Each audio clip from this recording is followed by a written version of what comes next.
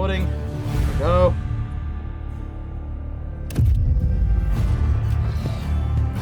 Now, we were about to go exploring the expanse, but we wanted to wrap up things with Jay first.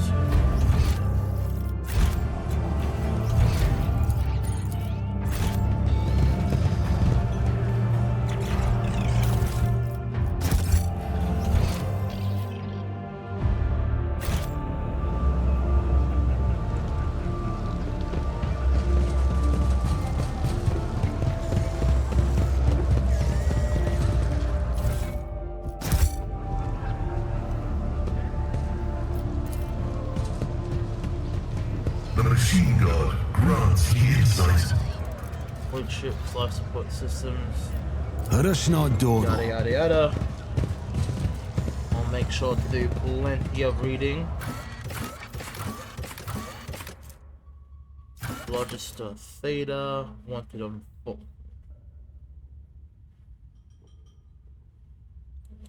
Where the shadows are deepest of all.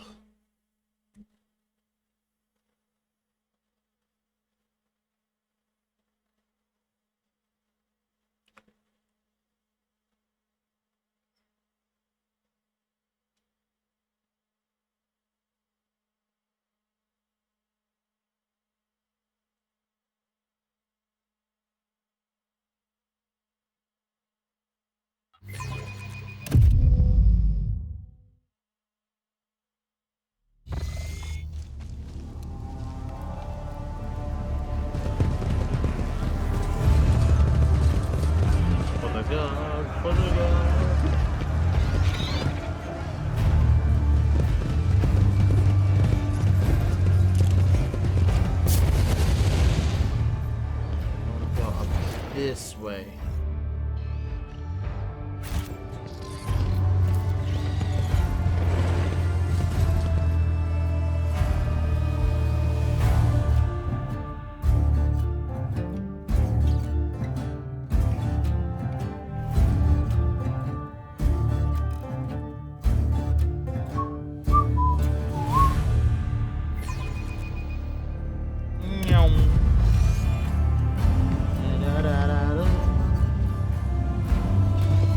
Always keep your eye on the prize. Woo! Shaheen, I'm here. What a joy it is to see you. Follow me.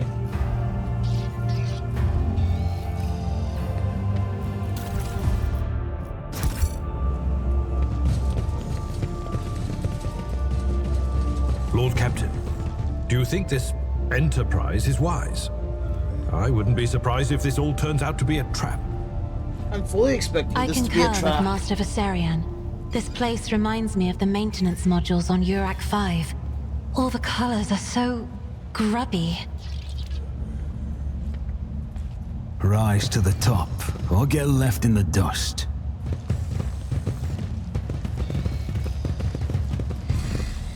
I'll make an example out of you. Show them no mercy.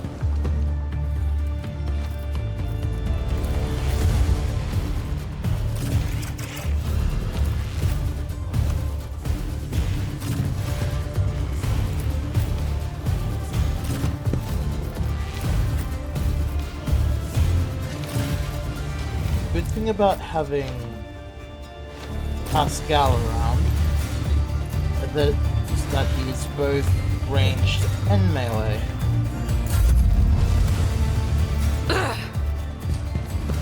Kill the Ashmags.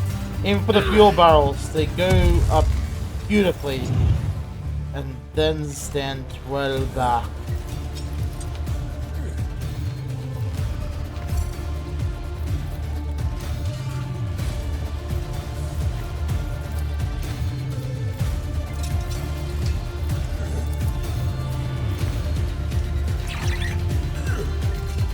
I will not!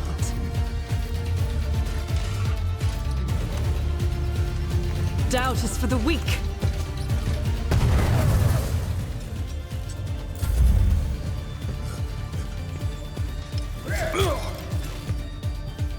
Let's get to it. I've suffered worse.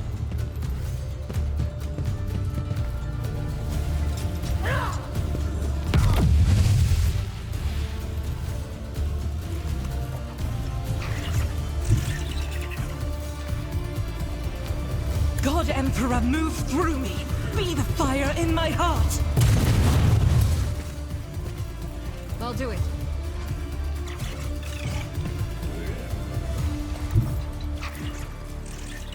Rejoice in battle!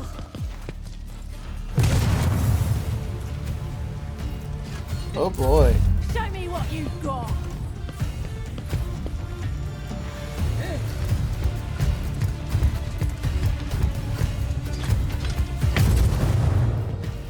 Double oh boy. Let's get to it. I'm here, maggot.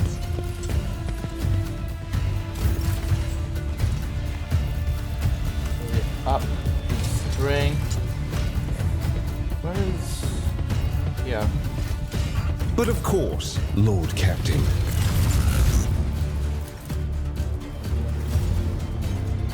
Next, I want to charge forward.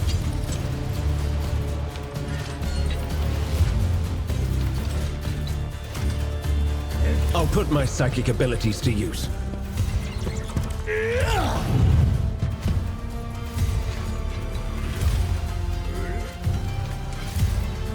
Let's see to it. Scorn the pain. Nah. Here we go. Hold on.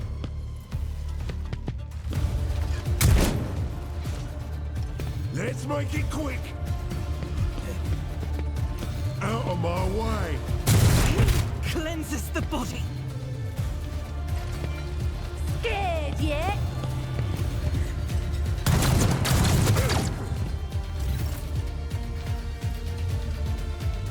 Thing is, I know I can more or less clear the battlefield with the help of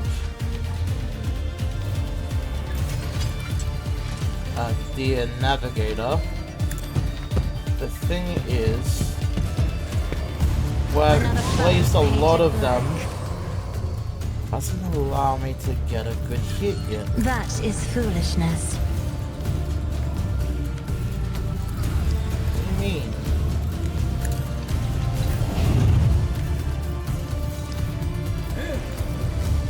For the throne's glory. Okay, both of them parried. Never a good sign.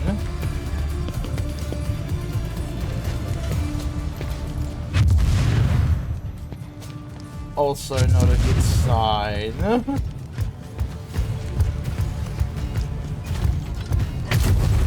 Magos has fallen. Oh, come on. Let's get to it. Okay, now that's just foolishness.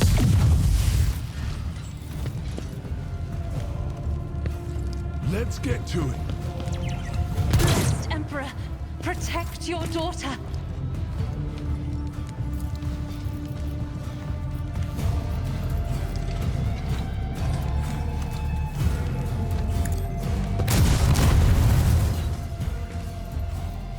It's as good as done.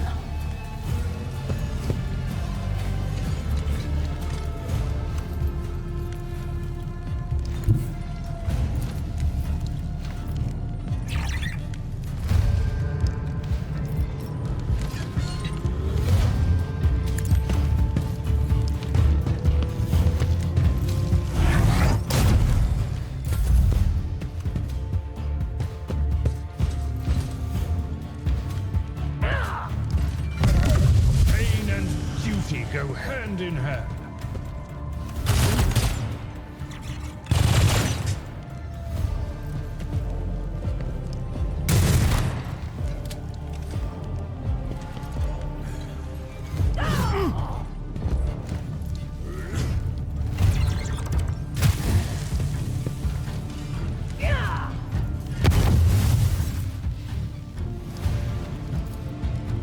Let's see to it.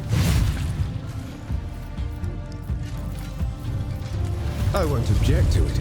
Your reckoning is due.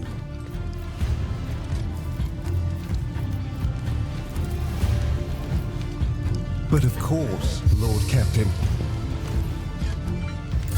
Here we go. Time to slaughter someone. vengeance will be swift. A temporary setback.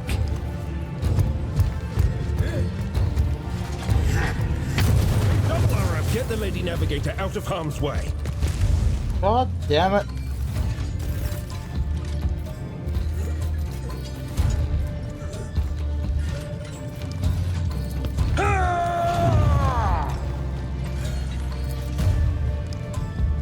I will do my duty.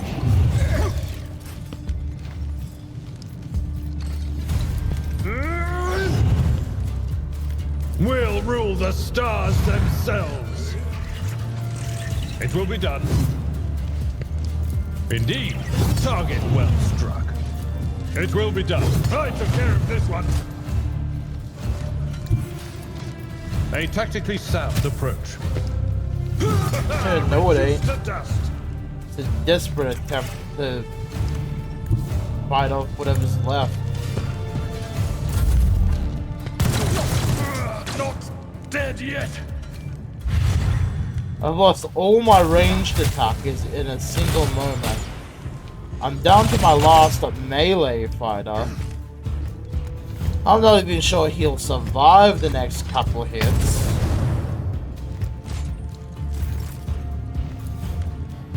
I won't object. I'm done with this one. Let's see to it.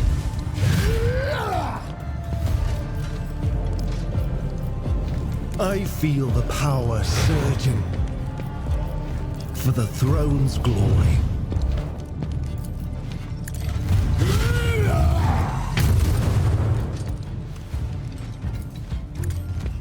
Your reckoning is due.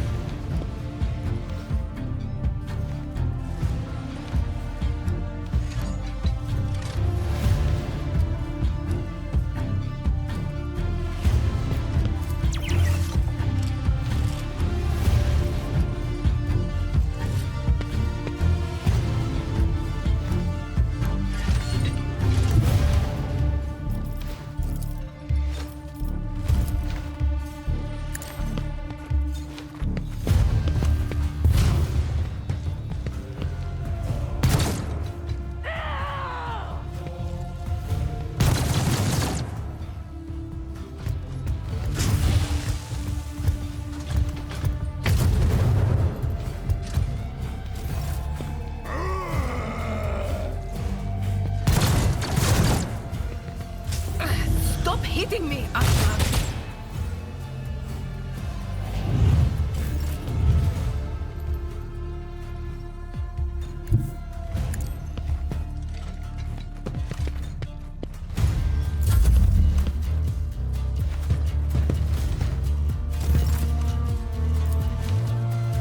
But of course, nothing stands against me.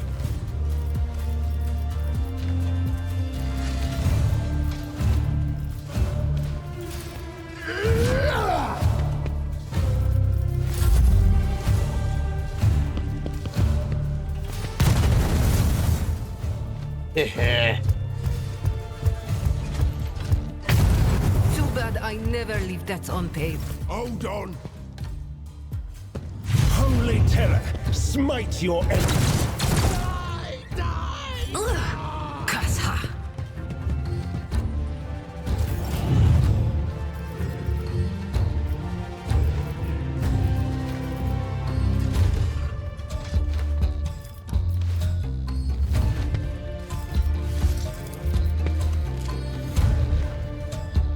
Naturally.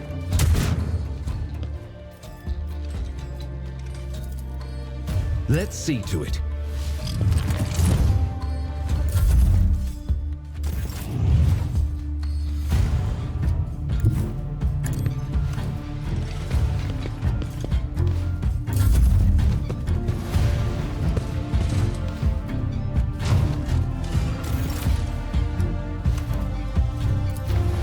For the throne.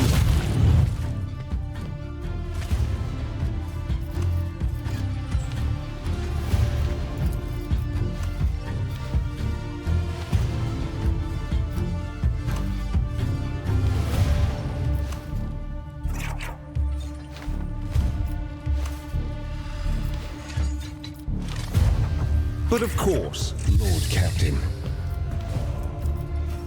Naturally.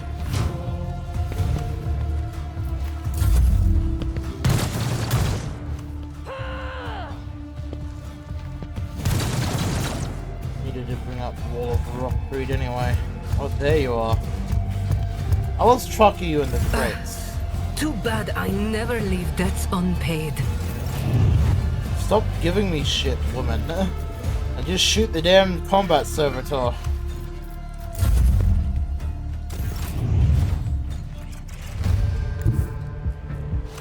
Get me a target.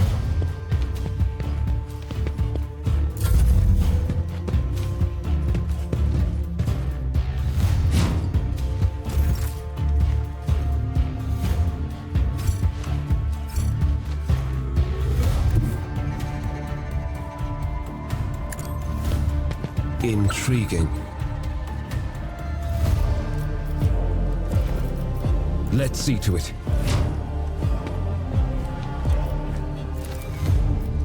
For the throne's Get glory. to it. I'll channel my pain into anger.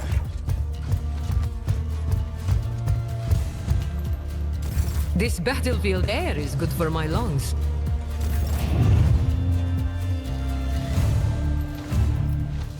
I won't object to it. Alas, no.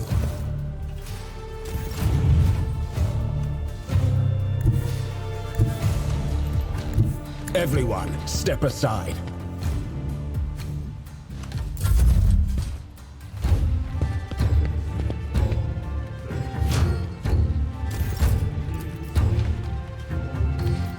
But of course, Lord Captain.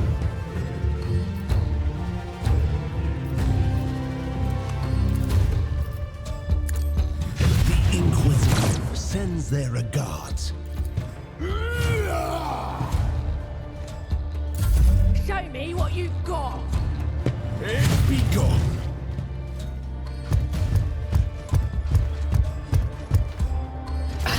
Stop hitting me, Ashmag.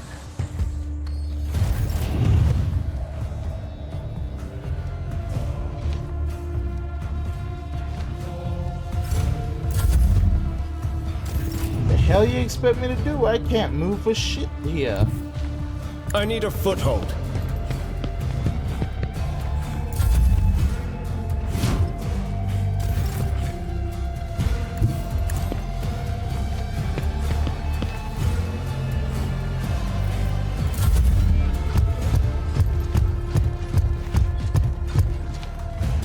I know what I'm doing, usually.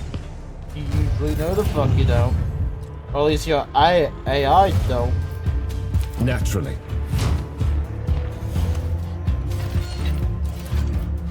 I won't object to it.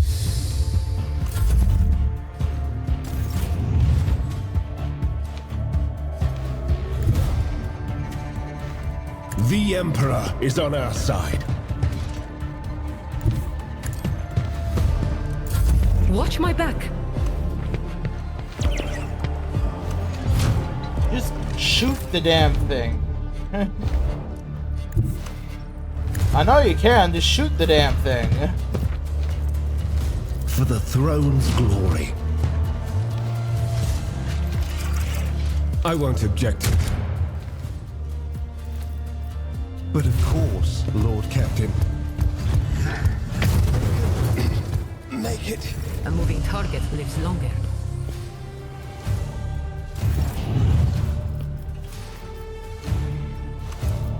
I won't object. The Inquisition sends their regards.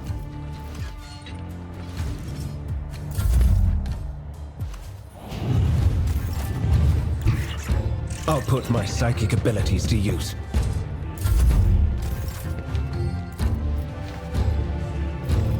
For the throne's glory. I won't object to it. Your reckoning is due. What a mess. Thank the throne we didn't come here with just the three of us. Shut up and get moving, Core. We need to open up open the passage into the tunnels and let our guys in. Jay, on your signal.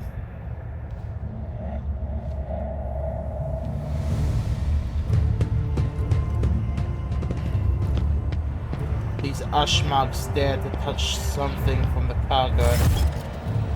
2, 3, 5. Thank the Exalted One. Those Ashmags didn't have the time to make off with anything yet. Jay carefully inspects the containers, emblazoned with the markings from some unknown freight operator, then smiles and touches the combi area. Give me 2 minutes, Shireen. I'll send the coordinates to my loyal crew, who will deliver my property somewhere safe. And done. Jay removes her hand from her ear and turns to face you. We're good. Now how about we relocate to a more pleasant and private space to discuss the details of our deal. Specifically payment for your efforts.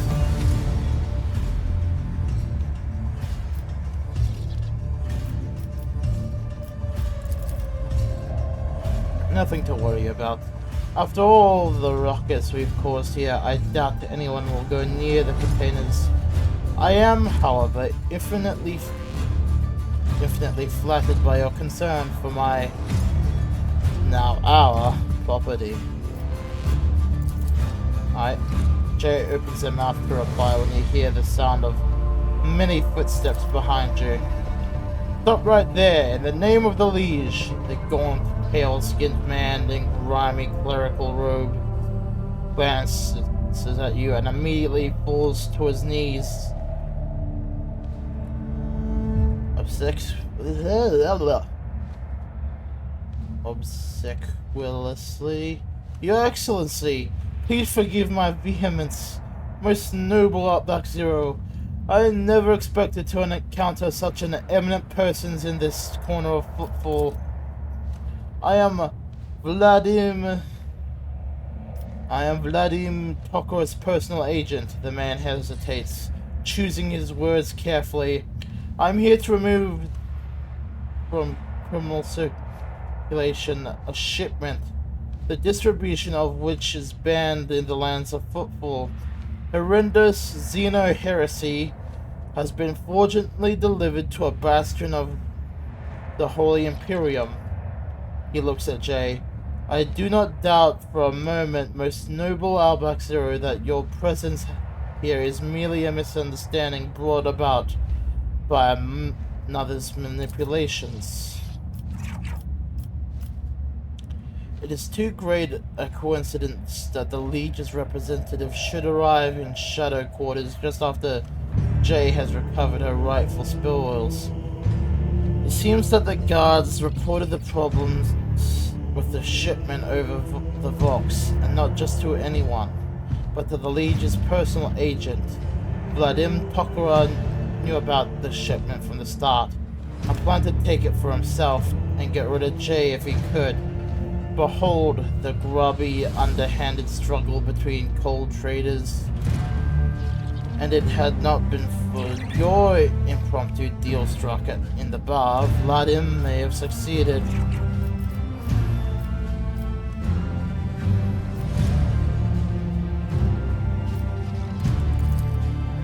No, your lordship. I beg you to forgive this wretched serf. A terrible misunderstanding. 1,000 apologies. I won't disturb you further. Jay watches him hurry away, then looks at you. I wish I could see Vladimir's face when he finds out he almost stepped on the toes of one of the most powerful people in the expanse. Listen, I'm genuinely sorry about this confusion. Vladimir and I have had our difficulties, but I never thought he'd want to clean me out and do away with me in some dark corner, at least not so soon. If you hadn't agreed to our deal, Shireen, my gang and I would already be floating in orbit around one of football's many asteroids.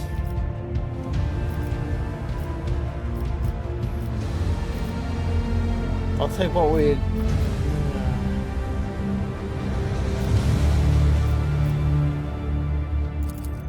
Why not? Abelard gives you a look of reproach. You sully the Von Valancius name by inviting people like her into our retinue, Lord Captain. The decision is yours, but do not be surprised if unsavory rumors start to spread on footfall. Argenta regards Jay. It is a strange circle you are forming around yourself, rogue trader. Sister Argenta, Jay gives her an almost lecherous once-over. I've heard all about your deeds on football. I would never have guessed there was an angelic beauty behind that idle gossip. Either way, I'm entirely willing to join your retinue. From now on, my knowledge and experience are entirely on your disposal. Oh, and one more thing. If you're interested in a rather lucrative offer, one that can give the Von Valancius Protectorate a leg up, I'd say now isn't the time to be thinking about such things, but once we get back to your ship, perhaps you can spare me a minute, Shireen? Profit gained at warp 2.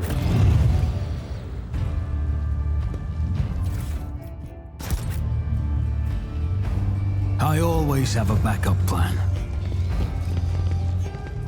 That fight could have went way better, to be honest. I mean, I'm glad it's over, but that could have went way better than it had.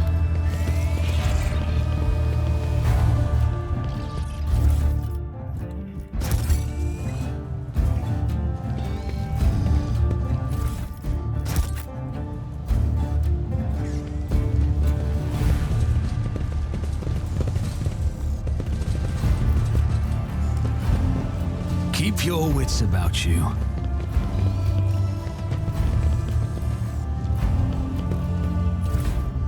If it wasn't for the fact that Heinrichs had the ability to bring up a shield, like armor, I would have likely been dead.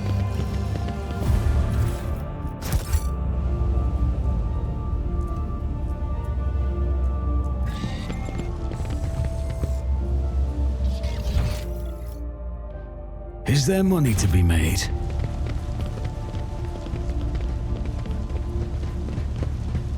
Restarting that whole fight.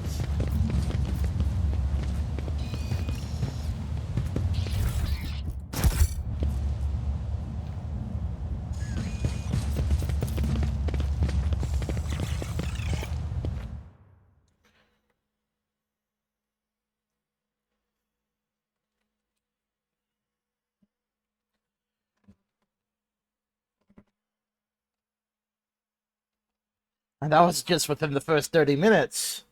God damn.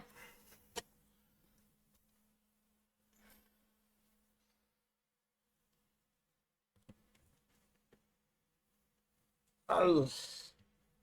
Ow.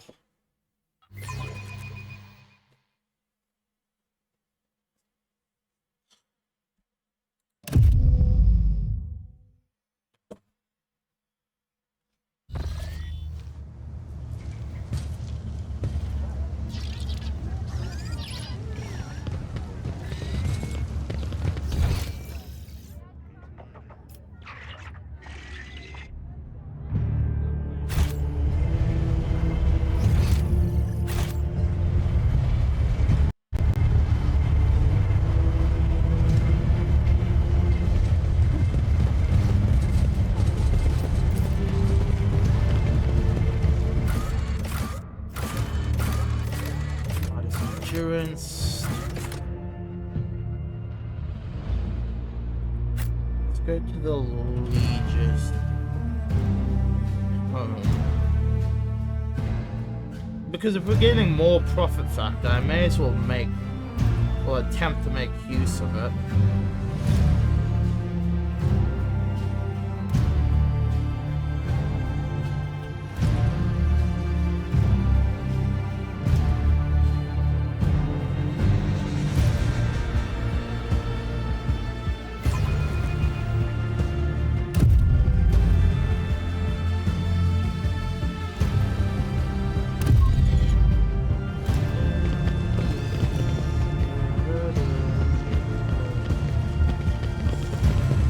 I always keep my options open.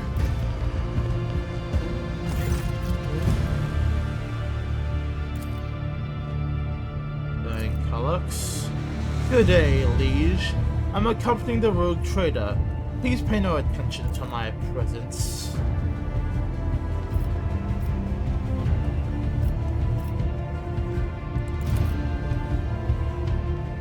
Oh, that. Who knows? It could be an actual epidemic, or perhaps the two families that started it all just came down with food poisoning at the same time. Or on a space station. The best solution here is to isolate the area and wait for the problem to resolve itself.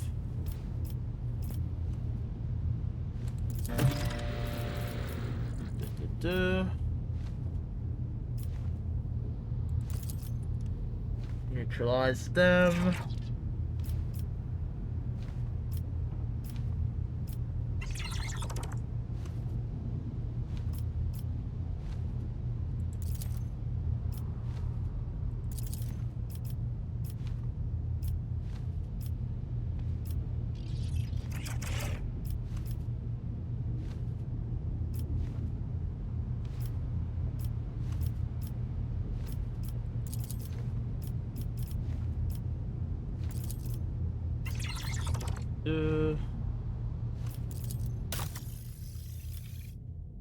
Nope.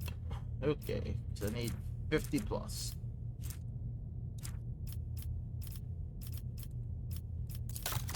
What's here? Hide untradable. Provisions, sell everything else.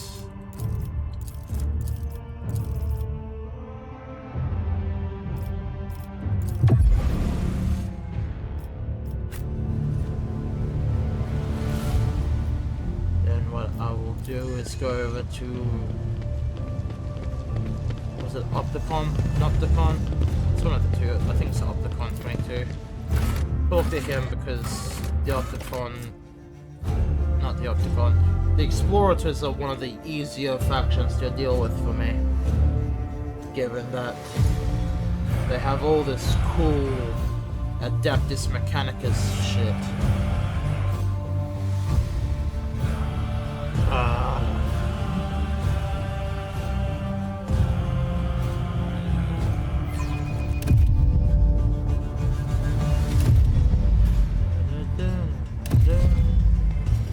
Rise to the top, or get left in the dust. Or get left in the dust.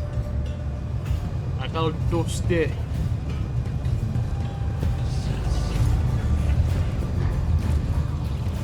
Yeah, Opticon. There we go. Opticon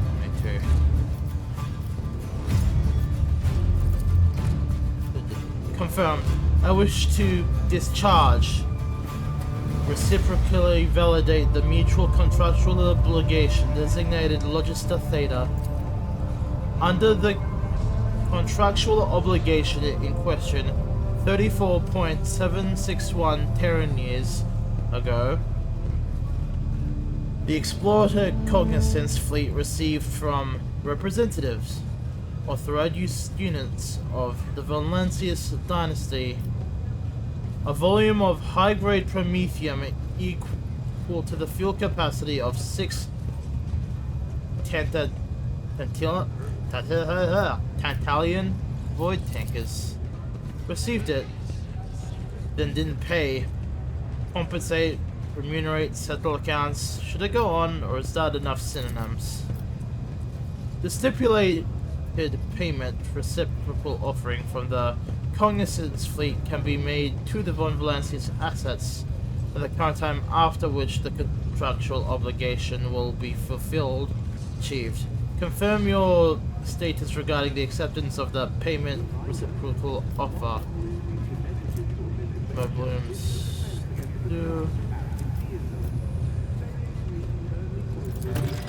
I want to bring up my ear with that. The priesthood of is interested in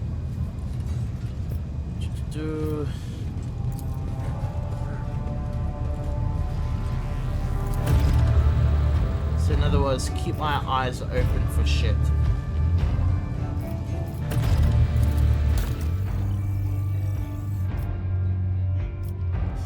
What's that? Oh, it's a no, it's a weapon.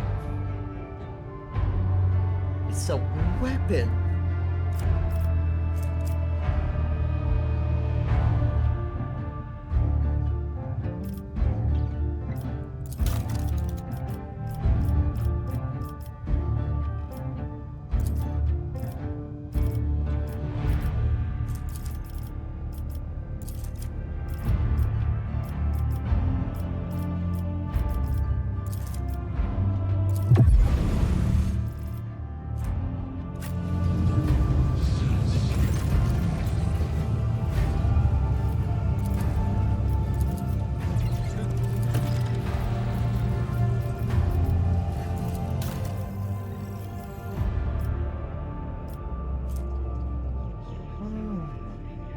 That would be good for him.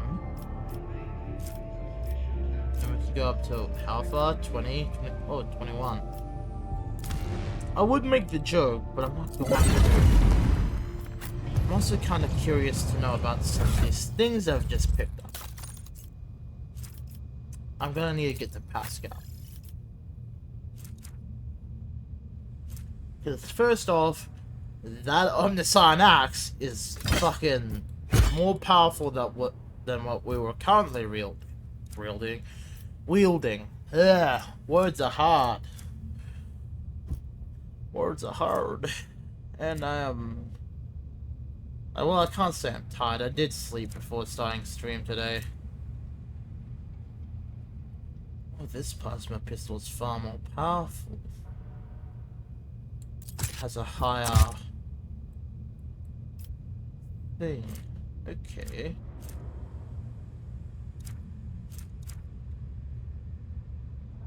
Did I pick up like a... Oh, yeah. Oh, wait a second. Implantation. Where do I get an implantation throne? That is the thing that I keep... I think I've been asking that question for myself for a while now. Where in the fuck do I get an implantation throne?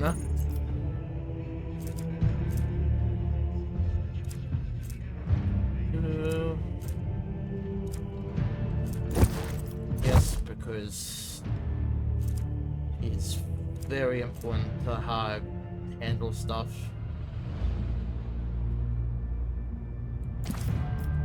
Why not? I'll turn him in kind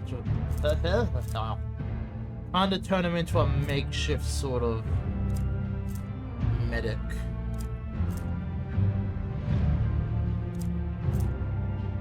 Oh, I could use that for myself.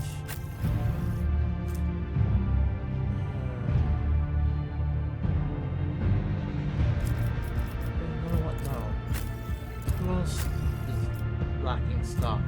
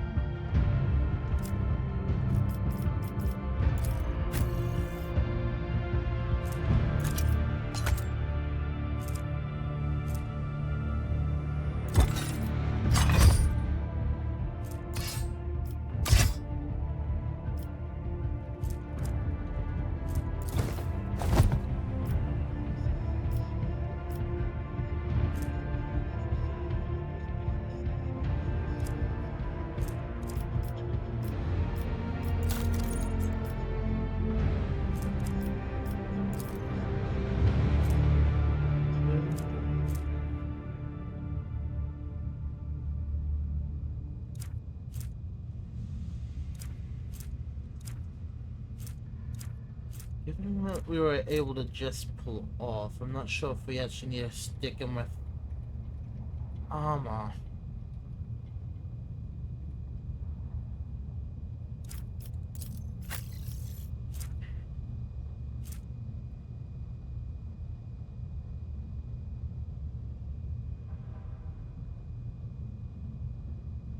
Might stick myself with this though.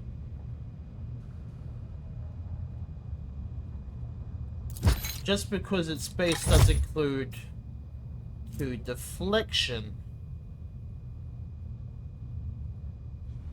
Well, it's 2 deflection when dealing with burning stuff.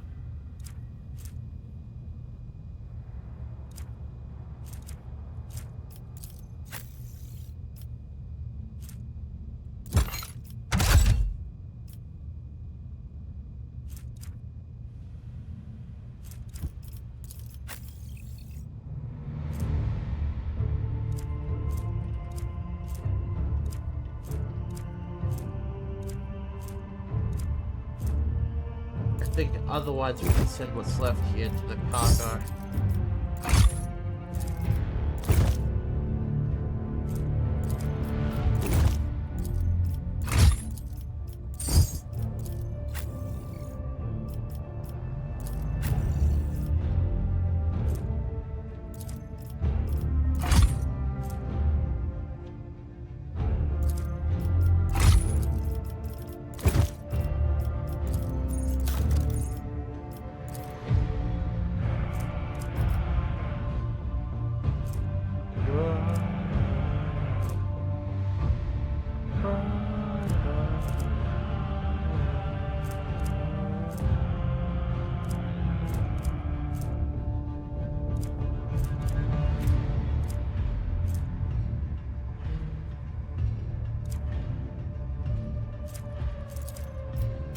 Set all this stuff to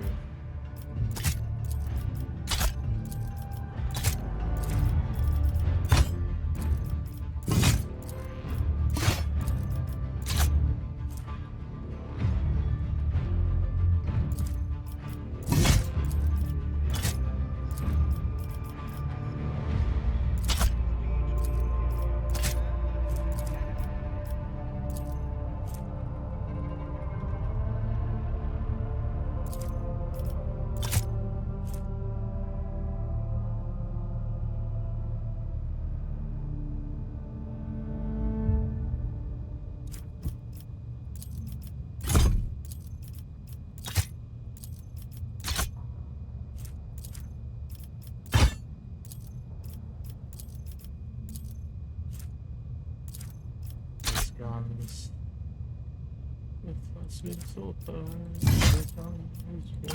What the god? What the god?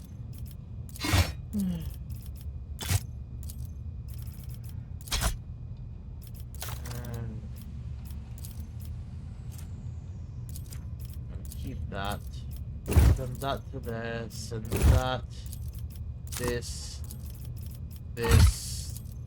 This and this into cargo. Keep those.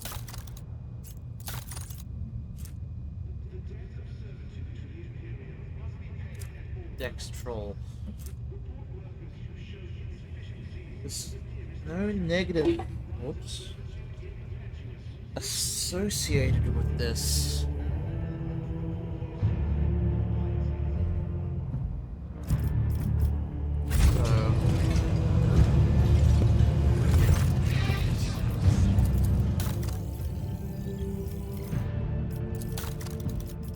I don't create a wolf.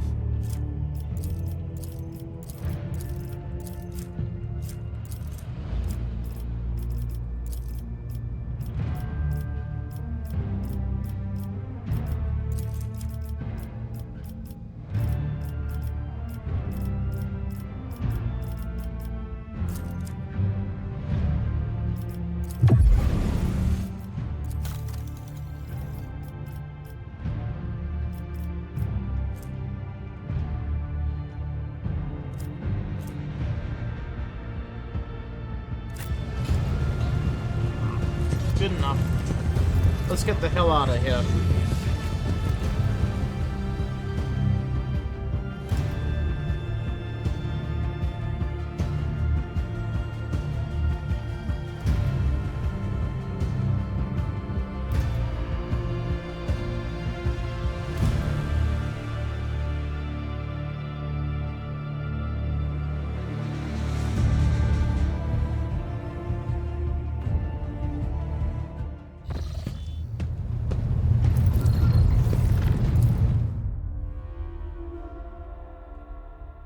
tremendous. Because we need to make our way out over here.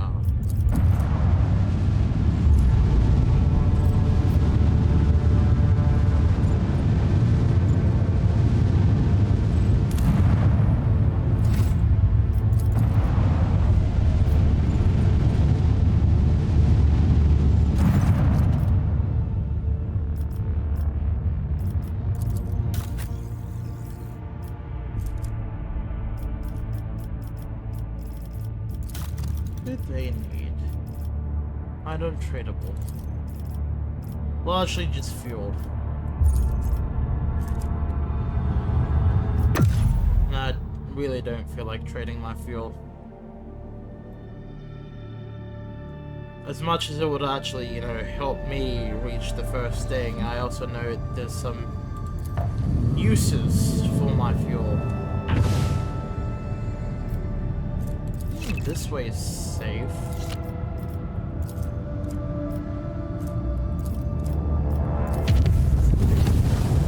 Your lordship, I beg your pardon, but this cannot wait. Drive Master Zira Tala entreats you to visit the sector Bionica at your earliest convenience. The ancient archaeotech, the sacred implantation throne, is at risk of being lost forever. The relic is unique and as old as the ship itself.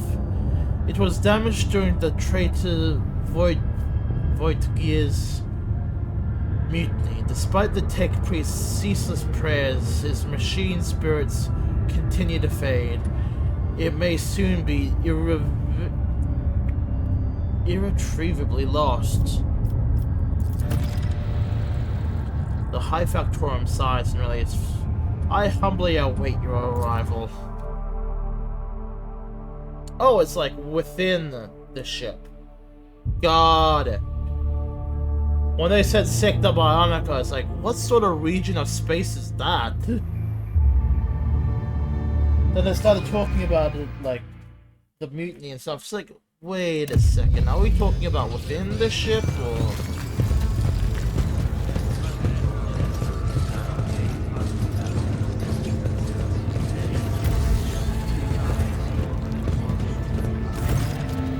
The implantation throne is a majestic in its antiquity.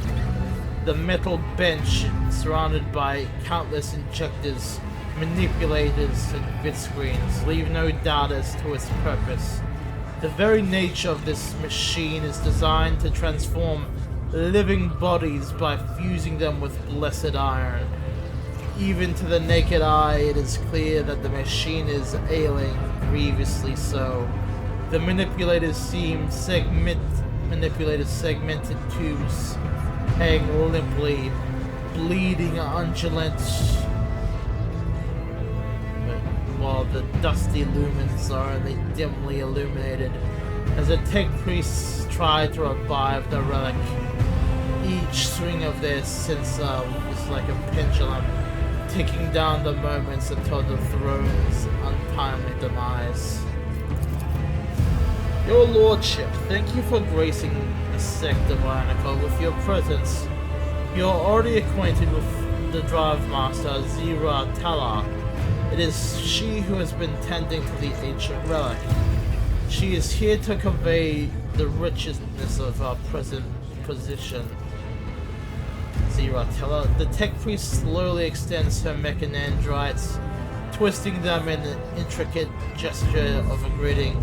Lord Captain, the blessed machine spirit that dwells within the throne is fading, and I and many grieving tech priests have been performing unending sacraments of tech healing and prayers of operational benediction on this shrine, but even our devotions are merely staving off the inevitable.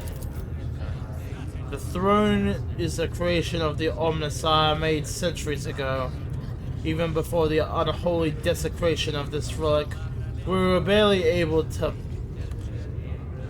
propitiate its ancient machine spirit to perform sacred augmentation procedures. Many litanies and operating protocols did not survive through the ages.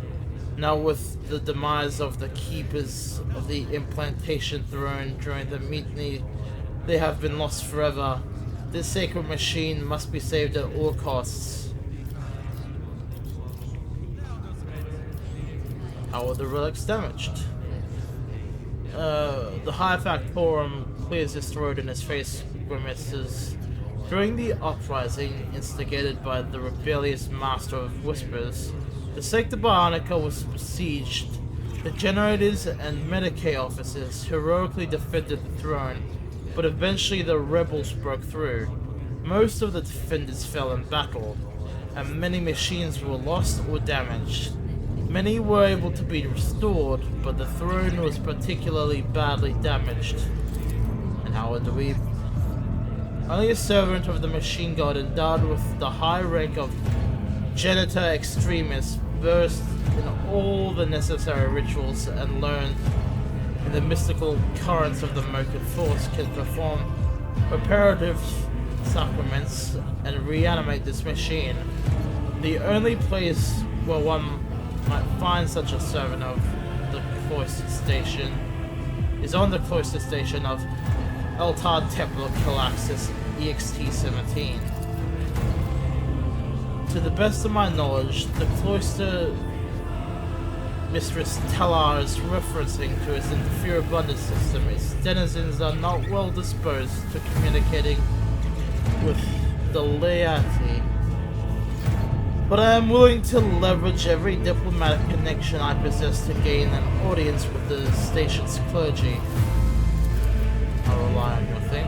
The Drive Master's Vox Grill emits a binary aria of thanks. The High Factorum adjusts its monocle with a satisfied look. I thank you for your favor, your lordship. Before you depart, the Sector Barnaga.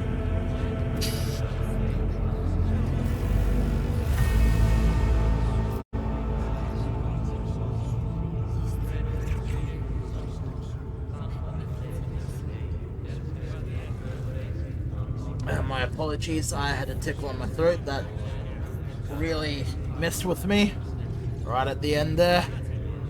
Oh, that sucked.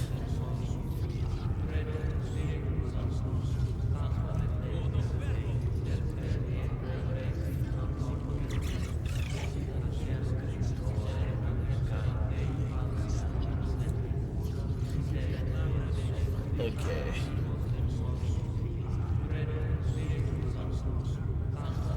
Okay, 1 second. Will I get some water into me?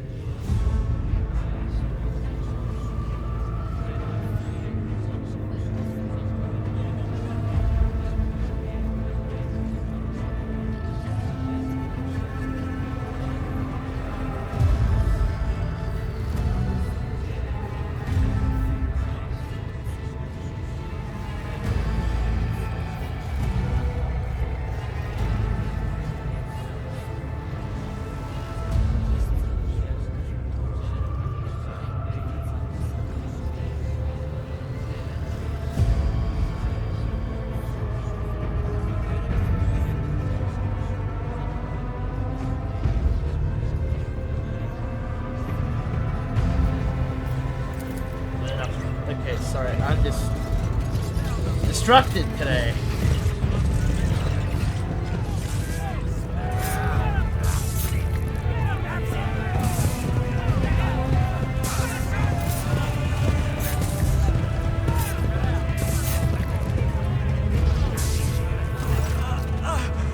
The smell of medical supplies and weak cries of pain fill the cold air.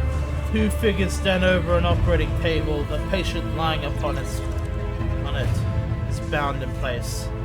His head is soaked in blood. A woman in uniform is desperately trying to force her way to the table. Please help my son in the name of the Golden Throne. I know you can. Notek has endured so much. The lined face of the middle deck veteran is contorted with grief. Every word she speaks comes out as a long moan. Your lordship. The Medicaid officer dressed in protective attire briefly looks away from the table to welcome you with a solemn address. Vivisector Jarze Martinax, at your service. The Rogue Traders visit is a monumentous event for the Sector Barnaca. Will you grant us the honor of observing this operation? Janetta Ferenz, the hunched tech priest on the opposite side of the table, erupts in a furious binaric trail as he struggles to immobilize the thrashing and moaning patient. After a time, he likewise turns his metal-plated face to you. The lifeform Janitor Majoris Ferenz welcomes the Lord Captain Outback von Valancius. I second my colleague's statement.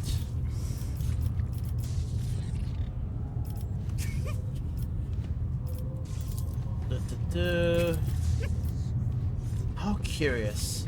It seems the Rogue Trader's presence is indeed influencing this patient's state of mind. Martinez looks back at you with interest. Whether it is a manifestation of the devout faith in his anointed, or bizarre form of delusion, it can only be to our benefit. Whatever you're doing, your lordship, please do it.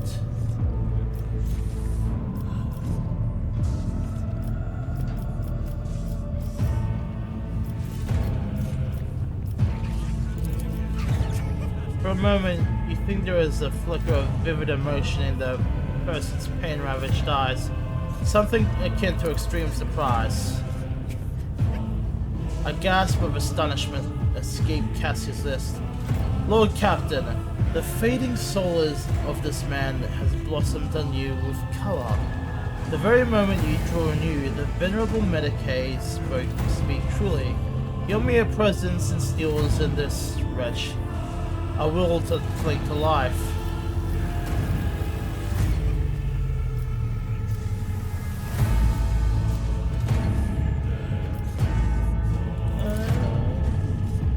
The throne of terror blazing in his light, turning aside every evil.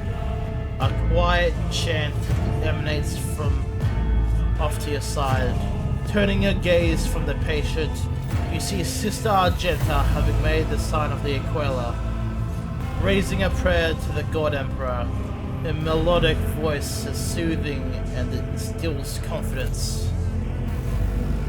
Through the bloody foam on his lips, the prostrate man whispers, God Emperor bless you, Lord Captain, barely exhaling the words as he takes a deep, pure breath.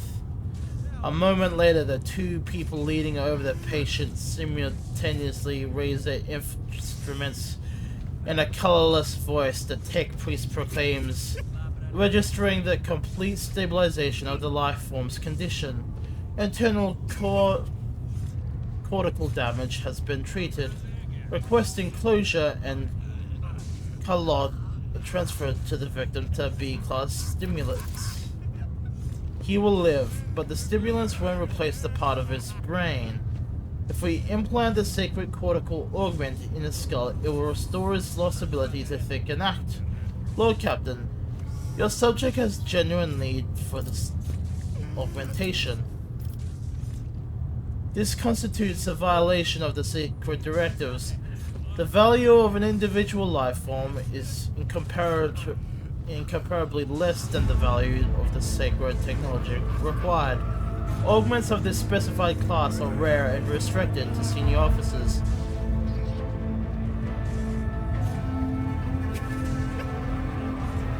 Thus dictate the regulations of Sector Barnaca.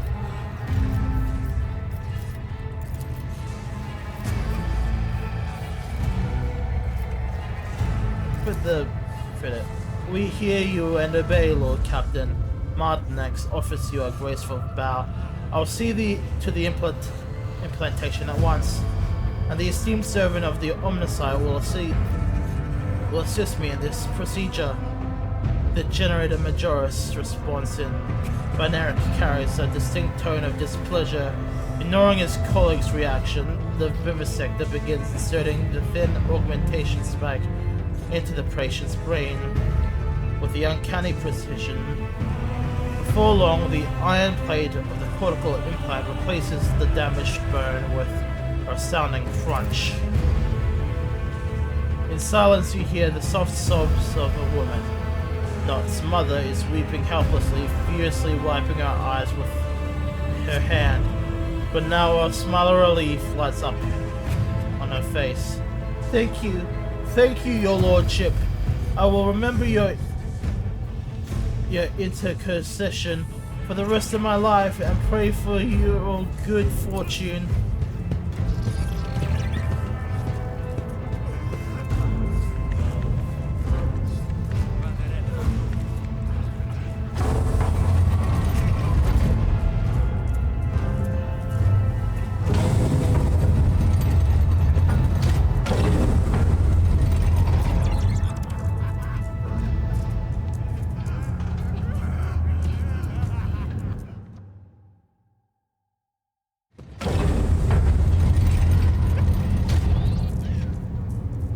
Sorry.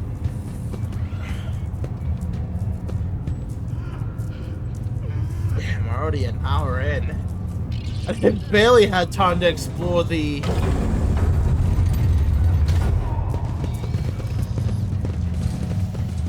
Oh, we can actually explore now. I always have a backup plan. And that. Woo!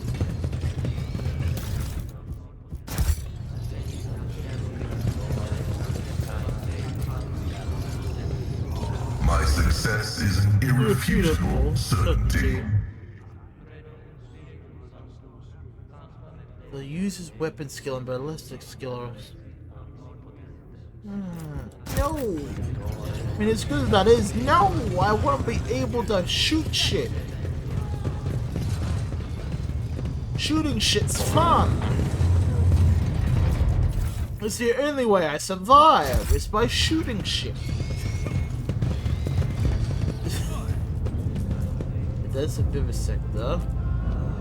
Always keep your eye on the prize. To another compartment. But it's cool, we've got a proper new area to go looking around in. Oh, there, that's it. Sector Bionica. Where's the bridge? There's the bridge. I know exactly where we're supposed to go too. We're supposed to head back into footfall space. We have to go backwards to go forwards in this case.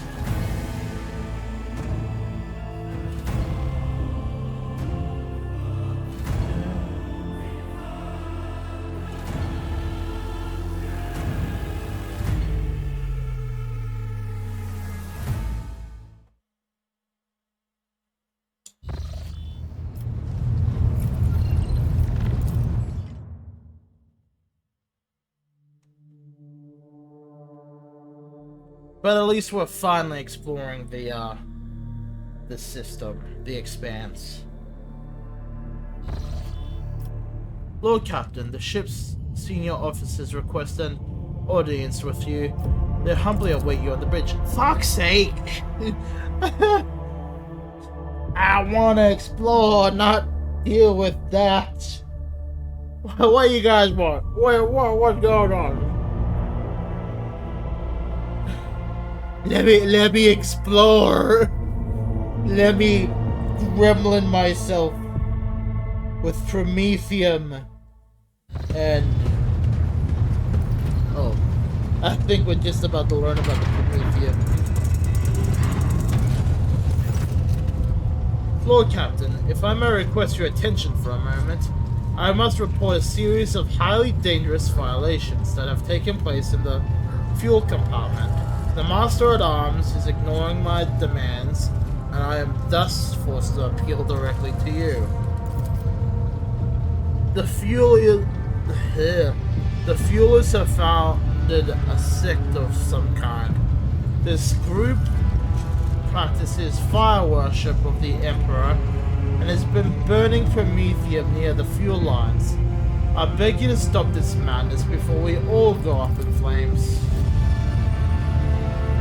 I should point out that there have been no incidents in the fuel compartment so far, and that the beliefs of this sect do not affect the obedience of its workers or their efficiency in any way. All assemblies are conducted strictly after hours with the permission of their supervisors. However, if you find their practices unacceptable, we will put a stop to them immediately.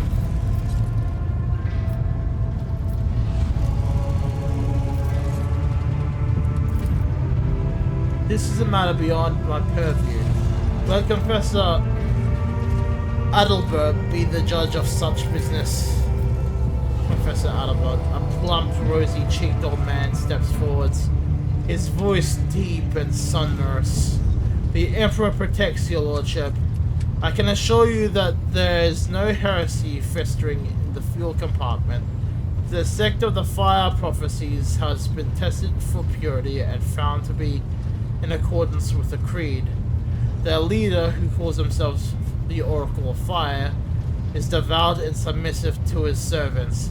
They do not twist the sacred teachings, and as for their chosen forms of worship, these are neither rare nor remarkable.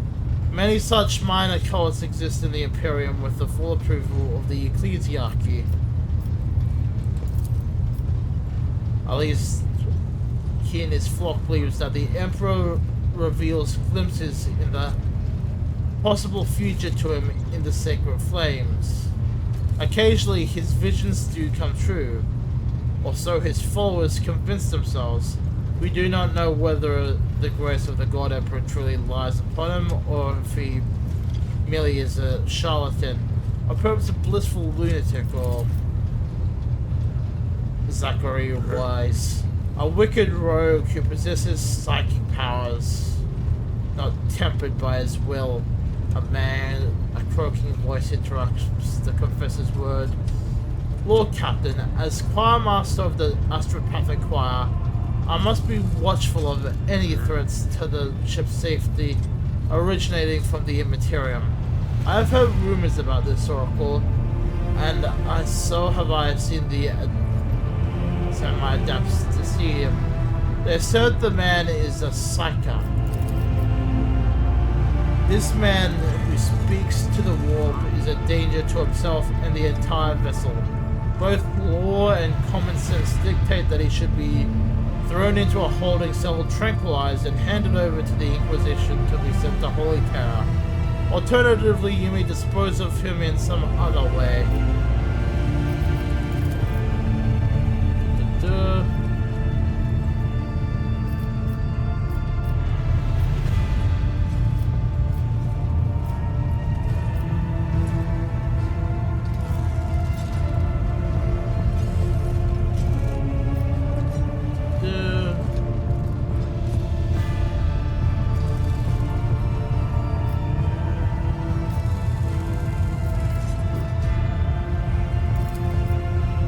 Be done, Lord Captain, and I'll see to it that he remains unconscious and dangerous powers are kept in check. As for the cult, I am sure it will dissolve on its own without its spiritual leader.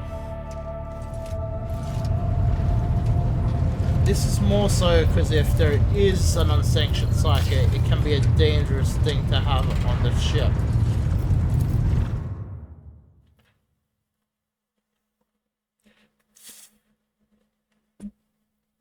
Not that Adira is any better, given that we use Adira on occasion. But even then, Adira has moderate control over the years of her being an active psyker, opposed to what we're otherwise would be seeing with unsanctioned such as that one.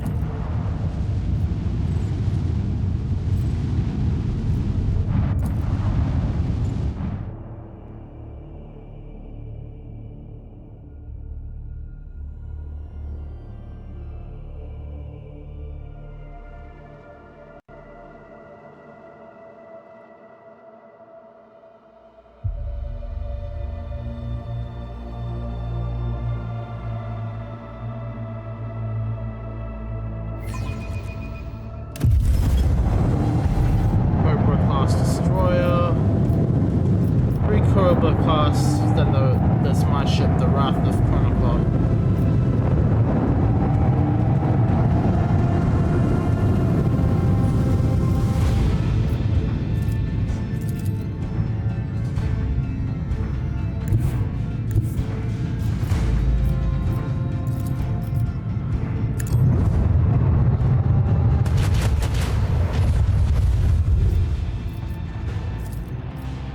Salvo!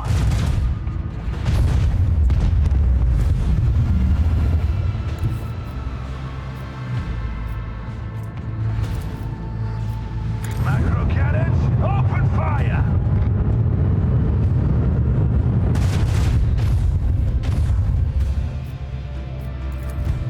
Keep up the pressure!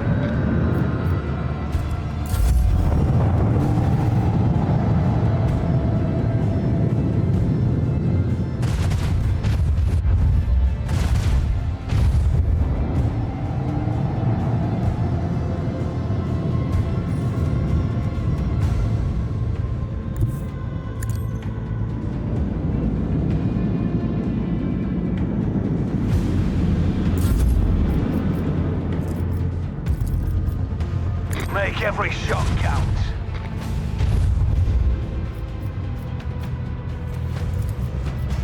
Macro cannon, open fire!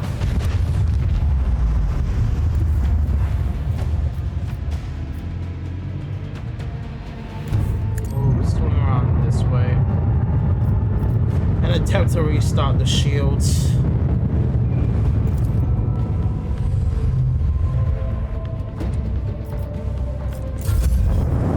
Because he'll force that Cobra class likely into the thing. I lost 2 missiles, but I can self-destruct them and at least do some moderate damage.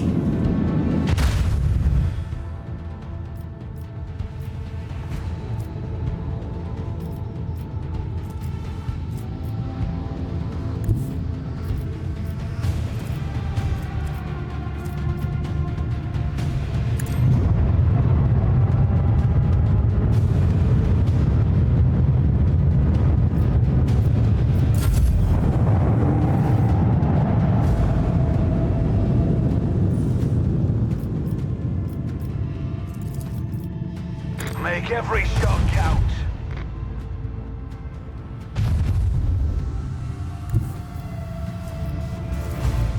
Coordinates set.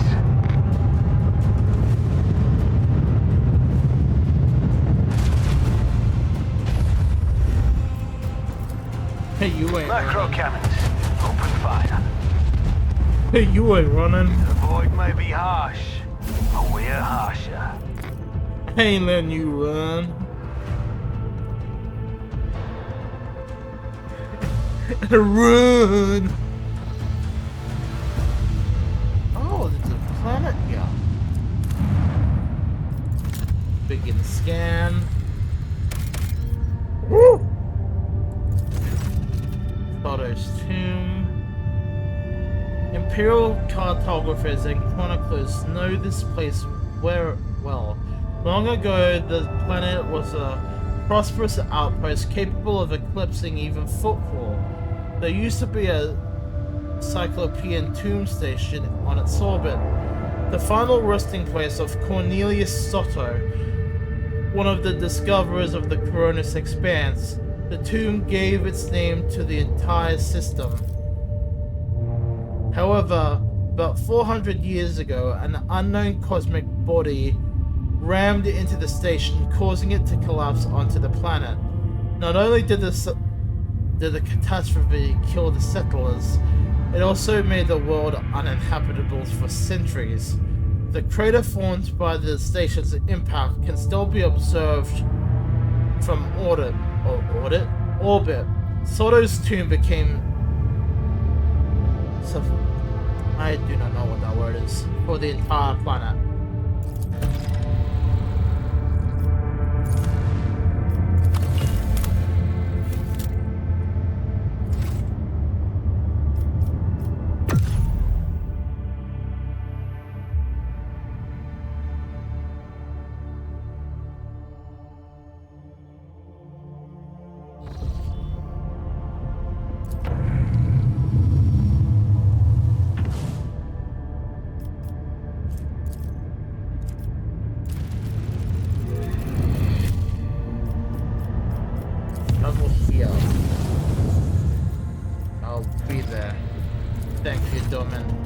I wish to inform you that the sacred rituals addressed to the machine spirit of the ship has been performed. The tech liturgy and rite of the machine blessing ended with a data meditation in order to comprehend the nature of the miracle set down by the Omnisar. Acquisition of sacred knowledge has not been recorded. How the spirit of the void ship was able to call upon the power to the machine god and activate the warp drive remain an unknown. Yet during my meditative ritual, the Omnisci gave me an equally valuable revelation. The sacred spirit that lives in the bowels of the ship mechanisms differ from the analog forms. This spirit holds a unique power that cannot be called anything less than a blessing of the machine god. What does this mean? Hypothesis. In extremis, the ship's spirit is capable of making unpredictable calculations and actions. It is impossible to predict how it will behave in any given situation, but I believe that the spirit is currently showing obedience, at least for now. I recommend that we continue monitoring the ship and be prepared for any new manifestations. Thank you.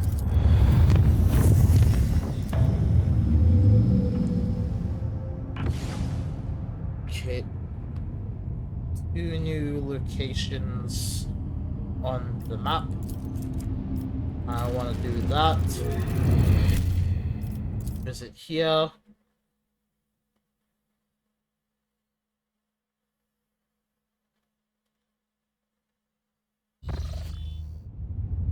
Drift. Oh, there's several planets.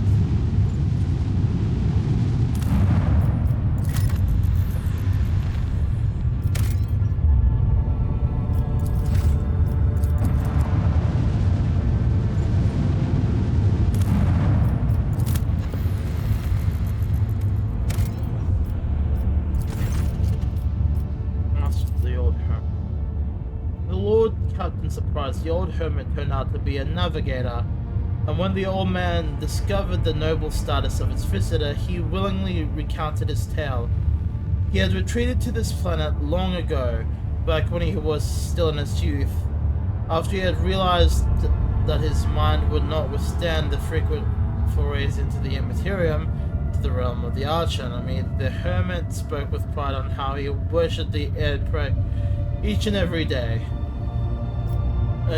moment of his life, but when he mentioned the golden light of the Astronomican, his voice quivered. When his guests left, he stared at them for a long time after, his gaze filled with sadness.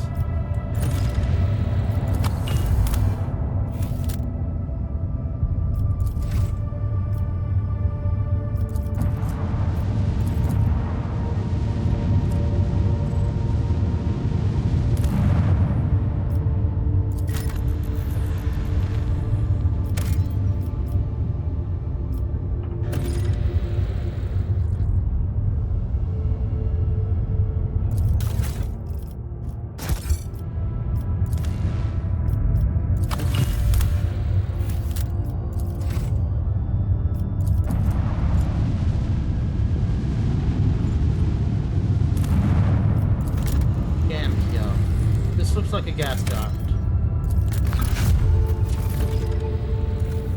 That's because it is a gas giant.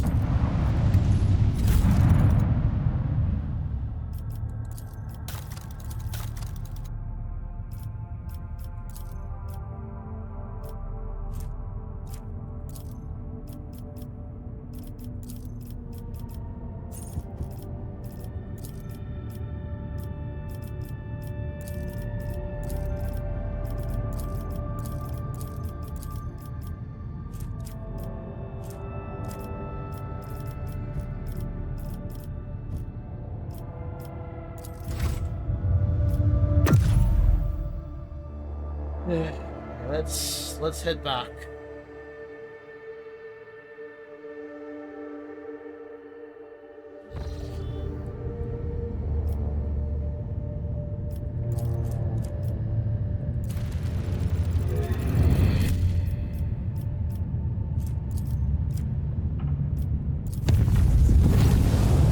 Permission to report, Lord Captain. I keep receiving messages about strange behaviors in certain ship systems. All decks report the uncontrollable opening and closing of doors, gates, and airlocks. They behave erratically and do not obey the operator's commands. Regrettably, this has led to casualties among the crew. The tech priests have explained that these phenomena are being caused by the machine spirits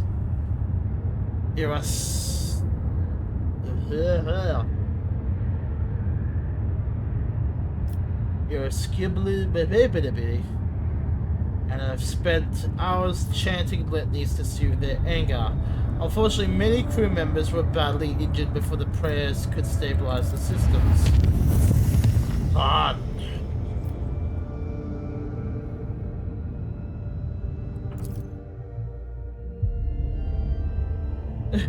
Fun.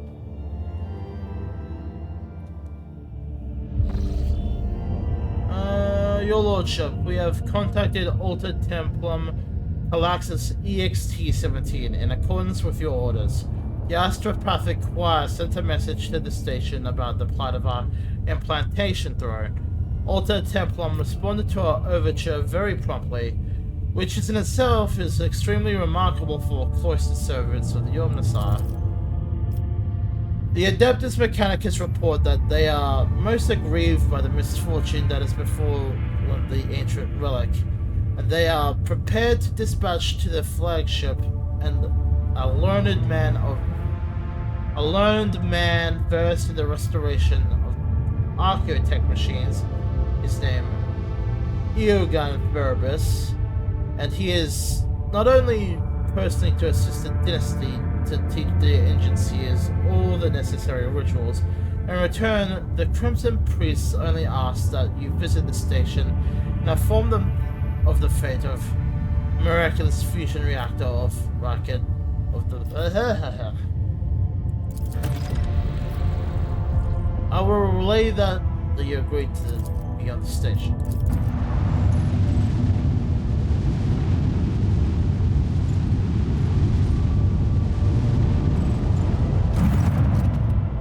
We have entered the station's orbit, Lord Captain, awaiting a signal from Alta Templum Calaxis EXT-17. For a few seconds, the Vox frequency only carries trepidatious silence, which is soon broken by a rattling voice. We offer up our thanks to the Omnissiah for the intersection of events with a margin of error within the confidence interval in the infinite branches of the future. This outcome will be marked as favorable.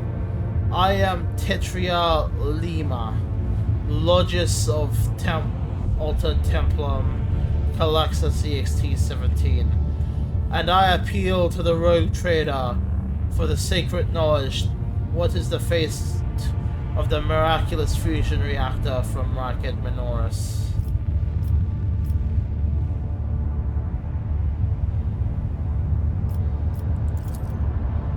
Negative. Deviation from optimal outcome has been registered. The cumulative completeness of knowledge has been reduced. The Omnissiah mourns this loss. It's difficult to catch any information in Tetralima's voice, but the binary exclamation that the followers seemed genuinely sorrowful. In gratitude for the expansion of our knowledge of archaeotech, the tech clergy of Owlcat Galaxy's EXT-17 is prepared to perform grade 3 binaric rites over the machine spirits of your vessel. Genitor Extremis Egon Furbus, a manipulus who has been received by the benefaction of the motive force, will be sent to embark on your ship immediately. Omnisci's blessing. Faction reputation received. Explorators 1,000. Your lordship, if I may be so bold to point out that this learned man possesses a rare combination of skills and is almost certainly proficient in the creation of blessed augments. This is a true boon for the flagship and you personally. Abelard lets out a disconcerted grumble, all the more peculiar than that the Adeptus Mechanicus would so readily hand over one of their invaluable brethren to us. It is unlikely that such generosity is motivated solely by magnanimity. Registering the launch of a cargo shuttle on course for our ship, Sector Bionica. It's almost like we're gonna be interacting with the fucking Necrons in the very near future.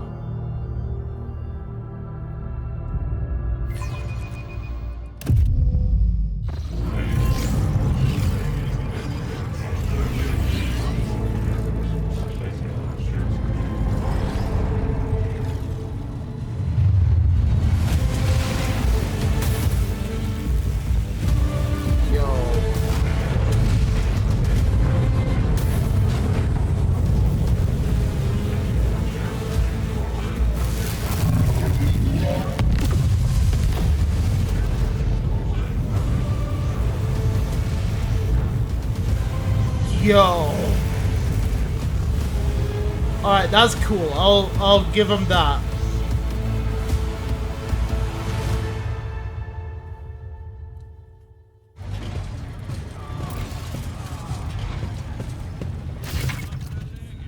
Raising his hand, the tech priest snaps his hand closed, and the sparks of the motive force vanish, almost as if he has caught them in his fist.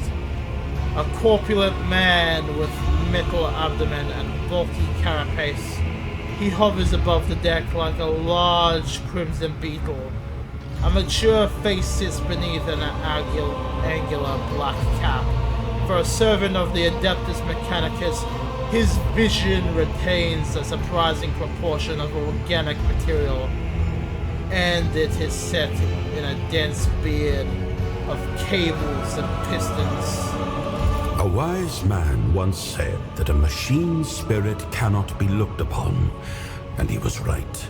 For the Omnisci, in his infinite wisdom, has concealed his creation even from the gaze of his most devoted servants.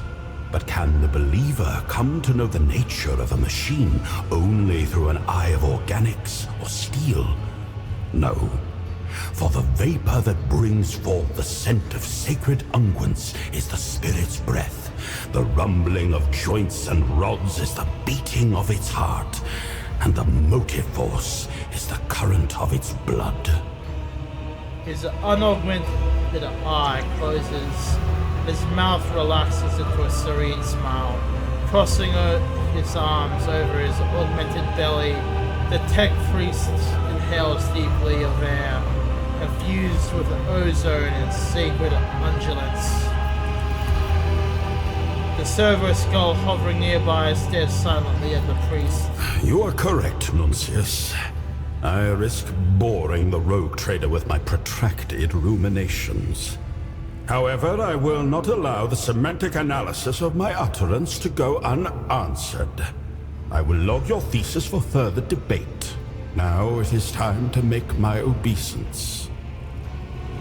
Tech Priest steadily exhales and opens his eye. Rogue trader, your halls are filled with sacred metal, and the ship's tech priests must be commended in observing the sacraments of augmentation. That blessed union of flesh and ferrum sanctum. Beholding this charges my galvanic coils with exultation. I, Genitor Extremis Eogun Febris, greet you and thank you for the opportunity to grace these ancient mechanisms with the gift of operation. Is it Eogun Febris?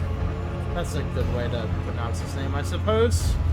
The tech priest alters the pitch of his hovering torso in an attempt to mimic a bow. Confirmed. The sacrament of tech relic maintenance has been performed correctly. Protocol for exchange of sacred regalia initiated. Registering the affiliation of this blessed tech unit to the clergy of the Forge World, Styges 8. Requesting confirmation of the unit's familiarity with the standards of the Catechism of Maintenance and Safety in effect on this vessel.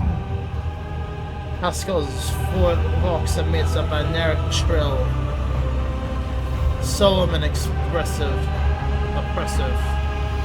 The tech priest's gaze fixed on Eogun's robe. A scarlet spark flickers across his blue optical augmentation, almost as if Pascal has narrowed his eye in suspicion. It is my pleasure to confirm the protocol for the exchange of sacred regalia and greet my brother in ministry. The vows taken in this temple are known to me, and I promise to honor them. I request a meeting with my esteemed colleague to facilitate knowledge exchange and to discuss values. There is no tension detectable in Eogun's voice. Rather, there is inexplicable excitement. Heinrichs frowns slightly and nods, making some sort of mental note.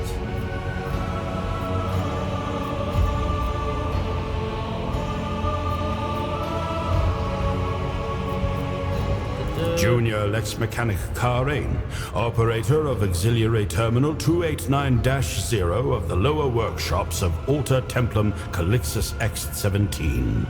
A pragmatist and a bureaucrat who saw the world solely through the prism of statistics, endless parades of outflows and inflows. He had little interest in anything other than keeping track of valves and vents, but now and then he would drop pearls of wisdom such as these without even noticing it himself. I felt it was my duty to pick them up. An excellent observation. My technical designation is manipulous. And here is the galvanic cell, the repository of the motive force. No, that will take too long. Better to give a demonstration. Observe. His mechanandrites spring to life, pointing at his augmented abdomen. Questions? He stabs his mechanandrites into the augmented arm of a nearby technomat. The power snakes along the manipulator's chrome claw into his cell. The technomat's box stutters and rasps, and then his implants go limp. Once certain that you have seen the effect, Eogun sends the power back up into the augment and returns it to life. Correct! Entirely correct. How rarely do I meet such astute interlocutors among the laity. I respectfully initiate a request for an audience. I must discover what other gems of knowledge are hiding within your rich mind. The manipulist's eyes light up. There's no hint of sarcasm or condescension in his praise.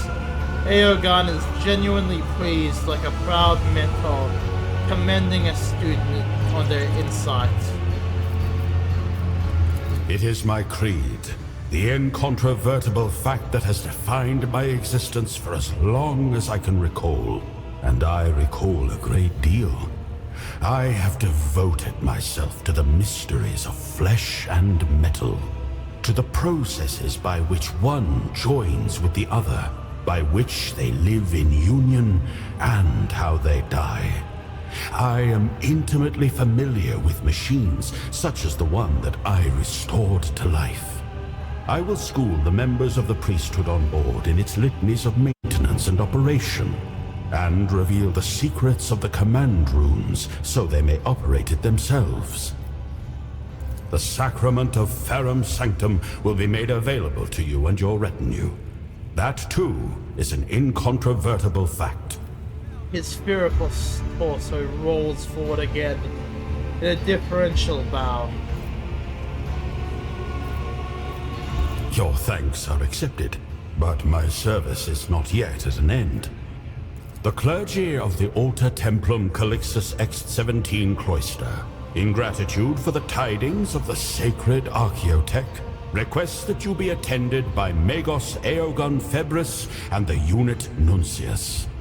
I seek your leave to employ our skills and knowledge for the benefit of the Von Valancius dynasty. Okay, so we're gaining a second. But not limited to, tending to the machine spirits of the Sector Bionica and conducting experiments in the name of knowledge.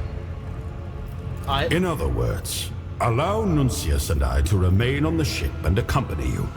We are well versed in augmetics, genetics, alchemy, the anatomy of humans and abominable xenos alike, and the mysteries of the motive force and of sacred engineering. These fields of knowledge may also be employed to eliminate units whose views are not conducive to productive debate.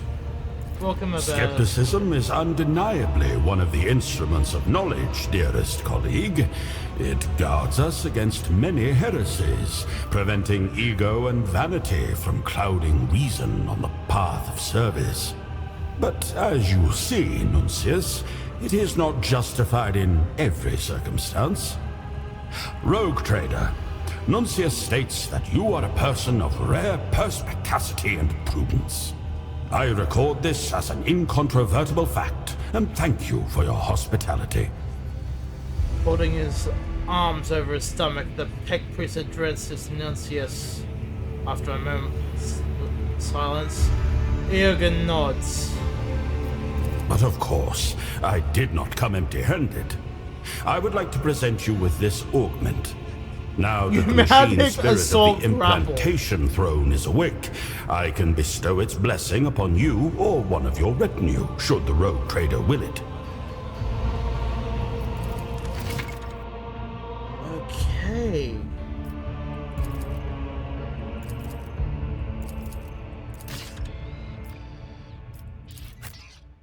Oh, I want to say his thing looks cool. His icon looks cool, his model looks cool. I want to see him in action. That's the big thing. I want to know what makes him tick. As a whole. Okay, we will see how we can do things.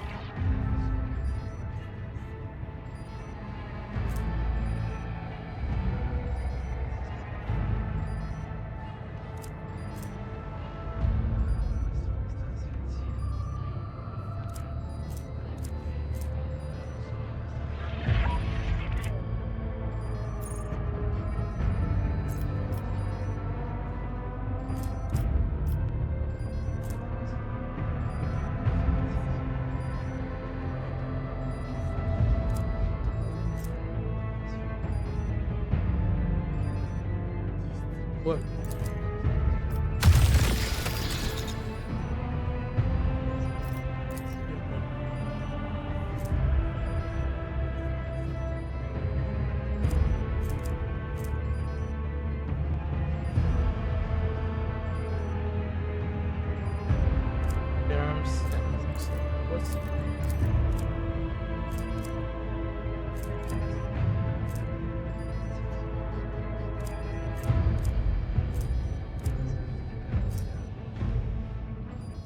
Whenever a shot hits cover instead of the wearer.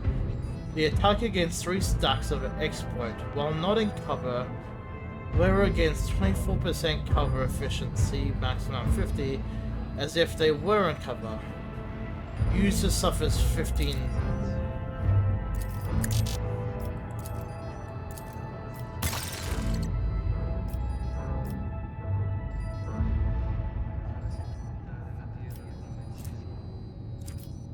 Barum Sanctus. For each stack of this effect, this creature suffers plus 15% more shock damage. Right.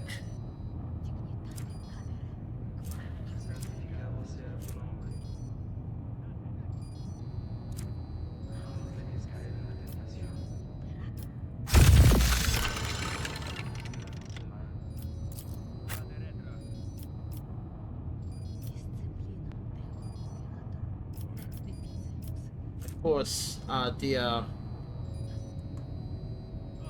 dear Pascal would already have a few inserted into himself, since he is part of the Adeptus Mechanicus.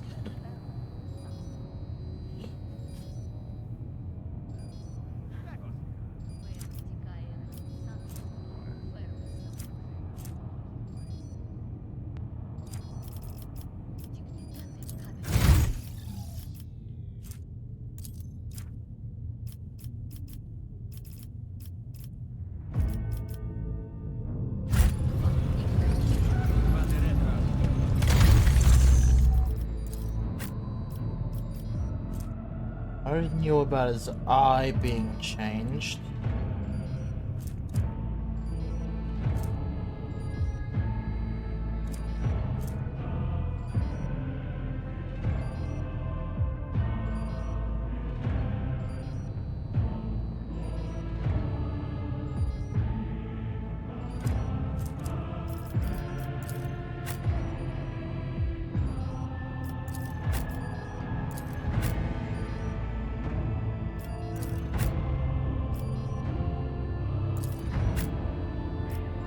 Oh, you're very scarred.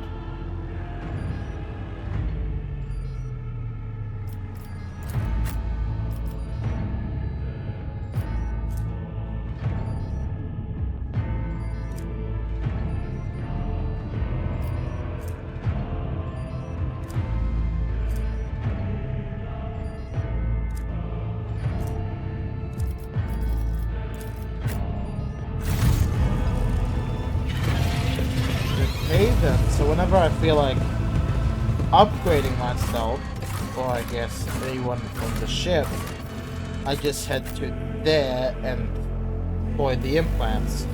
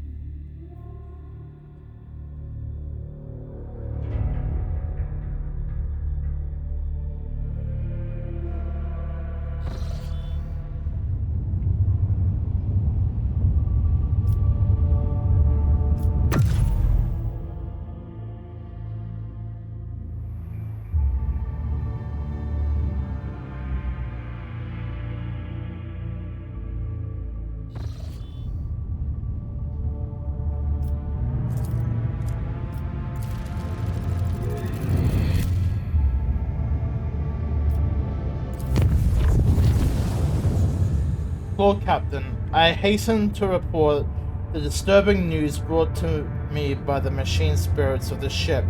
The matter is extremely delicate and concerns Lady Cassia.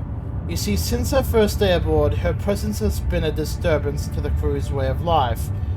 If you'll allow, I have prepared a detailed report. Deliver your report. The first incident occurred immediately after departure from Urak 5, the Lady Navigator chastised one of the ship's runners, after which he went to his living quarters, killed his family, and then shot himself. The second incident was noticed when traversing the warp.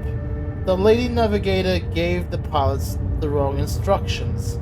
The void ship was thrown off course for a matter of minutes, but this was long enough for the forces of the Immaterium to anger the machine spirits enough to set fire to the service bay. After that, officers living near Lady Navigator's quarters began to express extreme emotions: hysteria, apathy, euphoria, rage. This is quite detrimental to the crew's morale and performance. The last incident was recorded on Footfall. Around 100 living birds were delivered on board during our stay on Footfall. Each bird cost a hefty sum, but I have failed to discover their purpose and subsequent fate. I was also told that about a conflict between the Lady Navigator and the Seneschal. Alas, I have no details. If you like, you can ask the Master of Viscerin directly. Things are even worse with J. Haydari. I intercepted the Voxcast in which she promised that she would, and I quote, end that Keshka if she ever saw her again.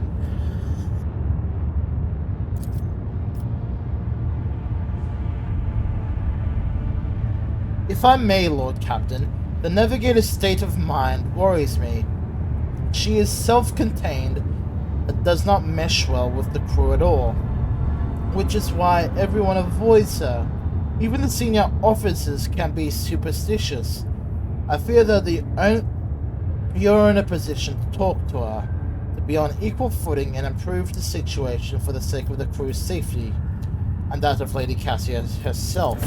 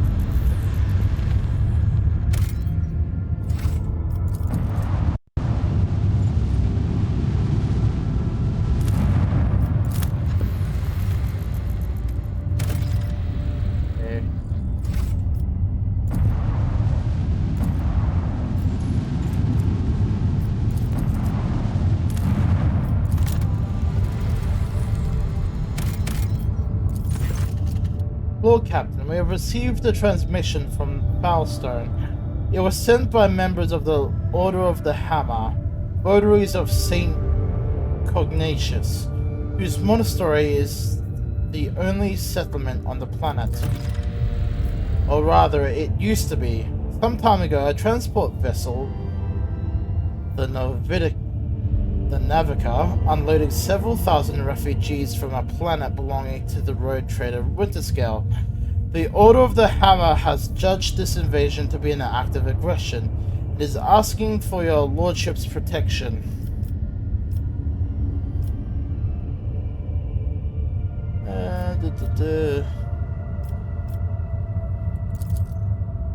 As it pleases your lordship. Sector, Coronis Expanse. Region, Assessor System. Location, Monastery of St. Cognatius, Foulstone. Material, Chronicle compiled by the humble archivist, Brother Petricus. 11 days after the feast of passing of Nicomedes Keith, the champion of faith, is quiet. Marred the calm of the monastery of the Order of the Hammer. Countless torches stalls steeped in fear, arrived on Falstone, and a star bark, a great apostasy had befallen their homes and turned them into abject wanderers, seeking help and refuge. Their wicked and cruel captain, the owner of the Navicar, had betrayed them. Once the unknowing souls in his care had made landfall on the world's surface, he deviously recalled his shuttles and left, thus ridding himself of this duty to care for the unfortunate lot. Not knowing how they would survive in Falstone's grim wastelands, the Forsaken people came to the monastery of St. Cognitius, and they were surrounded, and they surrounded its walls. They hammered their fists on the gate, implored and wailed, "Take us in! Protect us!"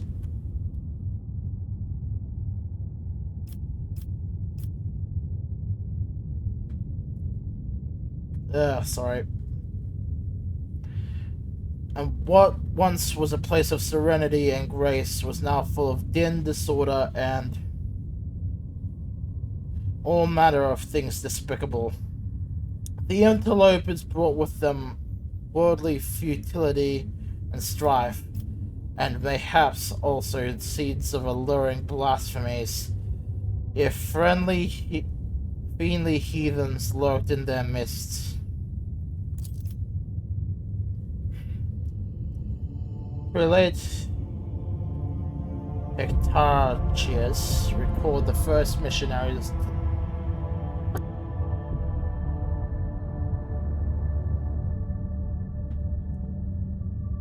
Okay, I need more water. I'm not sure if it's just me having a dry throat, or if just me trying to read anything is being a problem. But I am not handling this well.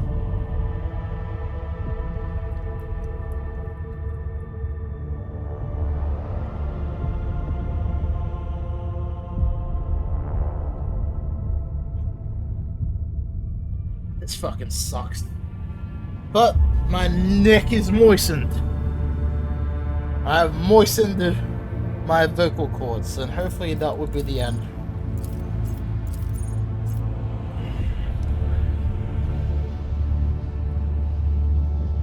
Relate a vast wasteland led by their zeal for serving St. Cognitius, and those missionaries had received the blessing of Nicomedes Keefe, the champion of faith who had traveled with them in their star in a humble, pure abode wherein they cultivated wisdom and piety.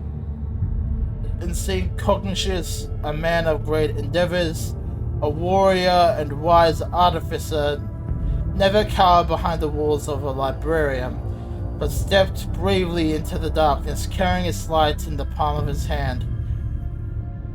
And he commanded others to do the same. And not only Falstone, but many other worlds in the Chronus expanse bear its imprint. The brethren and sisters of the Order of the Hammer came forth to meet the strangers, carrying the jugs of Promethean, but the crowd came to blows over viands and blood was spilt. So many were trampled or mauled in the stampede. Some of the dwellers of the monastery, then the warriors of the Order of the Hammer donned their black cowls, inscribed words of praise to the God Emperor on their tactical visors, and went forth ready to render service in battle. With large guns and bolters, they pierced the interlopers with their chain swords and power flails. They struck them, and a great bloody harvest was reaped that day. But the interlopers, too scant through their armament, was the scant of their skills in battle, slew many among the monastery's dwellers, for great were their numbers and greater their desperation.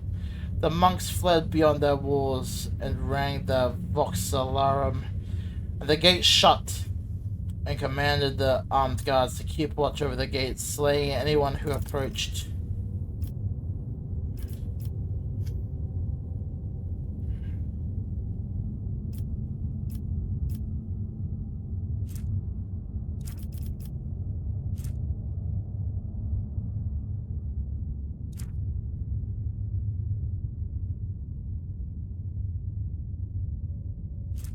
Paul broke out, begging for help in their spite. Unpowered generatorium, the faith in the meantime was ready to resist. A miracle came to pass, the god emperor.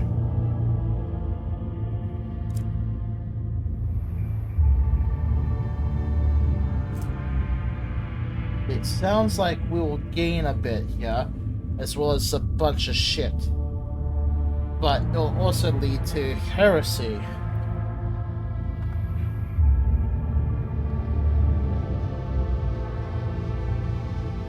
Then again, if I went with Iconoclast, I'll gain people.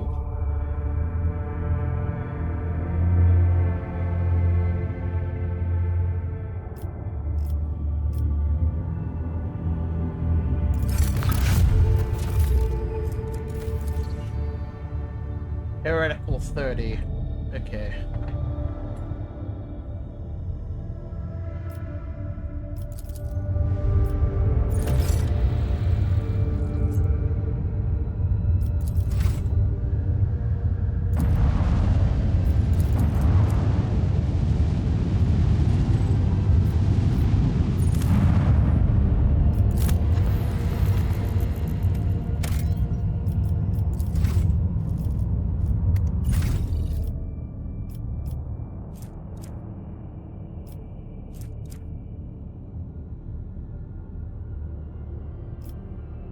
Probably not my best choice there.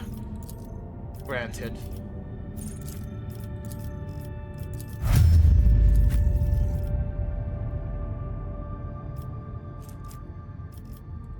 Assassin.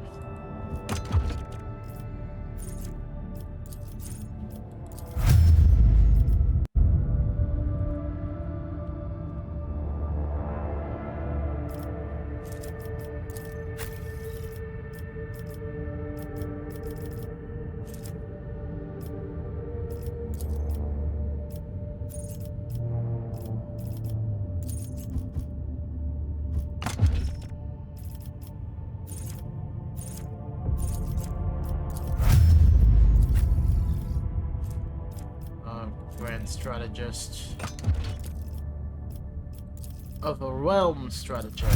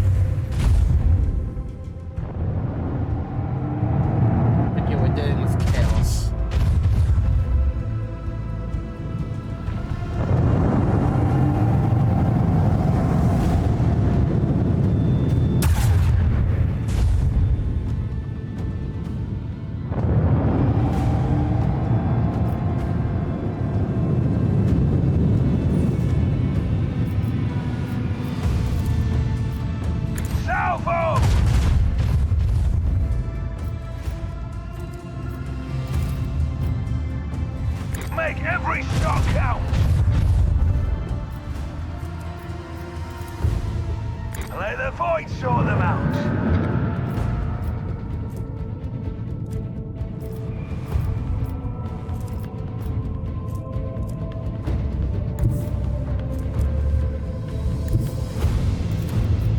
All hands, prepare for acceleration.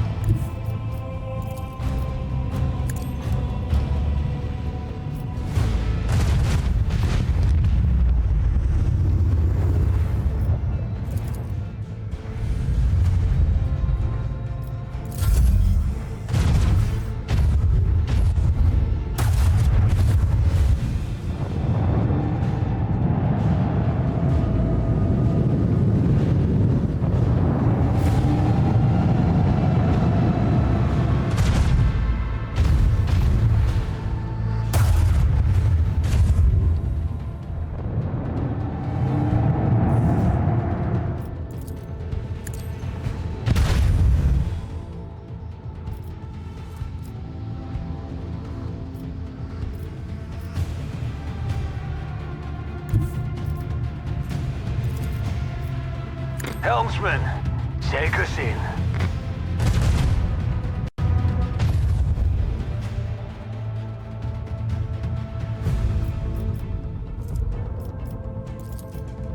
Let them taste our fury.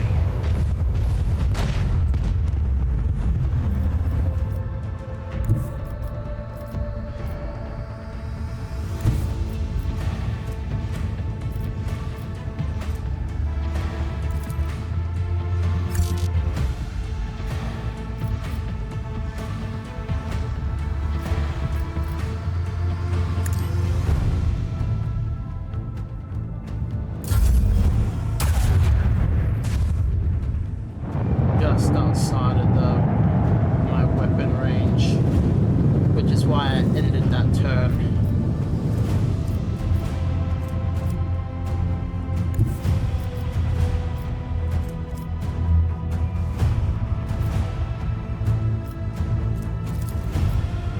Salvo!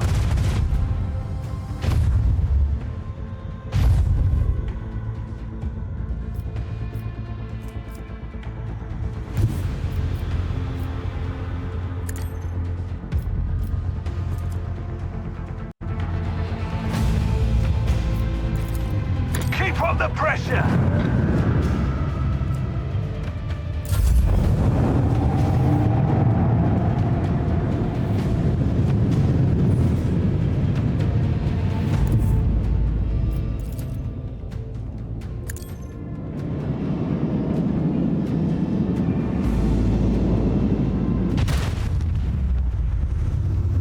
Another victory of 2 great dynasties, Lord Captain.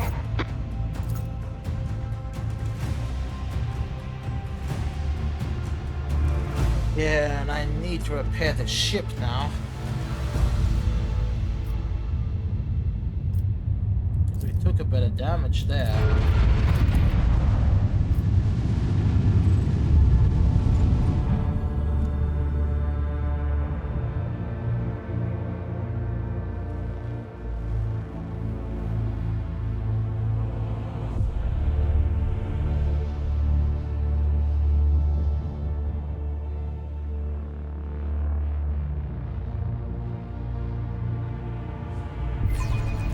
I stand ready to serve you and the Of course, we got Imperium, Lord the Captain. now, so that makes sense. Apparently, well, they said there has been frequent incursions of Eldari raids. Engage the engines!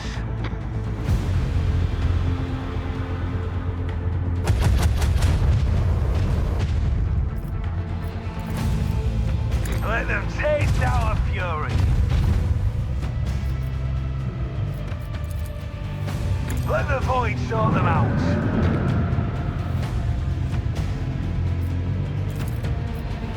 Salvo!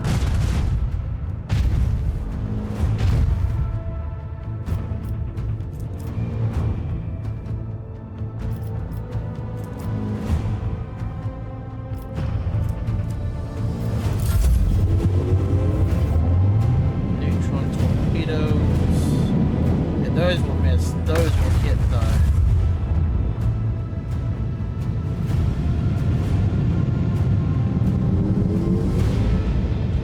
Or not? Question mark?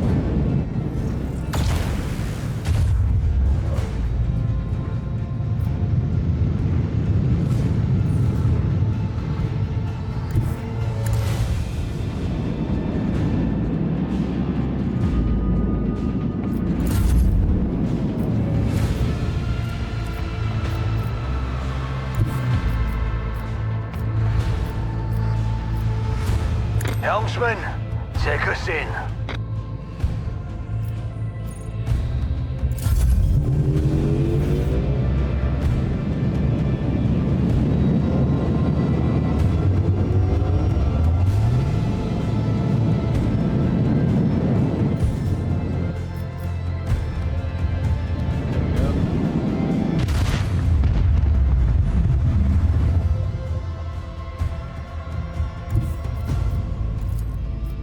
Engage the engines.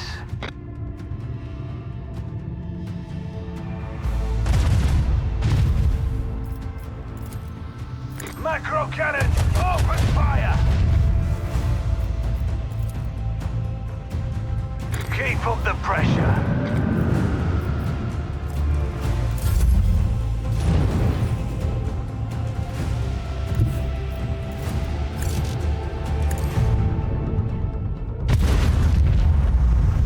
I mean, nice attempt.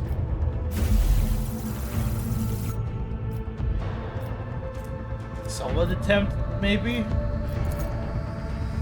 But, it's better.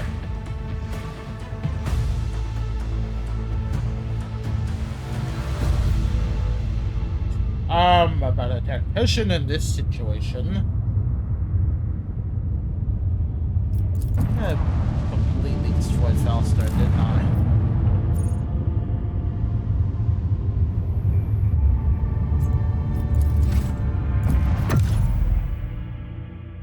I feel like I had. I feel bad now. It's like a settlement that could have went my way, but I decided to like take control. Lord Captain, permission to address you with a request. Our head chirurgeon is sabotaging the ship's operations. He has quarantined several Voidsman crews on account of piddling sickness. People don't even go to the med bay when they come down with it. They just wipe their noses and keep working. Only a dozen or so die from it in a whole year. We're sitting on our hands here, so I ask you to talk some sense into him. Your vox clicks and you hear a dry, nonchalant response. Greetings, your lordship.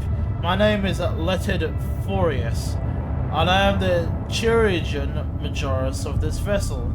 As your chief Medicae specialist, I assure you that the quarantine is well warranted. This piddling sickness has claimed the lives of a number of meretricious officers in the past. This time I intend to get the epidemic under control, to study the disease thoroughly and develop a proper cure. I hope you will agree that a single period of a downtime is a small price to pay for the number of lives that will be saved and the increase in the crew's performance during such outbreaks in the future.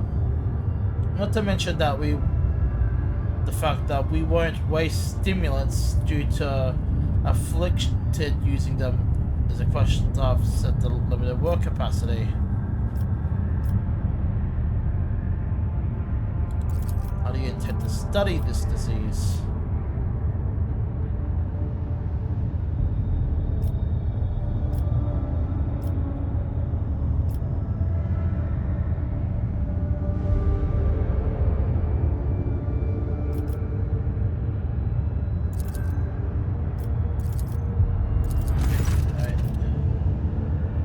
Lord Captain, I bring dire news. A feud has broken out between the clans of the maintain the Void Shield arrays. Rumor has it that the late Lady Theodora was seen on the lower decks, and so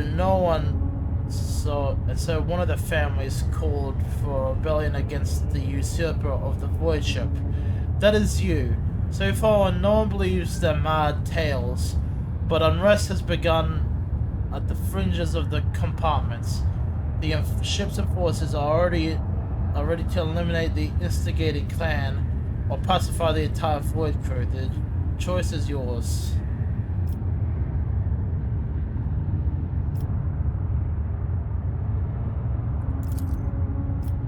I'll see to it, Lord Captain. The comm bead in your ear comes to life with a crackle.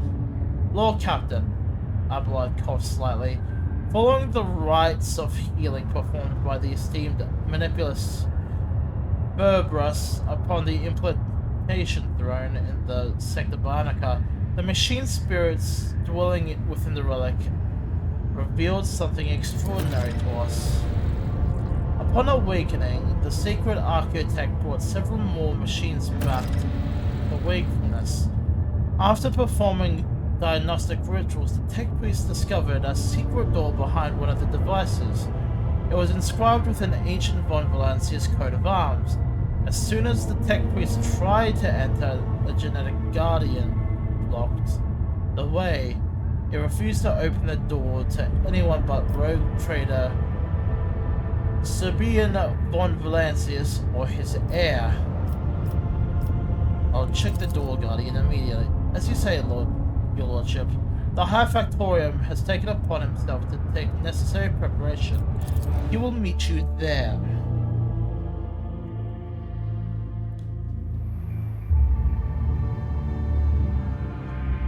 I'll take another swig of water because I can feel my mouth drying out.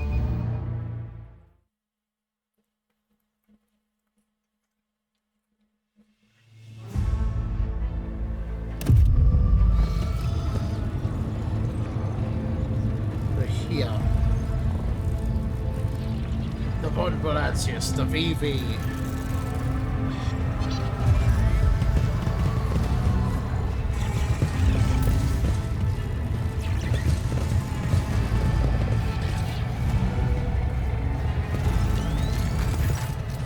The High Factorium, Jurgen Martinax, and Janitor Ferenz are already waiting for you by the mysterious door. The wall behind them looks perfectly flat. Only the metal coat of arms gleaming in the lumen light and steady glow of the genetic guardian's impassive lens reveal that one of the dynasty's secrets lie behind this wall.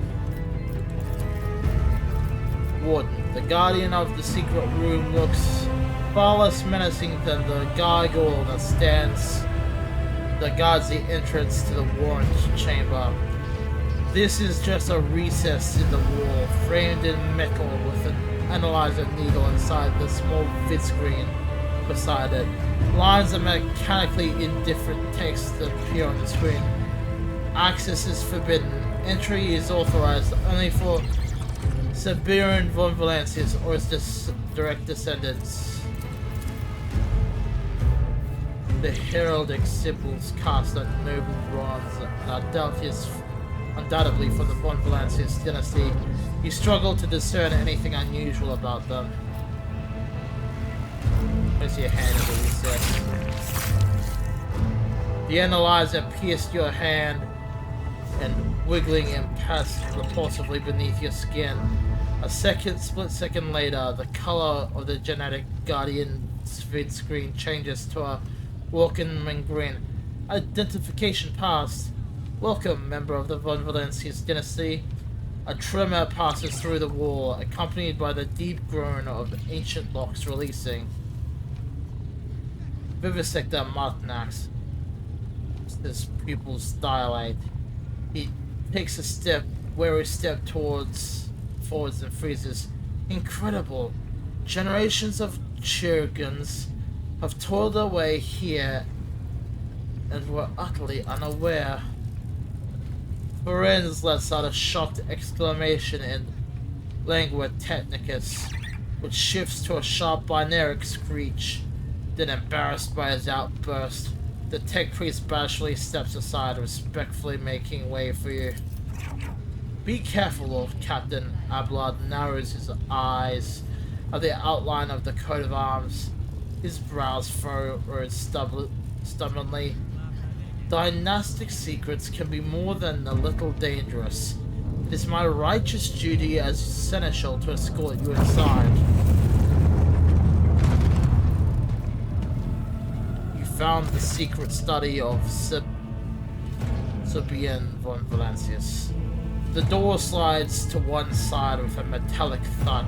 Stale air rushes out of the hidden room, carrying with it particles of centuries-old dust. Keep your wits about you. Look at this shit. Operation successful. This user gains jump maneuverability ability.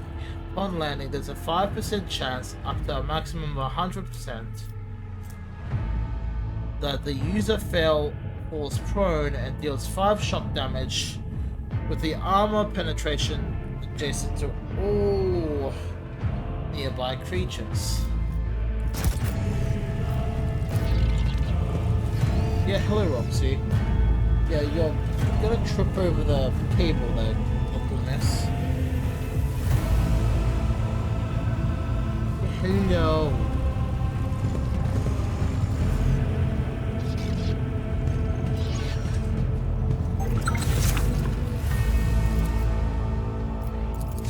I am not sure what's... That is a lot of words.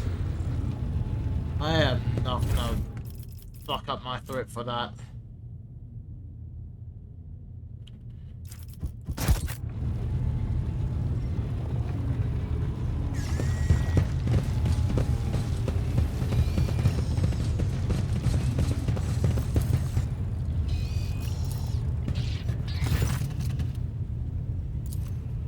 Hey, that's cool.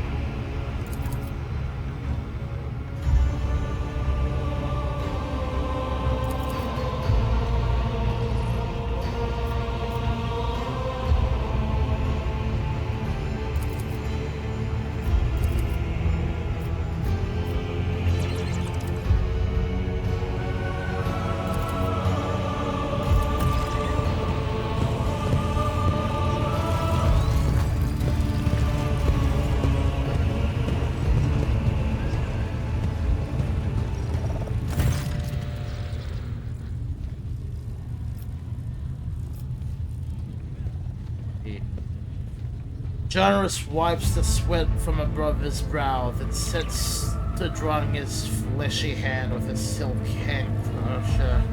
Your lordship, has your search been successful? Have you learned anything about the fate of the mysterious Siberian?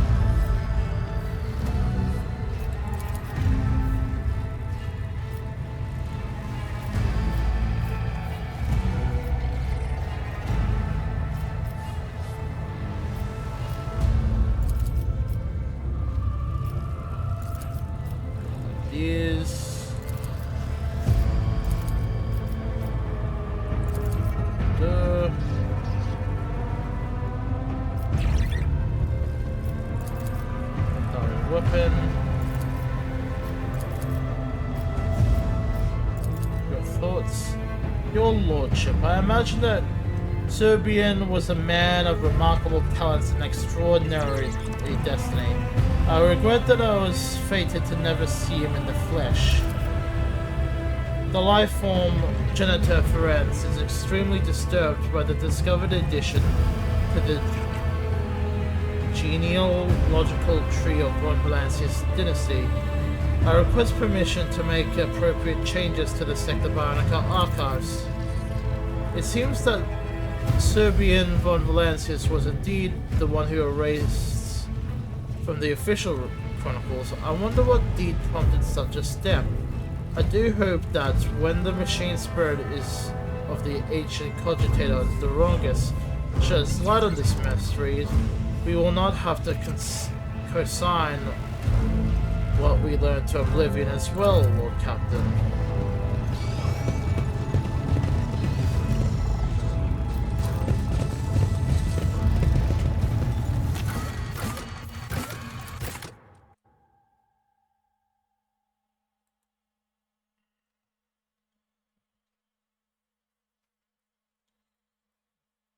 Ugh.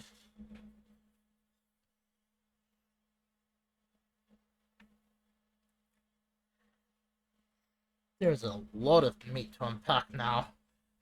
Suddenly, meat to unpack.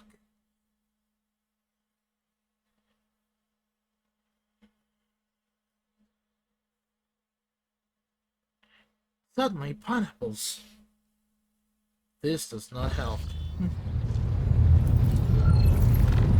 I needed to talk to a few people, didn't I? Oh, well. Eh? Oh, right, the fucking bird. First off, I need to talk to you. Apparently, you're causing shit.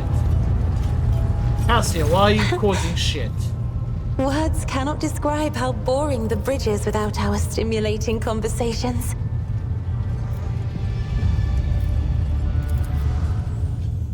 Panic flashes in her ruby red eyes, and her heart starts beating a little faster while your hands go cold. Not here. I'm begging you. Aren't noblemen supposed to discuss such things away from the servants? Then lead the way, and I will answer all of your questions.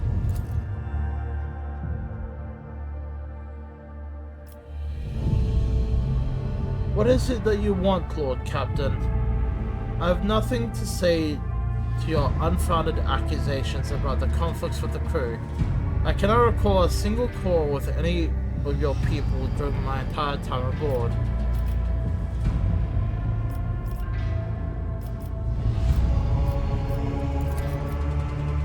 I saw something in the warp.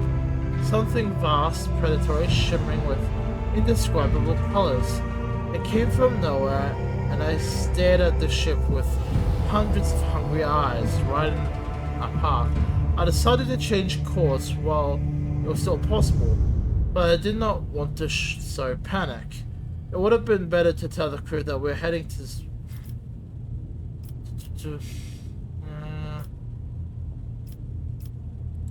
why would you need birds?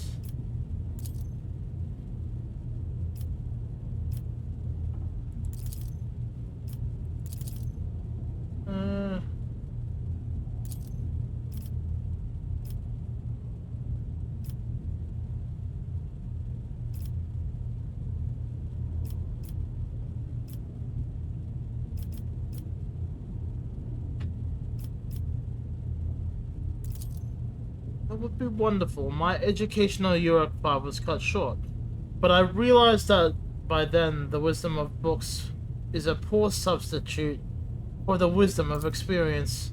Very well, since we are done with this misunderstanding, I would like to change the subject.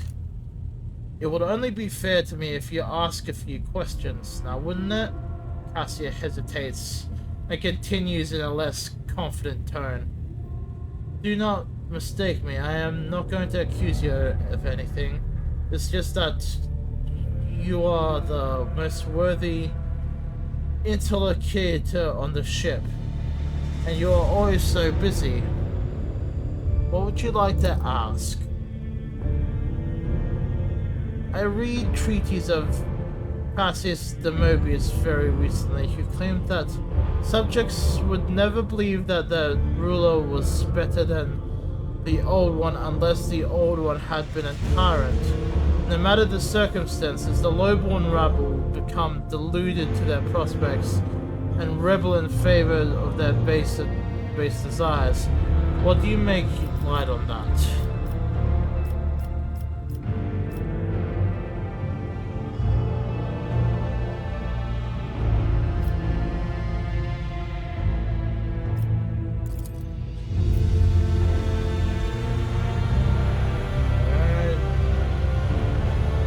Cassia thinks for a moment, then smiles. Indeed, I was not wrong about your merits or your ability to hold a conversation. I hope my second question does not confound you either. According to the 20 tomes penned by the preacher Oyster Istenvan the Forgotten. Sorry, hold on.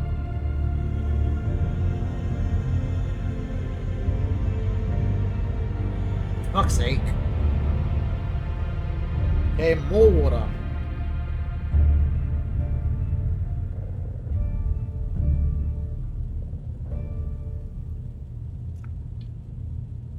Oh, fucking chase this tickle in my throat away. Ah! Mercy and cruelty go through the world hand in hand, but people flock only to one pan of the scales. Would you rather inspire fear in your followers, or be magnanimous and choose awe? Oopsie. Hello.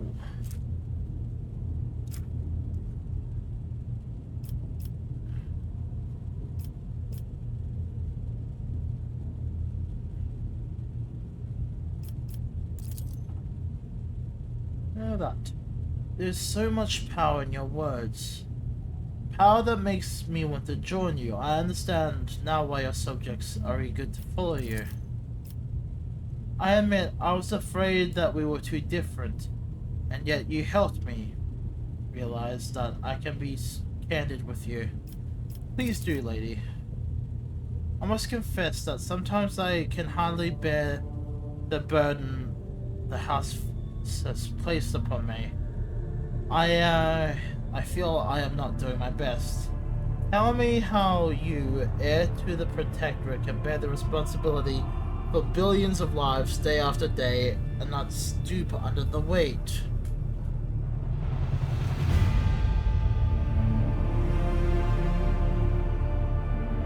It's not always easy, but I try to look by worthy means. Thank you for your patience.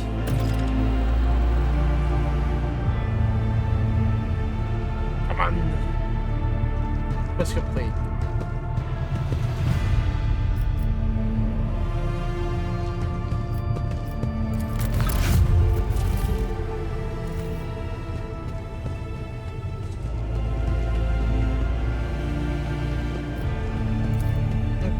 Yes, Owlcat.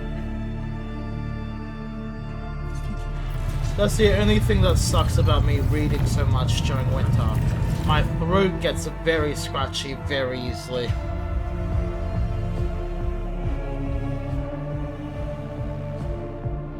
So I have more coughing fits more often, so I'm trying to read for you guys.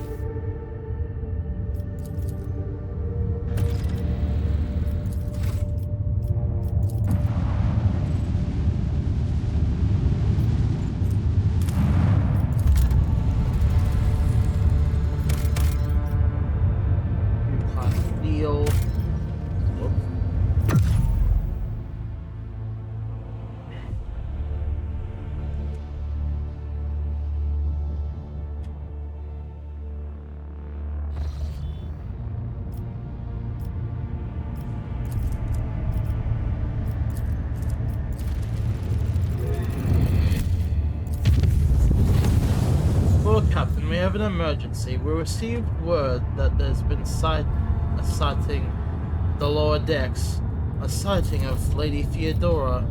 The messages have received are incomplete and vague, little more than yelling and hysterical claims. There are reports of casualties and unrest. The compartment in question has already been sealed off, but I thought you might want to take a look into what's going on yourself. The situation is delicate and especially disturbing. There are mentions of Idira Talas being present at the scene. Right away, Lord Captain. I want to see what you are like out of everyone.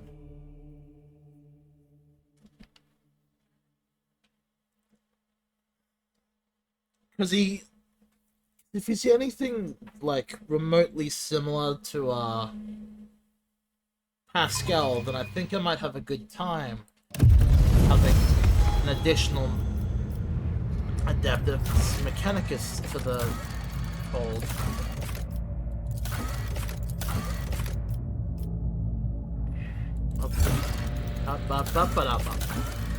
Babra boopy. Boopy babra boopra ba. Because I want to be able to level things up.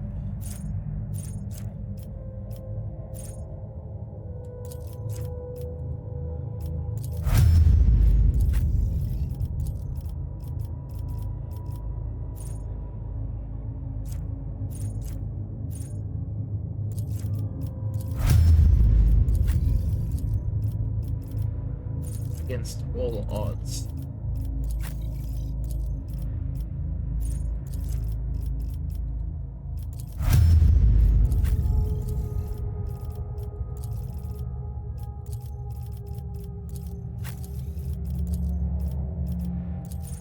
Adjusting front line.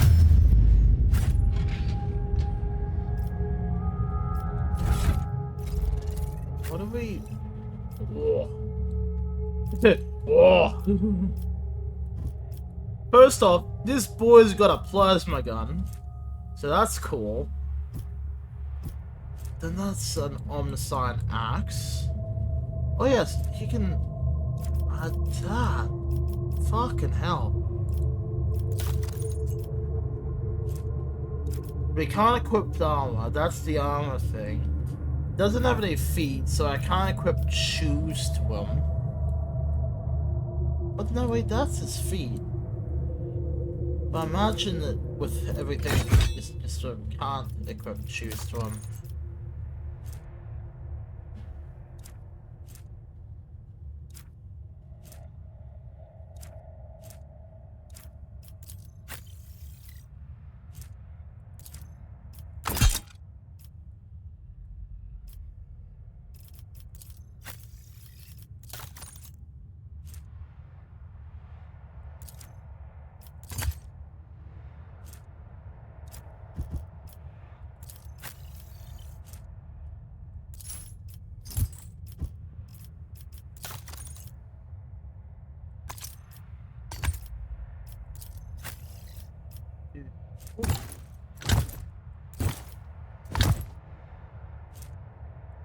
Grenades, because that feels appropriate here.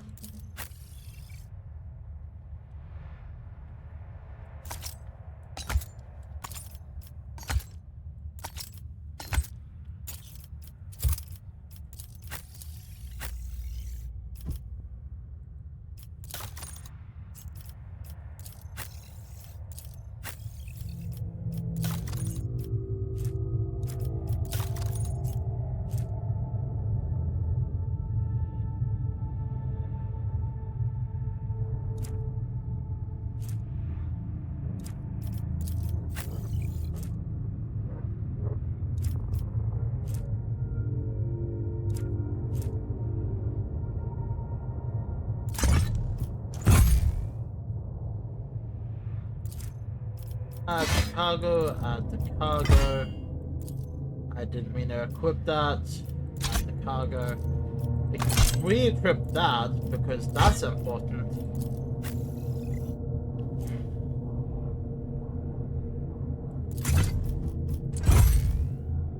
Give you that because you've always had a good time with the fucking hammers.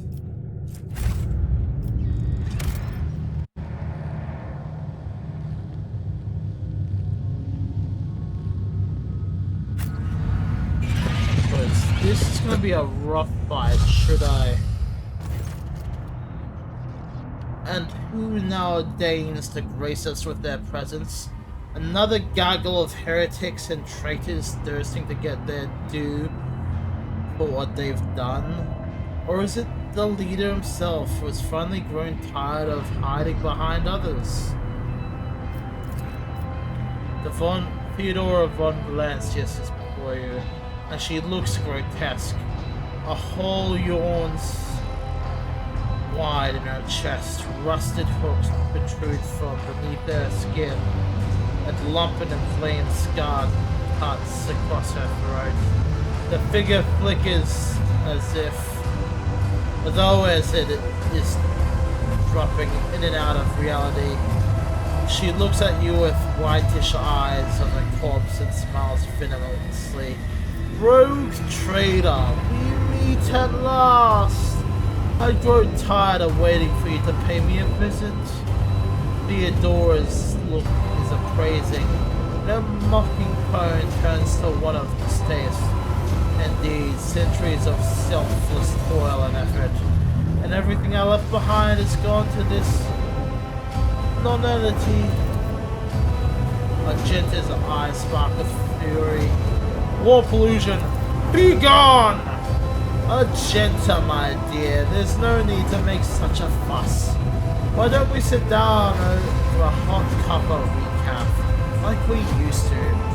I'll listen to your rapturous tales of sacred relics, portents in your special path. You must have been so lonely here without me. No one else is willing to listen to your ravings or help you with your childish treasure hunt. Theodora laughs melodiously, almost without mockery. At the sight of the terrifying Theodora, Abelard's face turns sickly pale. Throne spare us from the cursed apparitions of the archenemy. Is that truly what you're praying for? I can hear how fast your heart is pounding, Viscera. I think deep down you're hoping that this apparition never ends.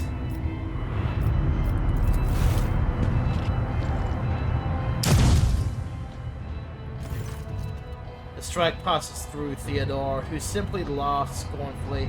So that's how you greet your predecessor, boy. Born stronger than the laws of life and nature are holding me in this world. You'll find it somewhat harder to get rid of me the second time. Of course, boy. For it was I who gave the order to bring you here with my ship. Oh, how I rue that decision now, and how I regret heeding the advice of my seneschal. Abelard whispers hurriedly to you. How can this be? It is the same vision on the officer's deck, and yet entirely different. Why does it not remember that meeting? And why does it remember what the real Lady Theodora did? Alas, my glorious voyage through life was ended in the dullest possible way. By death, that nuisance I staved off as long as I could. But do not weep for me, my boy. I'm still keeping an eye on my property, punishing all those who failed me. Theodora's bare rotten teeth in a snarl. Her laughter piercing. I'm dead? How is that? I'm no different from those who have not yet crossed the divide between reality and eternity. I see, I speak, I remember the wrongs you all committed against me. And for those who failed me, I've already begun exacting my retribution. I truly am Theodora, the remnants of herself that she's left behind in this world. I'm an echo of her memories, preserved in the minds of those who cared for her. I am the taste of her tears built for the unsaid and undone. I am the terror who failed to turn the tide of fate, who refuses to look truth in the face. I am as real as the human passions that brought words into ruin.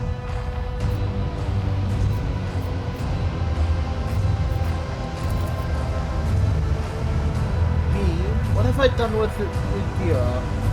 Theodora laughs mockingly. All I did was turn that little mug from the fringes of a true servant of the Imperium. I gave her toys, I cleaned up after her antics, I provided her with everything she could have ever dreamed of. Oh, I had great plans for that poor little Adira. Theodora wearily rolls her eyes. Matters are so dire that the pleas of one of my servants reached death's trail to reach my ears. How could I have ignored such a desperate cry for help? And for my little Adira, no less. And once I appeared here, of course, I had to meet the pretender who has allowed this deplorable state of affairs. I will send you back. You, of all people to ever threaten me, you're the most pathetic boy. All that you possess was given to you in error. You are unworthy of such a generous gift. You are incapable of holding on to it. I am here to seek retribution against all who failed me. My brainless crew, my useless officers, my pathetic servants, who turned their backs on their mistress in her darkest hour. And most of all, you, my dear heir, you have undeservedly claimed a warrant. And everything else that is mine, I will drag it all to the warp with me, including you. Excuse me. Never doubt me. I always keep my options open.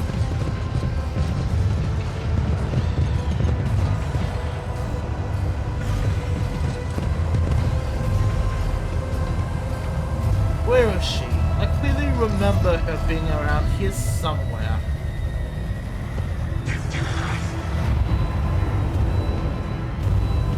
Okay, I might want to save because I remember this fight being particularly tough. Also, adds in about 10 minutes. But fair warning, everyone. Ah, there you are, my little coward. Why won't you look at your captain, Adira? It's wrong. It's all wrong. Look at her, boy. My little Adira is utterly trapped in her visions. No matter. I will allay your doubts. Lord Captain, Adira turns her head to you, but her demented gaze only rests briefly on your face before sliding away. Up close you can see that the base of one of Adira's temple implants has blackened and melted. No wait. Well, Captain, Lady von Valancius. Adira raises her eyes to Theodora, who stands before her. Tears stream down Adira's cheek. You came back. Theodora blocks her tongue in sympathy, reaching out to tenderly stroke Adira's hair. Poor little Adira. There. How could I not come?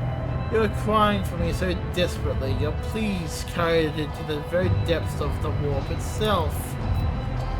The smile suddenly drops from her mutilated face. Why didn't you save me? Why didn't you warn me? Answer me, you insignificant wretch, or I shall drag the answers out of you myself. Theodora's fingers dig into her dearest scalp, meeting no resistance. Adira lets out a soul-chilling howl and tries to grab the hand tearing into her, but fingers pass through the monster's flesh.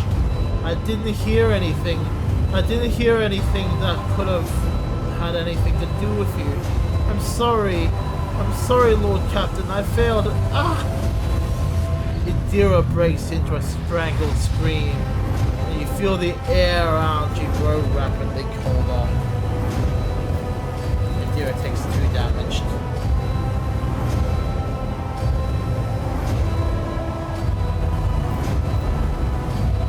Magenta, stop! Adira, I am your captain, not her. Listen to me and snap out of this. Persuasion succeeded. Lord Captain! Damn it! Theodora shoves the psycho away with a low snarl. The rogue trader's body begins to change, losing its human shape. Chaos will devour you. It will devour everyone responsible for my death. Die! Die for your election of my lord.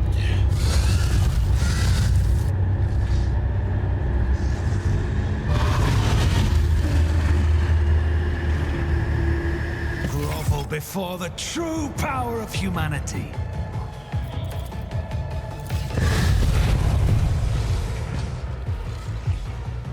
I want to test out the abilities. So I'll move you back. Pascal join you. Have you closer to the front. Move you up towards the front.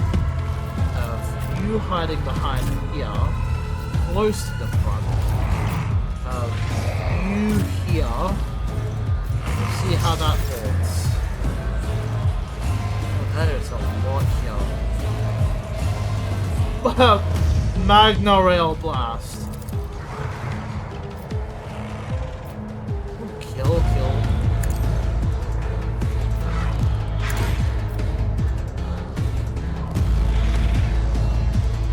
The machine. Salvaging.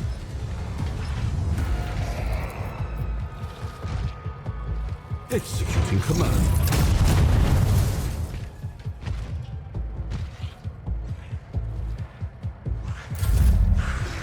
Okay.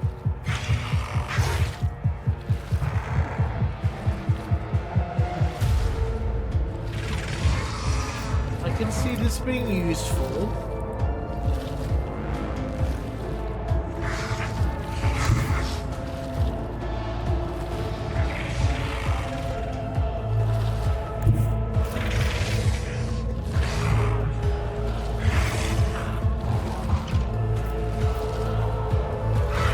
The enemies of the Emperor will be undone!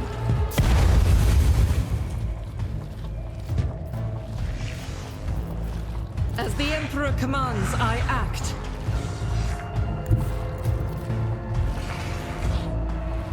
Faith without deeds is worthless. This is why I was chosen!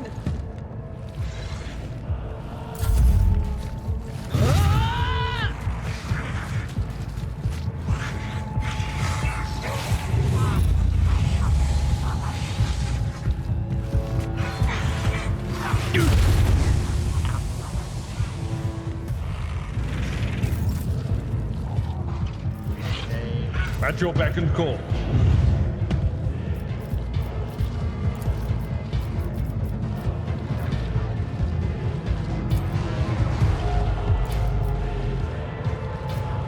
It will be done. Victory is imminent. Just a minor setback. Indeed.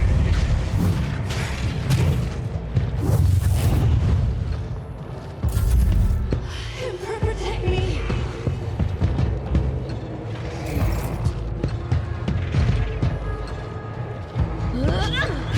Cover me.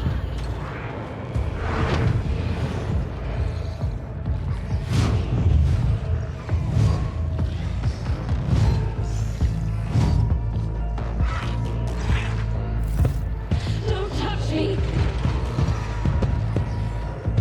Reading damage to bulk.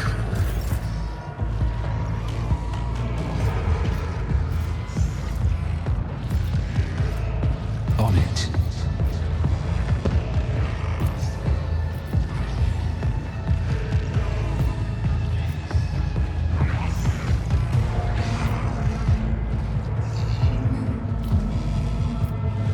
Who, if not me? Time to prove my mettle.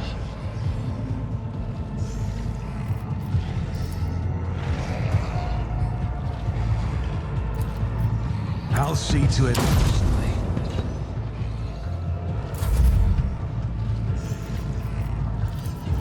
But of course, Lord Captain. Let's see to it. For the throne. I'm done with this one. throne take you.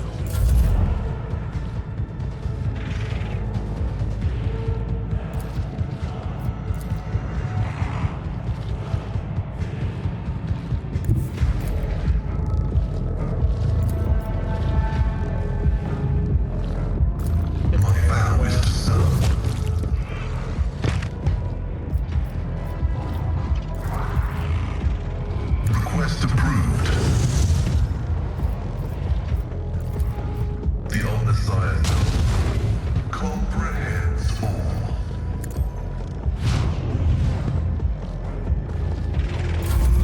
I can't stand it.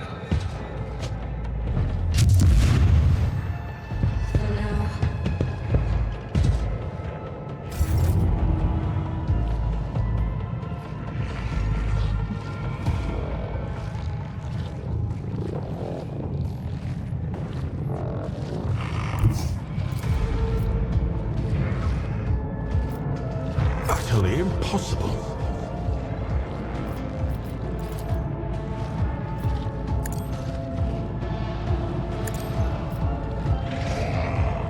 Nonsense. Move.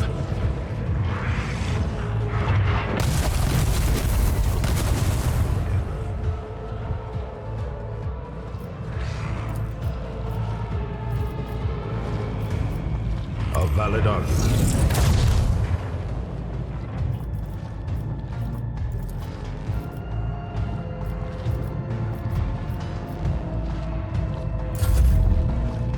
I'll do it. Oops. Doubt is for the weak.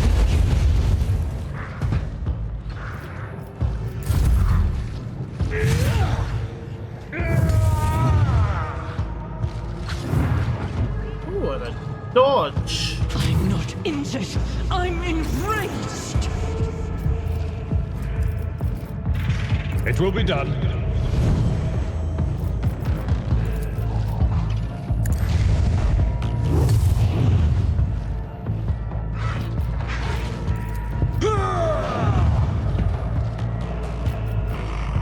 I will do my duty. One new target.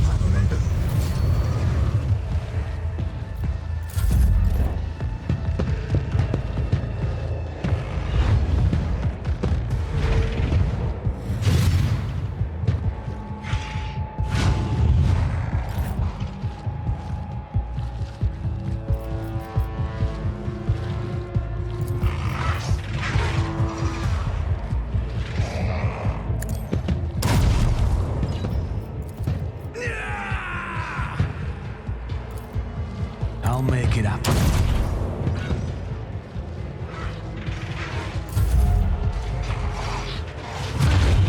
My patience has failed me.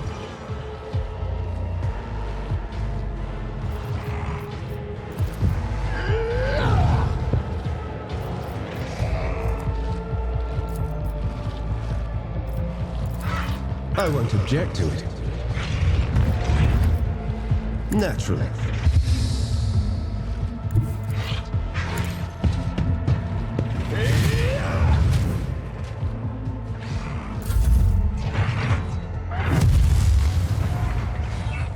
We're at a tactical disadvantage. Okay, we lost Heinrichs in that explosion.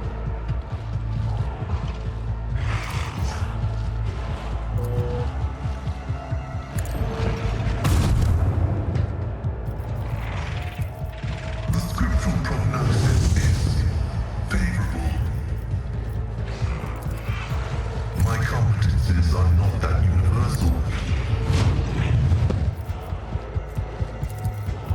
My vow is to serve.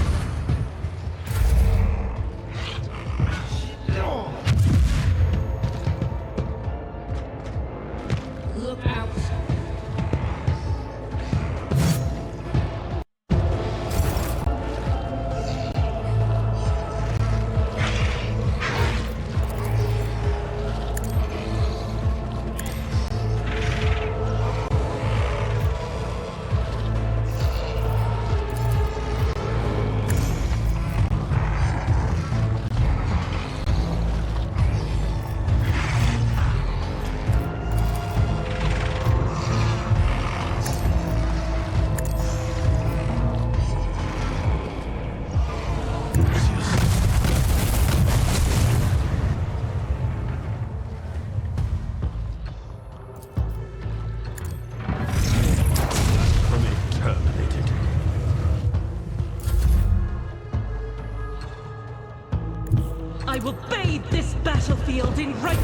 fury!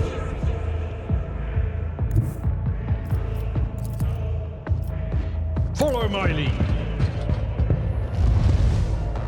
Reduce to dust. I know what is to come.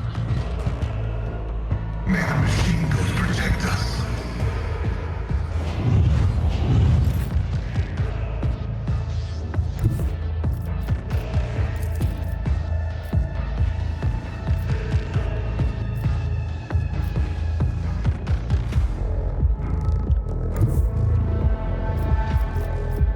I don't need luck. I have strategy.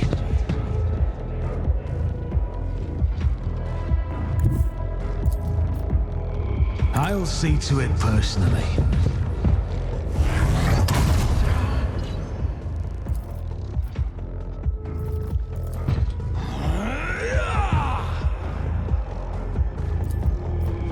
On it.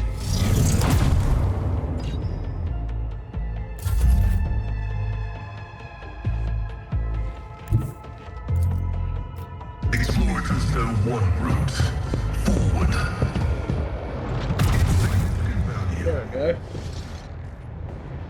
Oh, hey, Prawn. Sorry I didn't see that. Sorry I didn't notice that sooner. I got distracted. I was too enthralled with my battle.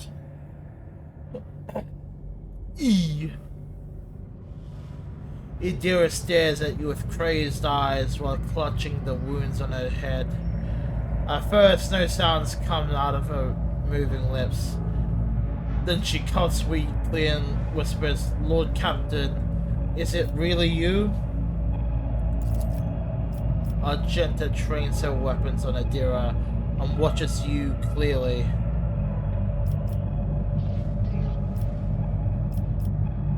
This abomination claims that you call her. Was it true? Me? Did I? Yes, Lord Captain. I think it was me who called her. Just chillin'? That's good. I can barely remember the voices. My old good whispers. They suddenly turned red, sharp. They started cutting, tearing, ripping me to pieces. I cried out. I called for help. As she came, Idira groans and clutches her head. Damn it. Why are the voices making so much noise now? Shut up! Shut up! Has anything like this happened before? Like this? Never. Well, there was something, but it was different. It wasn't as strong, it was as terrifying. The apparitions appeared, mechanisms malfunctioned, the crew lost their minds, Idira breaks off, but Lady von Valancius knew about that. She said it was a small price to pay, an yeah. What's your ad rate? So I usually do ads once every hour for 3 minutes. So that is how I've set up my ads.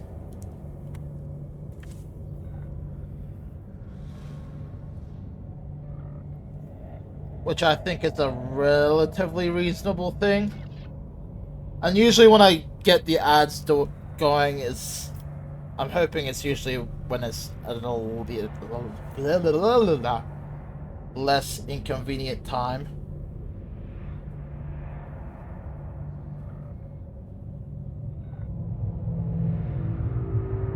That's the lowest according to Queso. It's like I try to avoid ads at the most inconvenient times. Like reading this out, that's fairly inconvenient. Much of this is fluff and lore that people probably tune out anyway. They probably stick around for the combat and stuff, which I hope everyone usually comes back for, so... Yeah, well...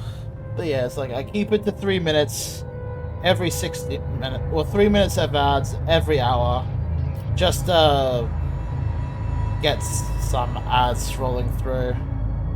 It's not that big, but it's like, okay.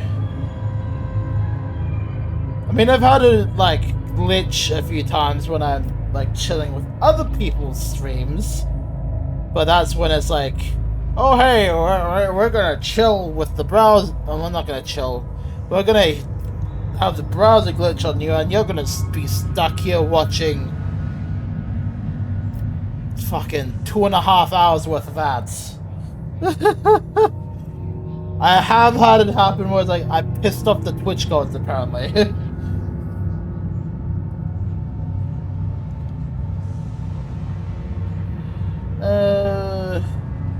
An acceptable expense. No psycho is immune to it. But what happened here, it was just a mistake. I won't do it again. Idira stretches her lips in a helpless smile. Looking past you, there will be no more mistakes, Lord Captain. Woo! Yeah, baby! That's what I've been waiting for. That's what it's all about. Woo! We're making a unicorn shit. Woo! This is what fun is about, baby. Hey, Proxy, how you doing, buddy? You're gonna... I imagine you'll be heading to bed shortly.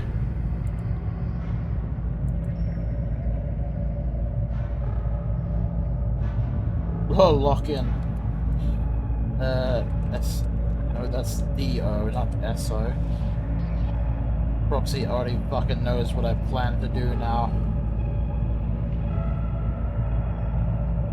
For those who are coming in from Proxy's community, hello, I am your friendly neighborhood bio-chronicler with a penchant... Bio-android with a penchant for chronicling.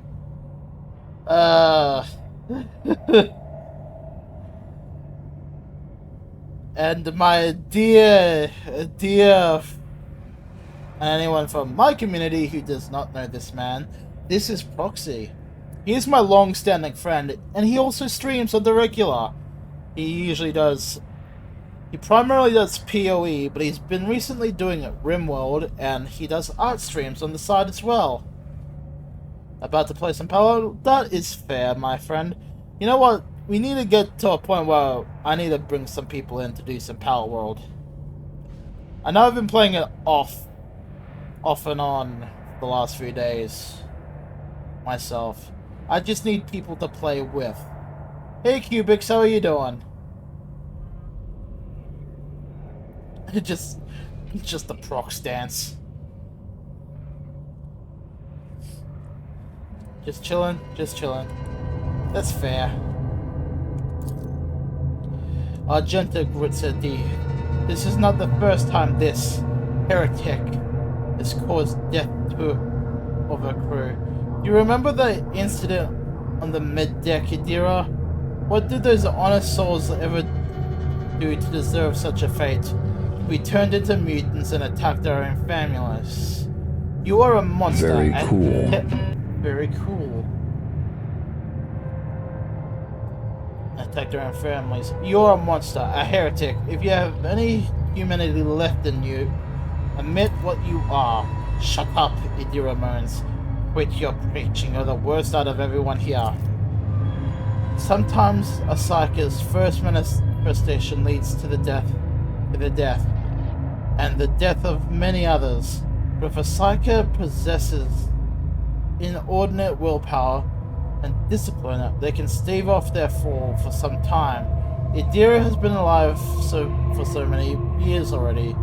A laudable achievement and a stroke of incredibly good fortune, but the forces of the warp will ultimately devour any psycho deprived of the Emperor's protection. The fact that these manifestations are growing more powerful is a clear sign that the end is near. Yes, Lord Captain. I did it a couple times when I had too much to drink. At the time I thought I heard a voice among the whispers in my head. The voice was so sad, so clear, I couldn't help myself. I answered, I hoped I can reach her there.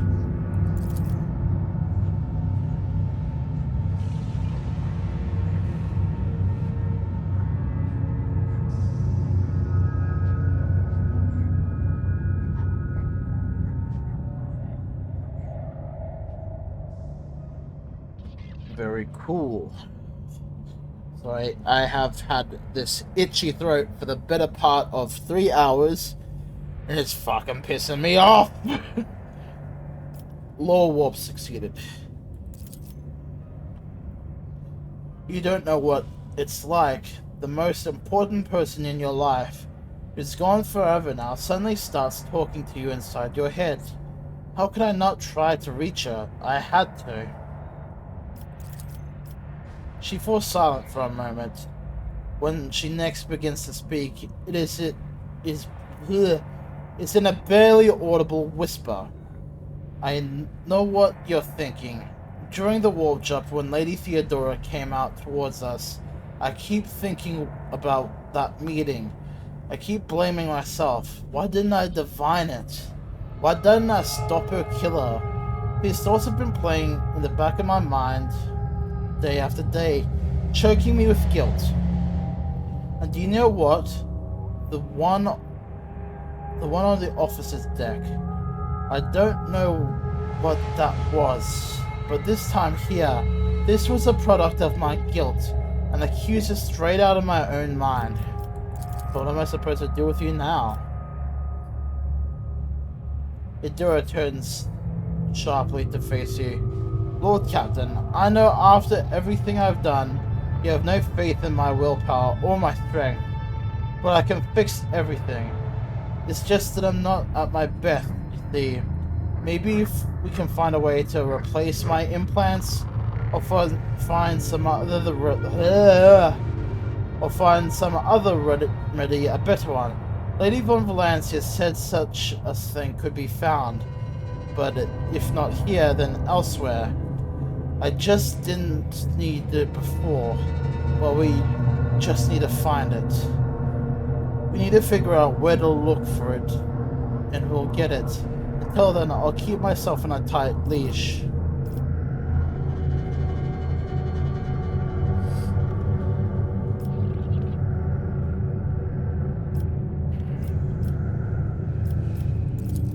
We'll try. Idira covers her face with her hands and tries to hold back her sobs. Thank you, Lord Captain. I won't hold you down. You're making a mistake, Lord Captain. Perhaps you will find something to slow the decline. But it will not stop. Only America can save Idira to last now. Idira awkwardly shakes out of her strained clothing. I think I'd better, with your permission, Lord Captain.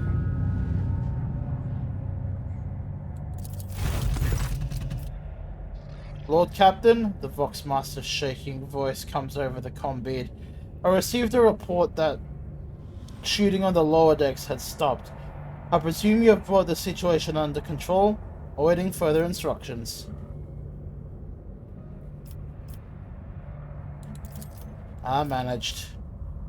You hear unconcealed relief in the Voxmaster's voice. Of course, Lord Captain, as you command. Semi-autonomous tech familiar enabled. Seem to be good at getting Let's myself not waste into time trouble. with pleasantries. I need your full cooperation. Field medicine at its finest.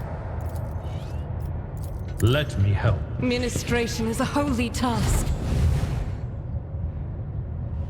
Kiwi Spin.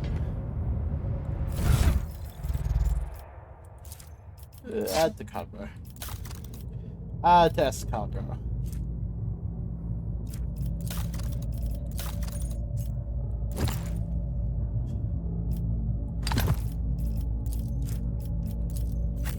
I need to get my hands on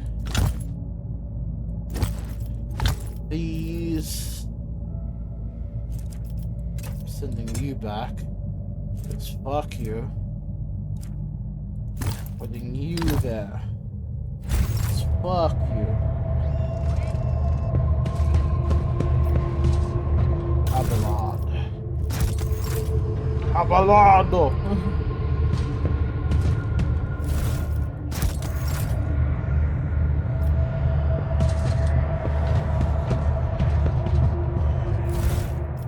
The most interesting thing is now that we have someone Remember, that can... innocence proves nothing.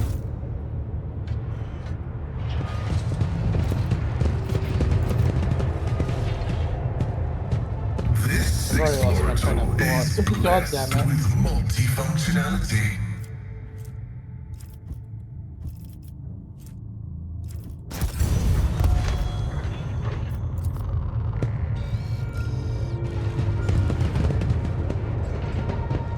Is there money to be made? Back to the Void Bridge. Oh, Proxy, we finally figured out what the implantation throne is. We started messing with that, hence why we got a new person. We got new people and I finally found a way to get all the implants into people.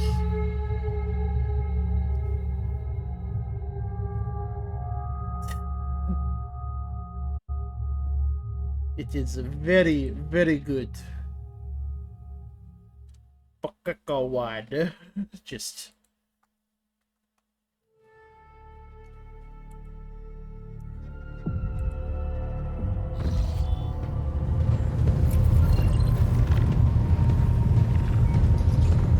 Just all the wide. So, where is he? Oh, he down here. There he is. Megos biologus Eurystheus octo rebido declaimed. Every organism naturally born, flesh from flesh, knows fear. But the supreme terror of an organic organism is invariably evoked by the threat of annihilation. I have pondered this a great deal. Do death and terror define our existence from the very beginning? Like a kind of fate, a raised blade since our conception that governs our lives. Rogue Trader, do you fear death? Nuncius, his countenance is a reminder of the inevitable end, stares at you with empty eye sockets.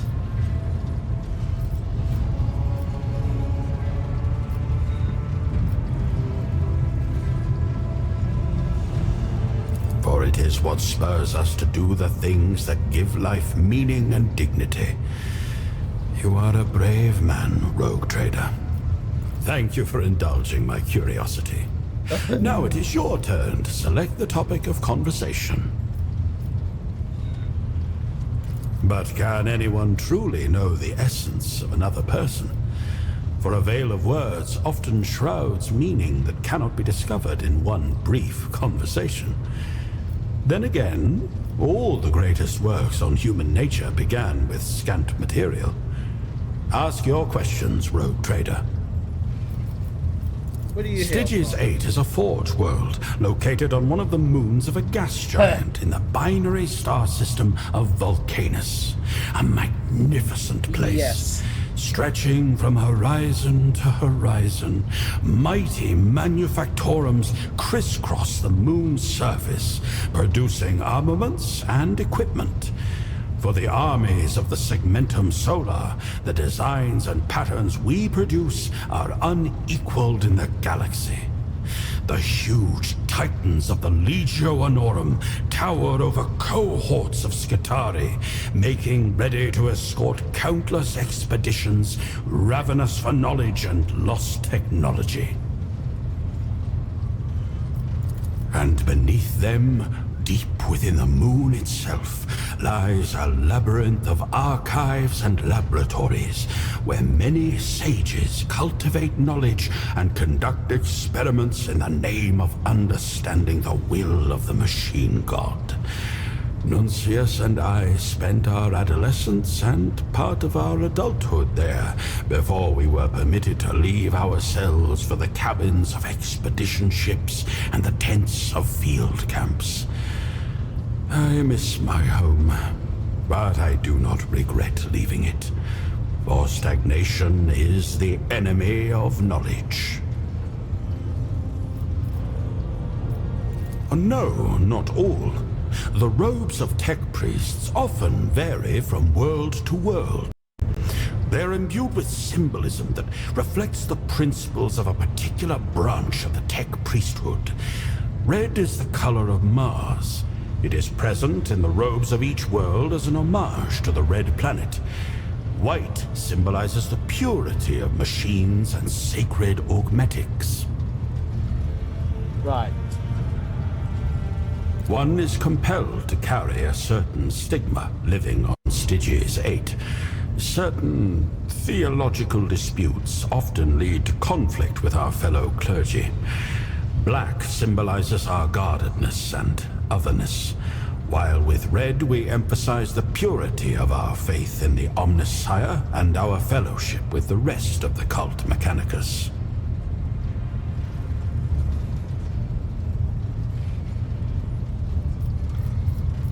The tech priests of Stygies 8 are most dogged in their acquisition of samples of xenotechnology.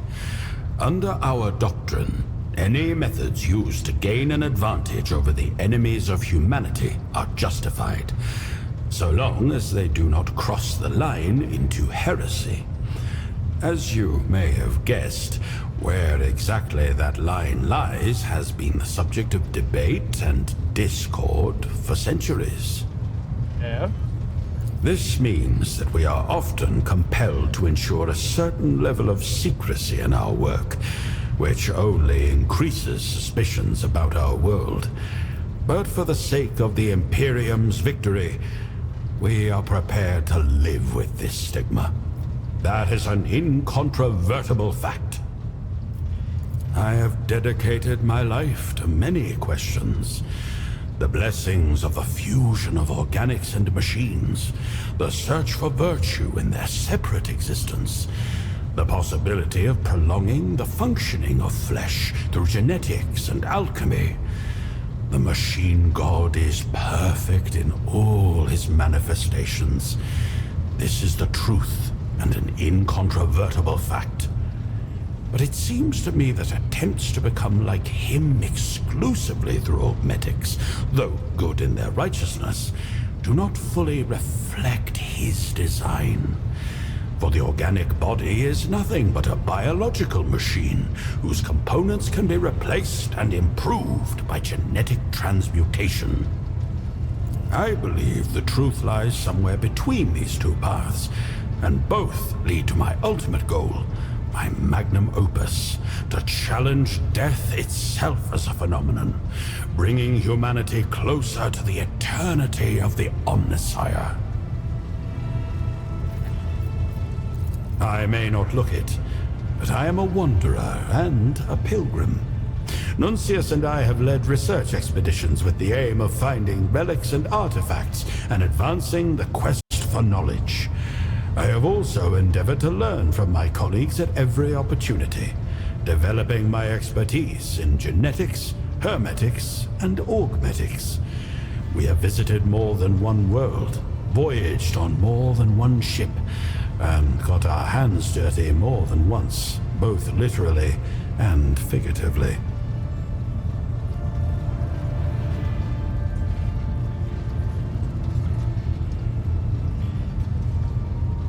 You know what? I need to start remembering my phone, because now I keep getting fucking notifications coming from X, because I'm being a little bit more proactive with using X for the sole purpose Many of secrets expanding lie my within shit. that blessed temple fortress.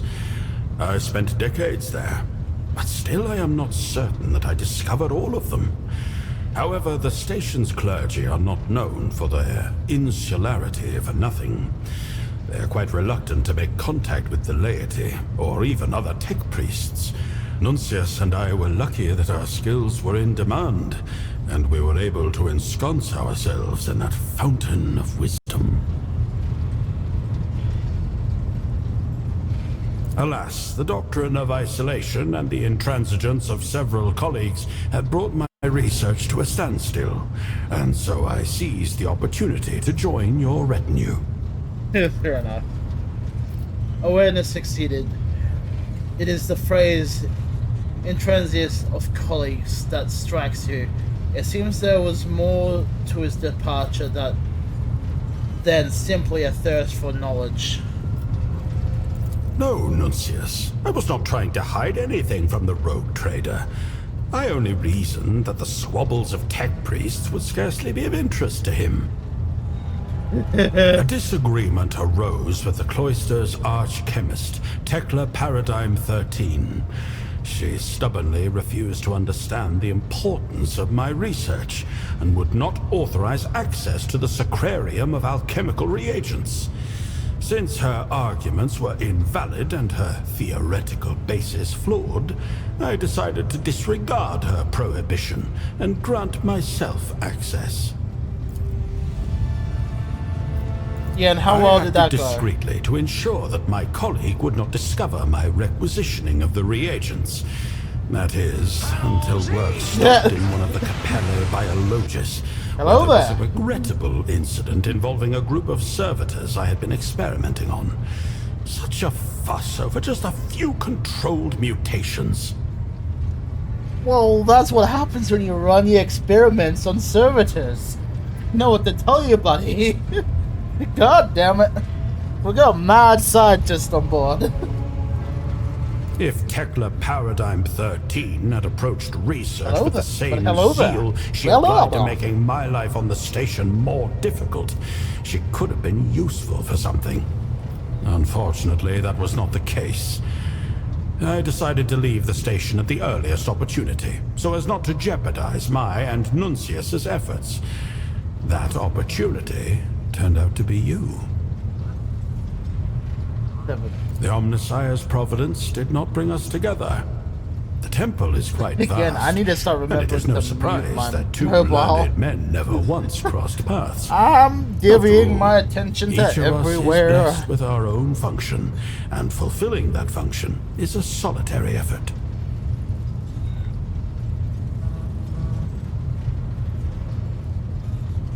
Really?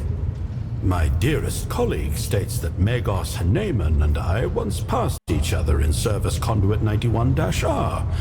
The esteemed Magos chided me for some minor neglect in the presentation of my augments, after which, having each voiced our opinions, we parted ways. It seems I considered this event to be inconsequential, and it has escaped my memory.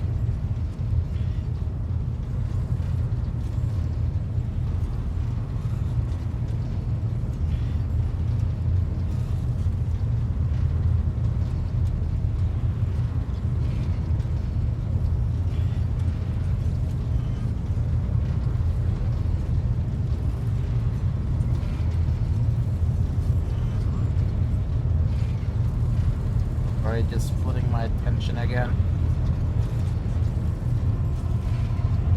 Which is why I keep saying I need to learn to stop muting things when I stream.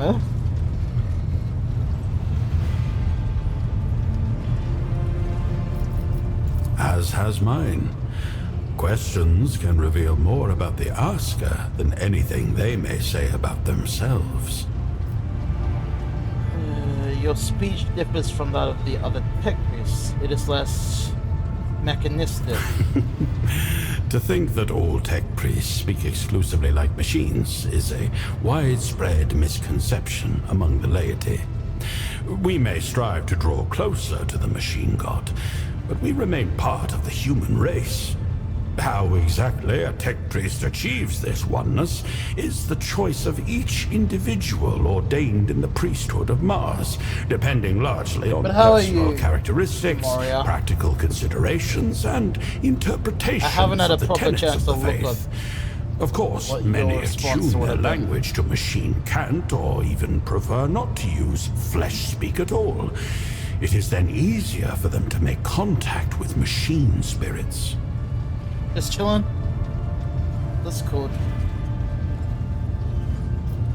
For myself, however, a key aspect of the machine god is his omniscience. I gather wisdom, and that includes from communicating with laypersons. To this end, standard low Gothic has so far proved to be the most useful. However, this does not negate the fact that I am able to speak all the binaric dialects of Mars, if circumstances so demand. Experience with Warhammer would have started when Dawn of War was a big thing, like the first game. That's where it all started for me with the Warhammer franchise. Which includes Warhammer Fantasy, but I don't play that nearly as much as I used to. I can only encourage such a thirst for knowledge. Ask away. A difficult question, and thus an interesting one. From the perspective of the cult Mechanicus, augmentation is an unalloyed good. Flesh is weak, and replacing it brings us closer to the Omnissiah. But this good is also a supreme privilege. Every augmetic Hydrate yourself, you punk-ass bitch! That glorifies the machine god. And not every layperson is worthy of such a blessing.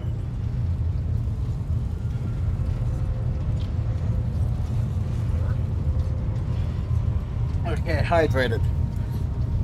Get some hydrate or dihydrate. The majority of laypersons who have lost limbs or organs are at best furnished with the most rudimentary prosthetics, if any at all. The exceptions are those who hold key posts in the Imperium, or who cannot perform their duties without replacing their organics with more efficient equivalents. And naturally, there are exceptional individuals, such as rogue traders, who can afford the best augments at the wave of their hand. Or rather, it's lost. Just think about it. You are one of untold billions, and you succeeded in becoming a statistical improbability. How could one perceive anything in these metaphysical mathematics but the design of the machine god? While I remember to otherwise run the command, here's the Discord. There's no shells, because I will forget otherwise. I feel like I'm already forgetting something.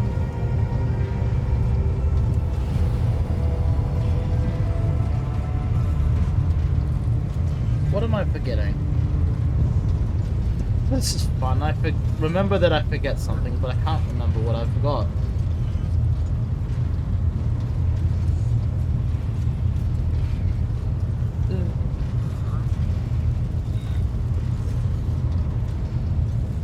One second while I try to remember what I forgot.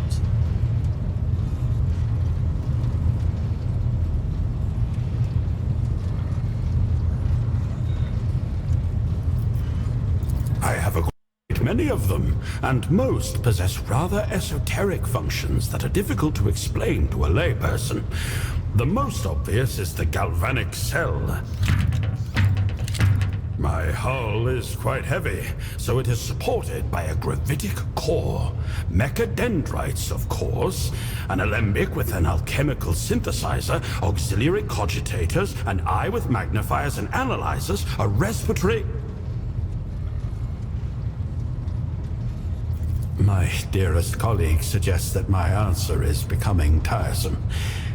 If you are curious, I would be pleased to attempt to compose a treatise on my construction, but the more difficult task will be to give it a form comprehensible to a layperson. But I have the option. That's what I was trying to remember. This command. Now, I haven't quite bought any of your gear, but I'm definitely curious about you. That's the command I was forgetting to remember. That one.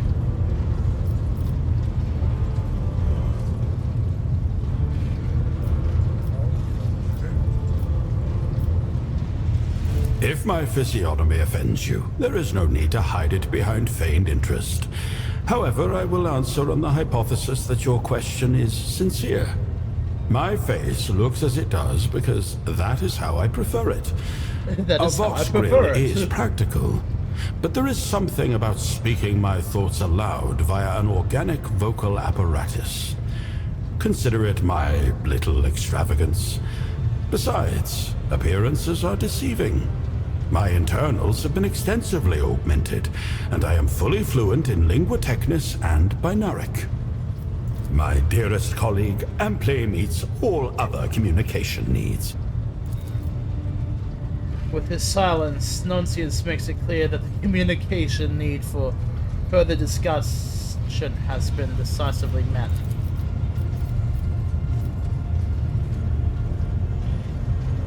My dearest colleague is incredibly flattered by the attention. Please, ask your questions. He is my dearest colleague and indispensable assistant. A superb question. It is quite difficult to explain to a layperson, but I will try. To put it quite crudely, Nuncius helps me to think. He constitutes an exceptionally complex network of algorithms that augment my own. They contain conflicting points of view that seek out flaws in my reasoning, and information that is more useful to me if it is not kept in my own head. So I delegate it to him. He is wholly unique.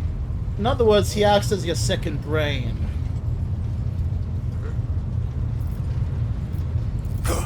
Are you truly asking me if I have violated one of the Omnissiah's core commandments as blithely as if you were asking to borrow my stylus? No. 1,000 times no. How could such a thing even be wrought from a single servo skull? A wicked mind of that caliber would require a receptacle of significant cogitational potential. I am deeply outraged by this insinuation, and simultaneously flattered by your assessment of my skills. I am outraged, but somewhat flattered. Nuncius is as sanguine and impassive as ever. My dearest colleague asks me to convey that he does not share my strong emotions, and humbly apologizes for this outburst. He also swears before the machine god that he was created according to all the canons of sacred engineering, and that he is not a sacrilegious perversion of his design. We have shared a cell since our novitiate on Styges 8. 138 planetary cycles and 72 days have elapsed since then. It may not be accurate in a temporal sense, but you could say we have been together my whole life. Very roughly 138 years. And almost 3 months. Nuncius says that he will leave a channel for inquiries about his biography and personal qualities open for you, rogue trader. I forget, humans in this era have surprisingly long lives, despite the grim, dark universe that they live in. The rank of Genitor grants me the right to study their foul anatomy and behavior for the purposes of identifying their weaknesses. I have personally dissected more than one specimen, and have even preserved specific body parts for further investigation. I research and study their technology to the same end. There is no shame in using our enemies' weapons against them, no matter what some narrow-minded colleagues may say. The mythical kind, shall we say. The subject of my research is an ancient, unusually advanced xeno-civilization. Some among the tech clergy call them Niflimics, believing them to be the first creations of the Omnissiah. Others call them iron anathemas, considering them to be the spawn of abominable intelligence. But the initiated know them as Necrons, and believe me, the hand of the machine god has never touched these monstrous creatures. After more than 1 decade of searching, I have amassed a modest collection of objects that belonged to these Necrons. But I have never succeeded in understanding the purpose of most of them. Many believe that Necrons died out long ago, leaving behind only ruins of black rock. But I do not believe so. They exist still, and they are closer than they seem. This is where we start diving into the infinite Mosian here. Lord Xenos, test success succeeded.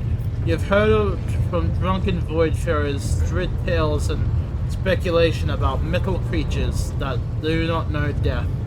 None of these stories have ever sounded plausible, let alone convincing. I have encountered inconsistencies in my research. Ghost colonies with fresh tracks that match the descriptions of these Xenos from various sources. Adeptus Mechanicus expeditions that plunged into obsidian ruins, never to return. Gaps in the knowledge repositories of individual worlds, as if someone had been trying to hide information in isolation. All these are unexplained coincidences. But if I analyze the cumulative frequency of the events and the systems in which they occurred, and compare them to the few things I do know, I can detect certain patterns. The ancient Xenos are exhibiting activity. Plus, knowing the Blood Ravens don't have their hand in reinforcing the Adeptus Mechanicus too. Given that, for those who are unaware, the Blood Ravens are an unknown founding Space Marine chapter. They are also my favorite Space Marine chapter, who have a history with reinforcing and assisting the Adeptus Mechanicus. And they are also, for the meme's sake, they have a tendency of collecting relics and shit from other Space Marine chapters. Of like hippity-hoppity, it's just now Blood Raven property, so that sort of stuff. But other than that, they enjoy having lore and relics and gathering information, and is more than happy to assist the Priesthood of Mars wherever they can. So this feels like a them assistance there to just assist in covering the Priesthood of Mars's tracks. Awareness test succeeded. This sounds like more than a belief. He has encountered these mythical Xenos, or has come very close to doing so.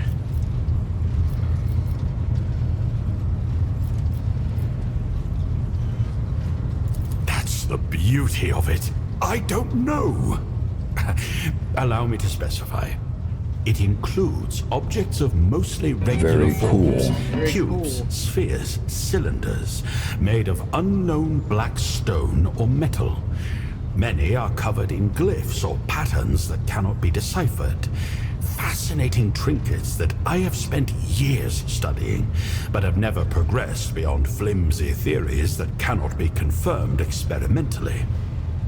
I mean, the perfect example of like the Adeptus Mechanicus and the Blood Ravens encountering the Necrons would have been during the Cronus campaign.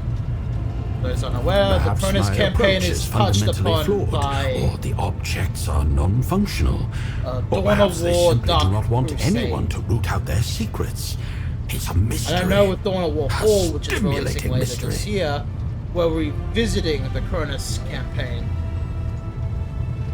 which will now include which will now include the side of the Adeptus Mechanicus.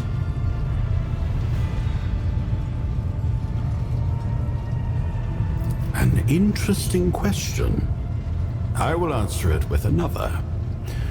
Would I be able to tell a layperson of such an encounter without breaking my vows to the cult Mechanicus? This question does not require an answer. Just food for thought. I look forward to seeing what new topic of discussion you propose. I find our conversation stimulating, and I will look forward to your next visit. You are an interesting man. No wonder the Blood Ravens enjoy conversing with you guys like we do. There was a few things I wanted to do. Journal.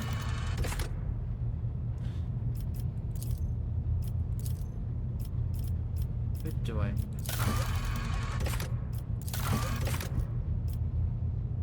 Store operations on the various worlds.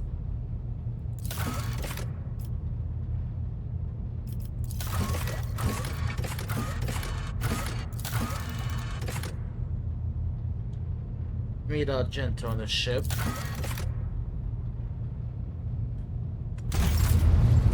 Which is up here. Greetings. Yes, I'm ready. I would ask only one thing of you, Rogue Trader. If I may, I would like to see the chamber of the Sacred Warrant and kneel before the relic touched by the Emperor himself. A difficult conversation lies ahead of us, and I wish to pray by the relic before I lay my soul bare. Alright.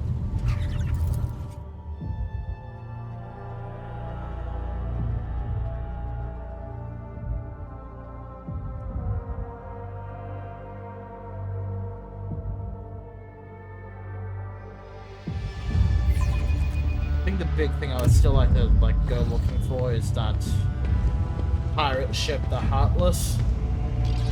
I want a second ship.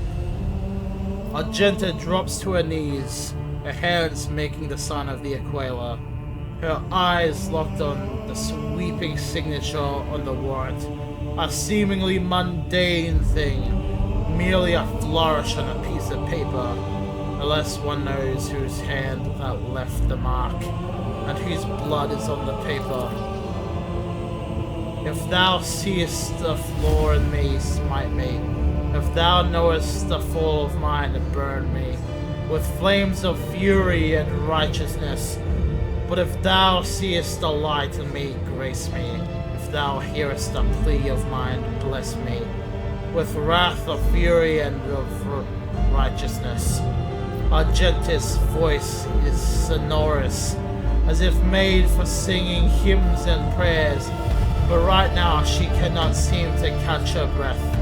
So overwhelmed with emotion she is, or is she black?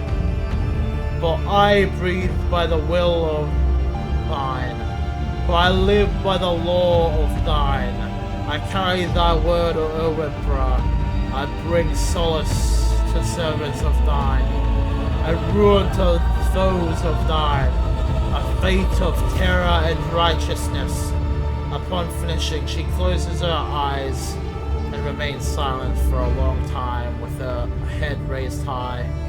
Slowly, like the first licks of flame in a campfire, a smile blossoms on her lips. When Argenta finally opens her eyes, they are alight with uncanny resolution. Rogue Trader, we need to talk. Or rather, I need to tell you something. The truth. The truth of how I ended up on Lady Theodora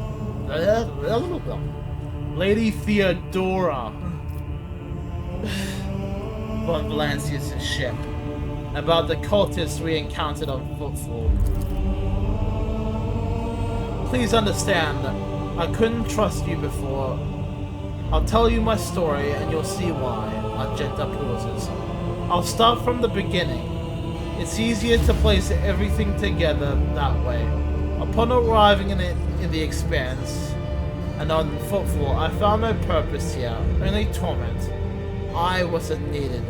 The reliquary I had been assigned to safeguard was already well protected by Reverend Hyamidis' mission, and no one was even trying to defile it.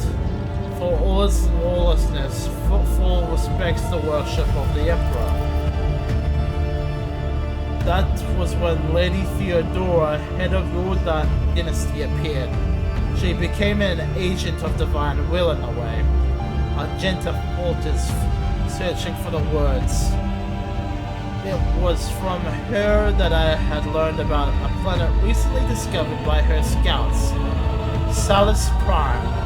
For a rogue trader, the planet was of little interest, a feral world away from the convenient warp routes. But for me, learning about its existence was a revelation. Yes. Now, The planet is yours by right, but it is not as simple as that. The wall route leading to it was lost. I will explain in due time. May I continue? The description of Salus Prime was familiar to me. It seemed very similar to a word from an ancient legend. The legend of Saint Argenta and her ship. Her voice was reverent. Argenta, the living saint. She is my patroness. The order names me after her. She died a millennia ago, when heretics caused their ship to fall from the skies.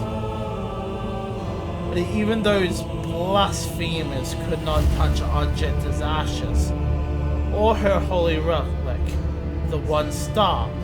For the fallen ship, which now served as the resting place for the saints' remains, would only allow the truly righteous to enter. All others would meet their death. Imagine what I felt when this flash of insight came upon me.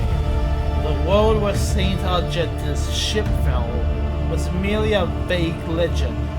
No one knew of its actual whereabouts, and suddenly I, myself, named after the saint, come across this information. I realized that in that moment, it was a portent that I must journey to this planet and find the ship.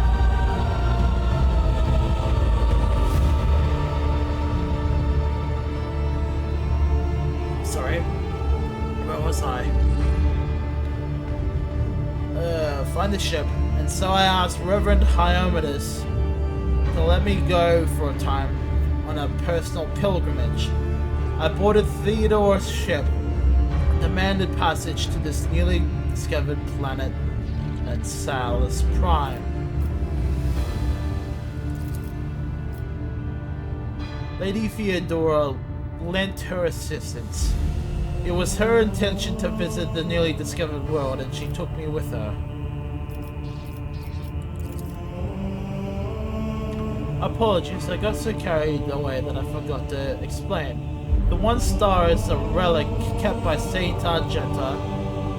I belong to the Order Bronatus, and we attach a particular significance to holy relics. The one star is one of the lost relics of the past, so mysterious that no one even knows what it is exactly. Argenta's hagiography at times calls it a banner, or a set of armor, or a blessed chainsword. One thing is certain, it was a beacon of righteousness, and it was lost with Sister Argenta's death. I couldn't just come out and tell her. It was a portent revealed to me personally, can't you see? I told Reverend Hieronymus the honest truth that I was going on a personal pilgrimage to embolden my spirit. And it was a pilgrimage. If it was Saint Argenta herself had shown me the way, commanding me to undertake the trial, yeah. If I had found the ship and set foot on its decks, if I had laid my hands on the remains of the relic, it would have been a sign that I had been truly blessed with the saint's favor.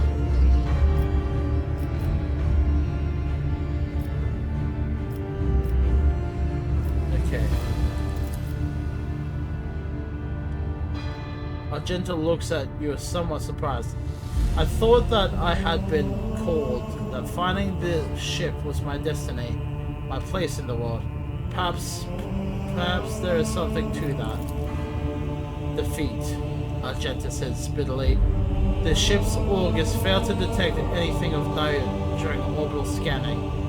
Yep, I was expecting this, though according to the legend, the ship can conceal itself from the naked eye, and only a pilgrim guided by a pure heart can find it. What I didn't expect was an ambush waiting for us on the planet. I landed there with a small unit provided by Theodora. I know Saint Argenta's hagiography by heart. I know all the legends about her.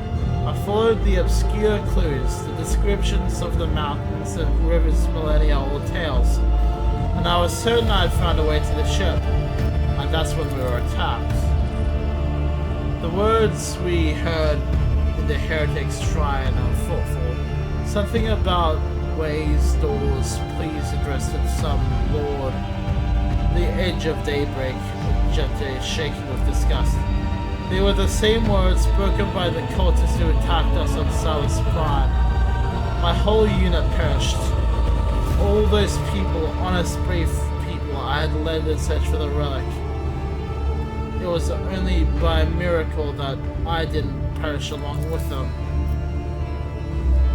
I didn't connect these events at first. The cultists of Footfall, the cultists of Salus Prime, the cultists attacking the ship in Kunrad's betrayal. What if all these are links in the same chain? What if they've long since infiltrated the ranks of Von Valencia's servants?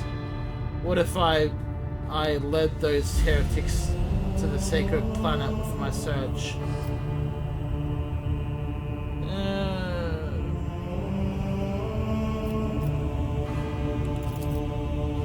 I doubt it. No one except me was particularly interested in the planet. Kunran, on the other hand, sympathized with me when I first came aboard. He helped arrange an audience with Theodora, supported me in my effort to visit the planet. I never told him plainly why I wanted to go there, but I imagined that Vulture must have figured something out. Something important, something related to the holy faith of the Imperial, and that's delight a heretic more than defiling a relic. Oh yes, I sincerely hope that we meet him again. That serpent needs to answer a few questions before he's plunged into cleansing flame. Yes, Red Trader, Argenta looks you in the eye. I saw with my own eyes how a member of your family showed his true colors, the servant of the arch-enemy. I have already suffered humiliating defeat at the hands of cultists. I was afraid of another betrayal. I couldn't be forthright with you, and so I studied you, looking for seeds of corruption or light of the righteousness. And what did you find? A man who stood shoulder to shoulder with me and helped eradicate the cultists of Footfall. Argenta smiles as if reminiscing about a pleasant evening spent in the company of friends rather than a bloody battle. Although my opinion of you started to change even before then, back when you agreed to talk to the orphans at my request, a leader who's willing to be honest with who honor those who lay down their lives for them and take care of their children is a leader who inspires trust. And the way that you acted in that moment. You remember? There was a young man whose grief and confusion had driven him to insolence. You found the words that could comfort him. You didn't punish him, you didn't scare him. You showed austerity. You admitted that you are not all-powerful. I'm surprised. It surprised me. I even saw it as a weakness at first, but after giving it some thought, I saw the wisdom in it. The way that you openly addressed the thoughtless boy does you credit, Rogue Trader. Yes. I rushed to Theodora the moment I could walk again. I insisted on going back to Salus Prime to defend the relic from the heretics, but I was told that the warp had destroyed the orb route to the planet and that building a new one could take a great deal of time and effort. As if there could be anything more important than protecting the faith and hunting down the servants of the arch-enemy. In any event, the route was lost, and all knowledge of it died in the attack of the ship, along with the old navigator. But now we have a new lead, the data that we collected on the cultist shroud on Footfall. I don't care what that retrobate we executed said. There must be a way to track them down. Yeah. Tell me, Rogue Trader, will you help me in this undertaking? Will you help me find this great relic and return it to the people of the Imperium? Argento walks up and places her hand on your shoulder. So be it, Rogue Trader. As I stand here before you, the warrant... Stand here before the warrant.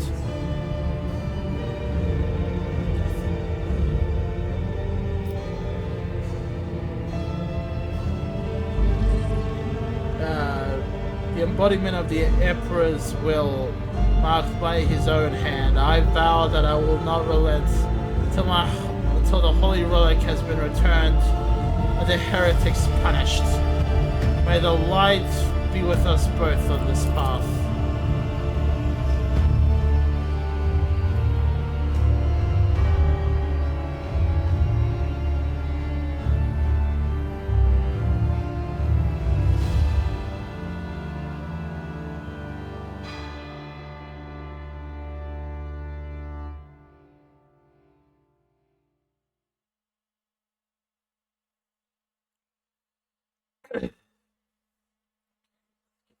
Water into me, because that was a big bit of dialogue.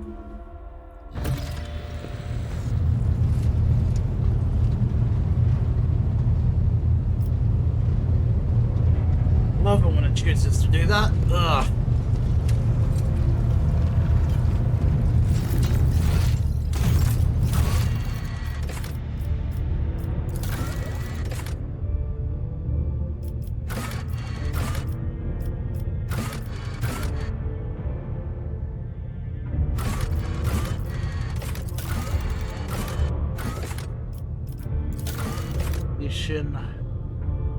No, that's the RPTs.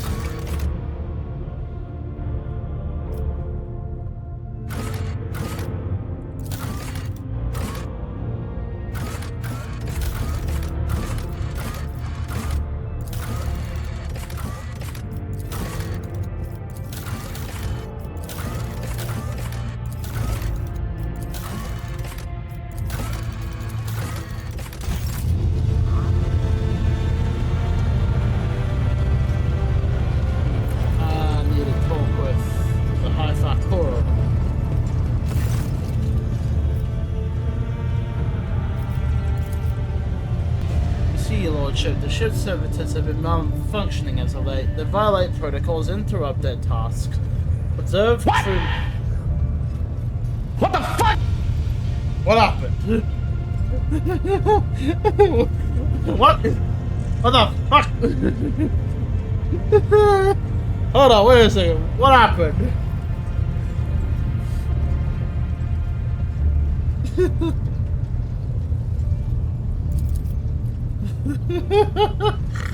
That's a way to distract me. Oh, okay.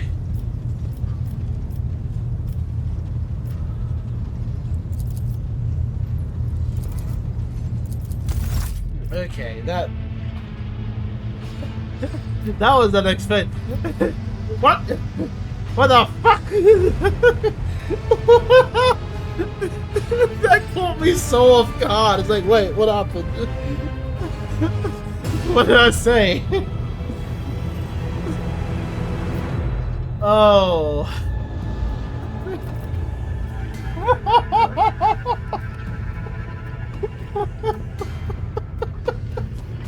Oh.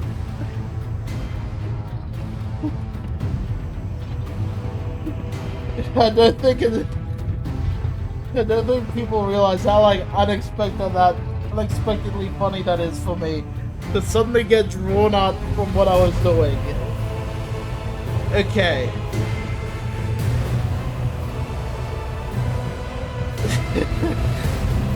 I don't even want to like continue reading at this point because that is just so humorous to me. Okay.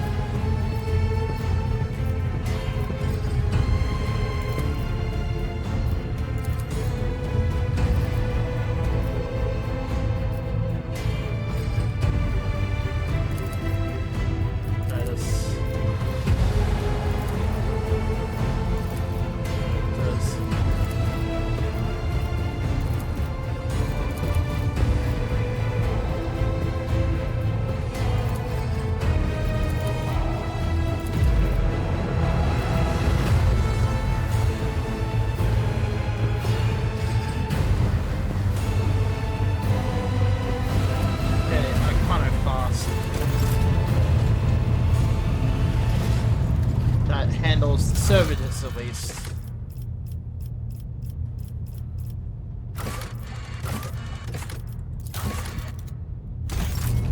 Okay.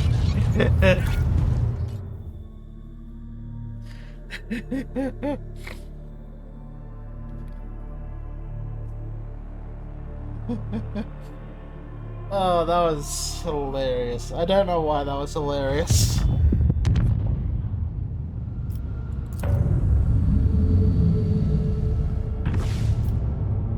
Ooh, puppy.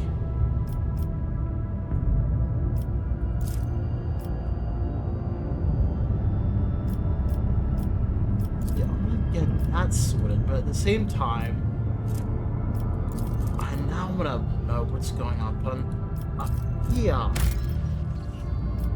I also don't think I visited this section yet. I haven't.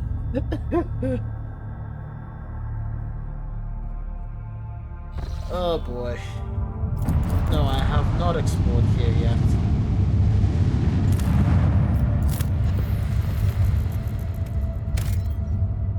Adamantine.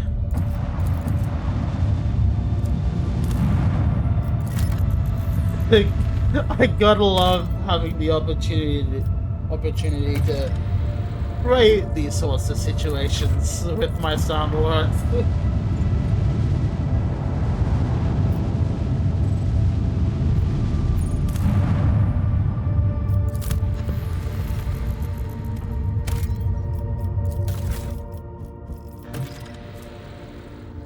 Oh, sorry.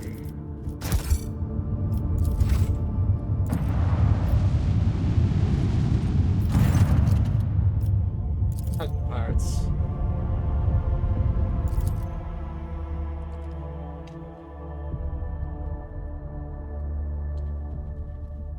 You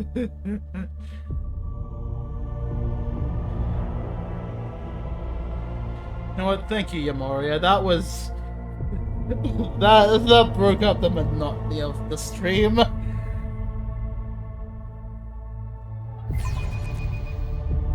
All hands, prepare for battle stations. Yeah, which one's trying to run? You are. Let them taste our fury.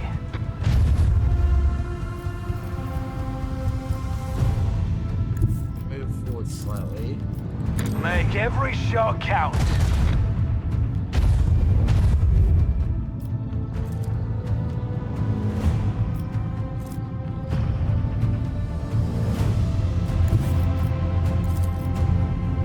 All hands, prepare for acceleration.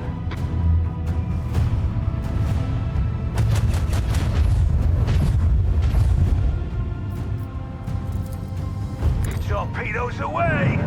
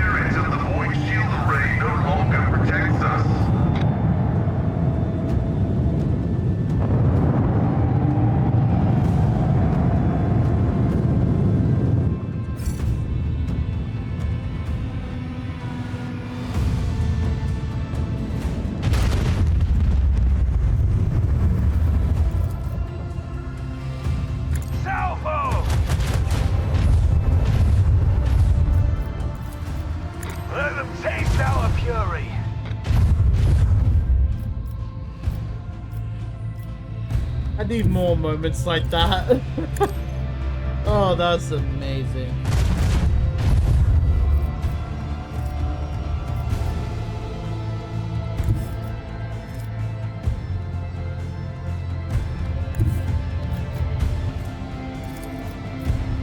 Coordinates set.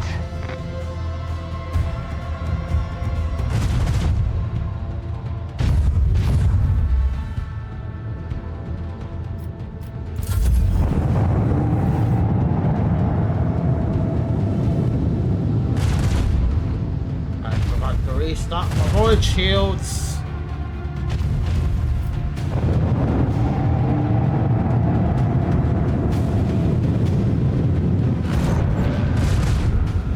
The void comes knocking.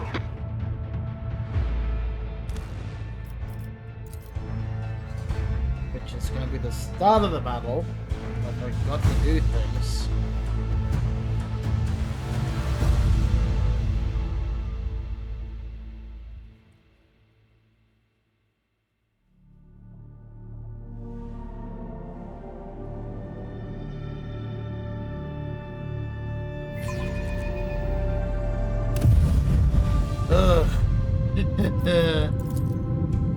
Let the void sort them out. Salvo.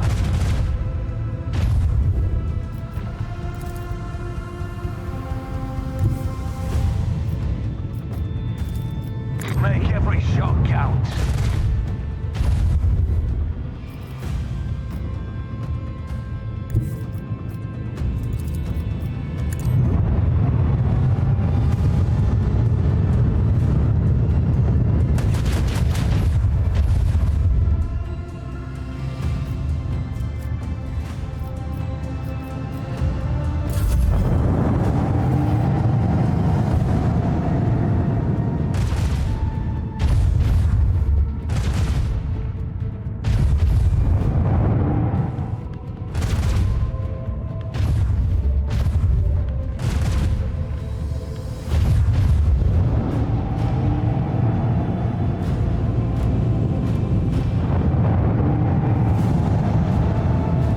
I'm probably not going to get another chance like I did the first time to get a grouped kill.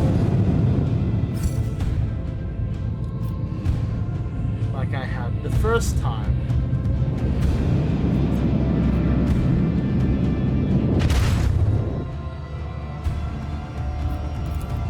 Maybe restart the shields first off.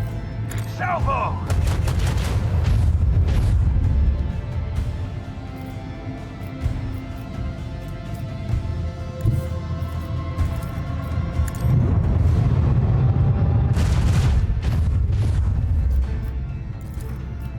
Macro cannons, open fire.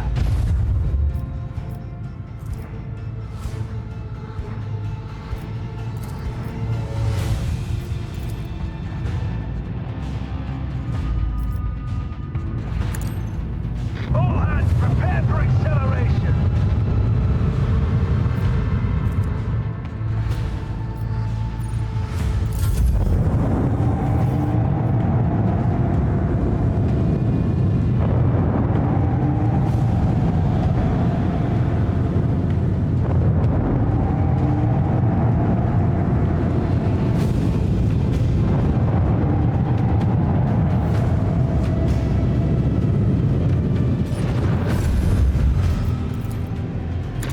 The pressure! Make every shot count! Oh boy.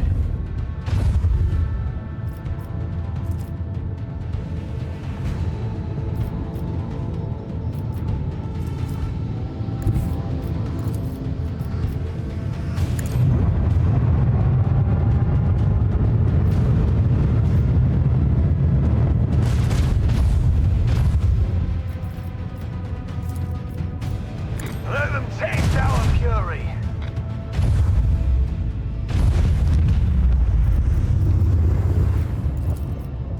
Macro cannons, open fire.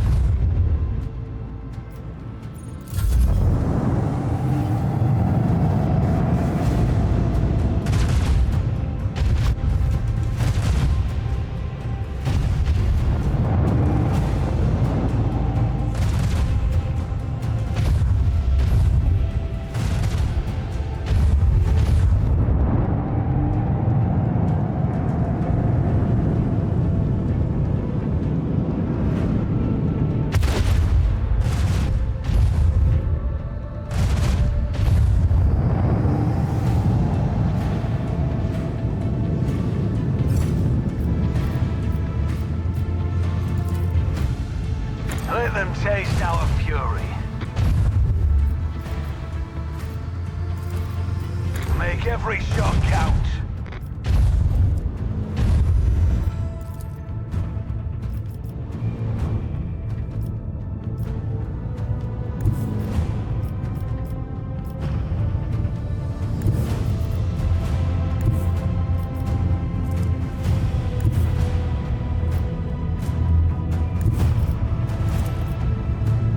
Helmsman, take us in.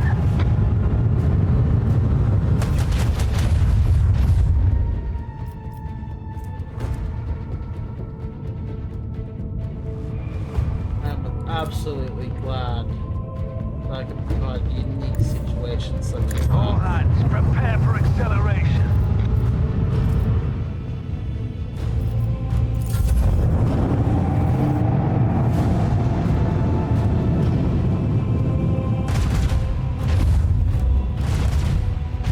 The vessel's on the brink!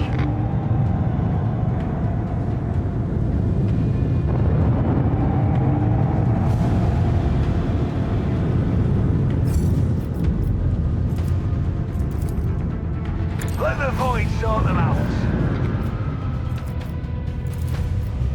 Salvo!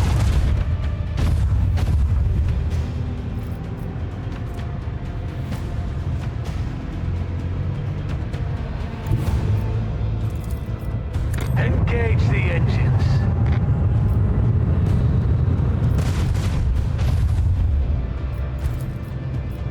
Let them taste our fury. That wasn't the wisest idea I've ever had.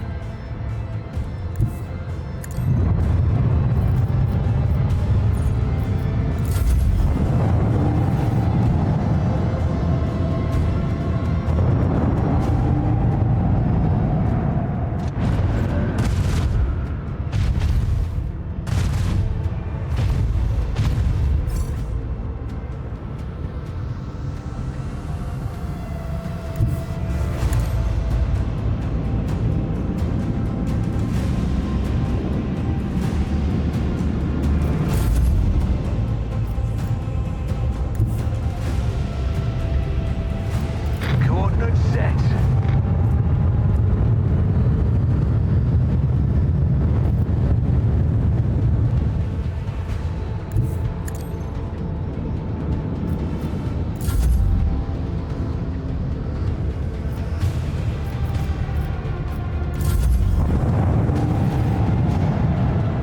Though I'm marginally hoping that I can keep myself alive long enough to restart the shields again.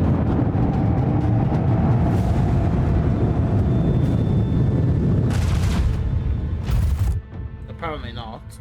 Okay.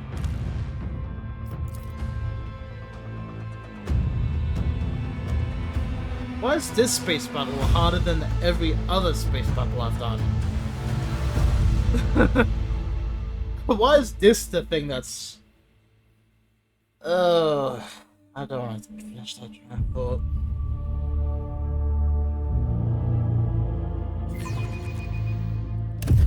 For various reasons.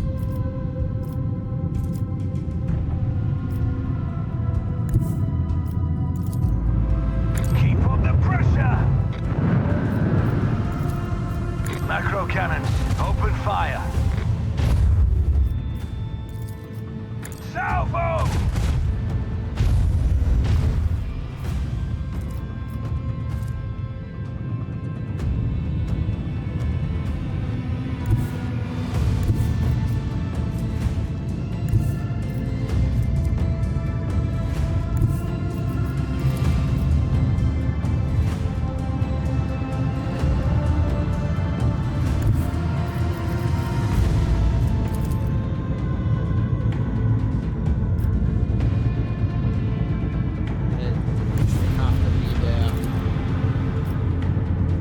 Helmsman, take us in.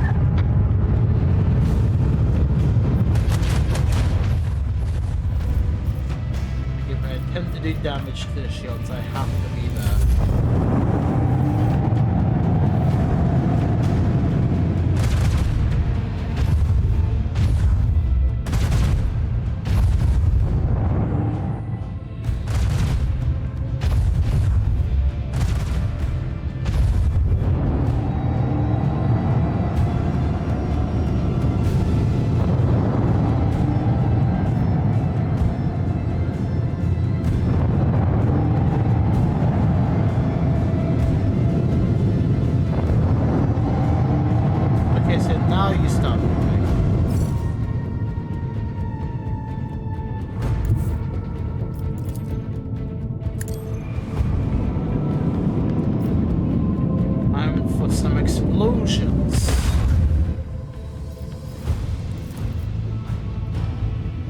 Make every shot count.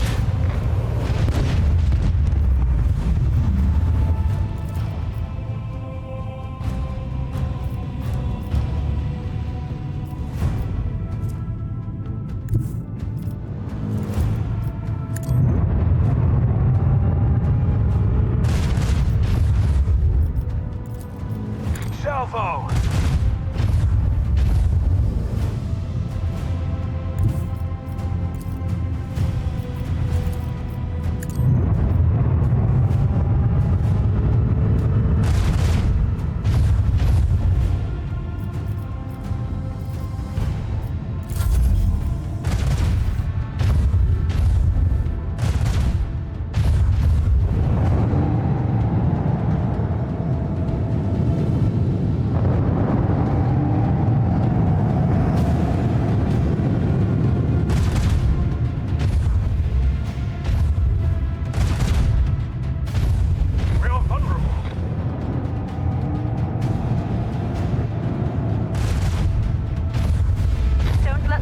Take us all. No, that ain't gonna be a choice.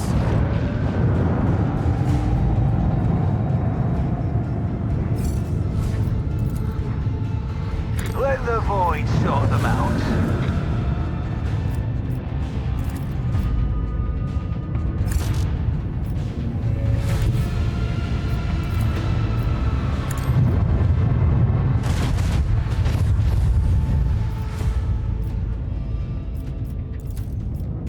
Let them taste our fury.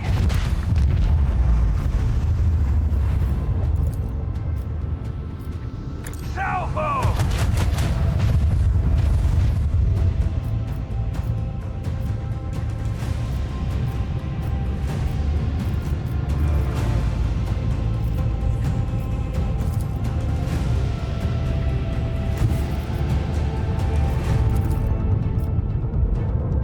Make every shot count.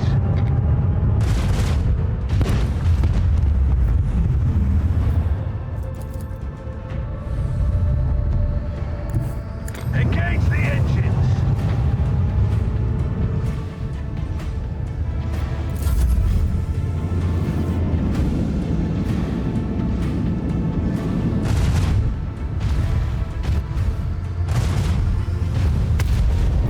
Oh boy. It's gonna be one of those fights, huh?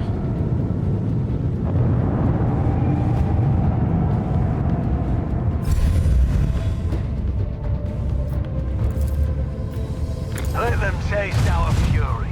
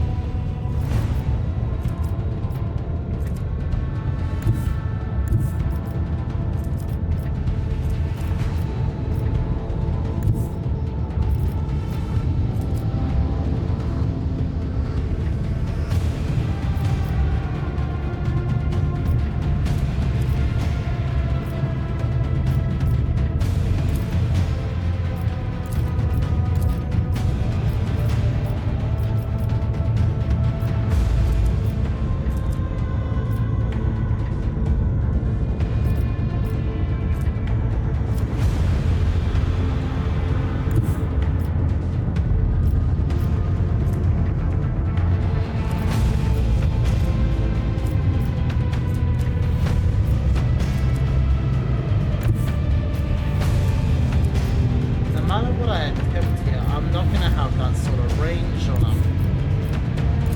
So I'm gonna have to let them run. Open fire!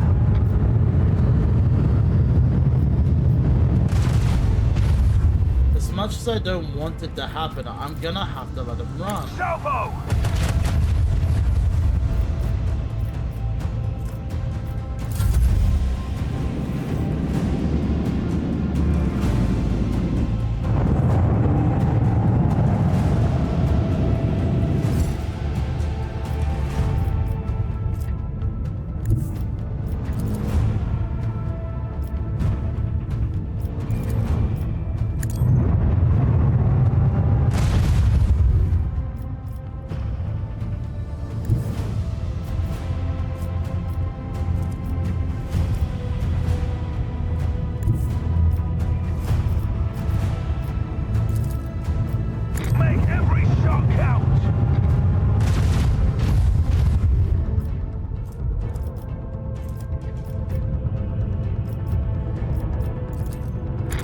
torpedoes! Away!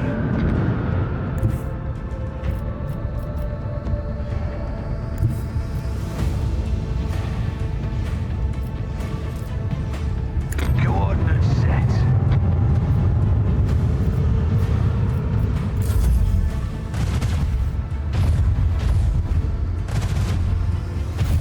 Damn it. Where's my last? How long ago is that though? That's the thing. I have to roll back a save, but it's like, how far back am I rolling back on this? Man, I look terrible here. I can't fight for shit.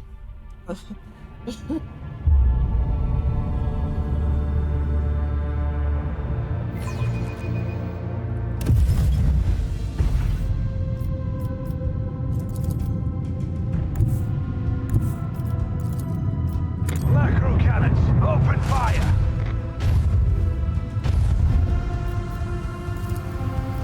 Salvo!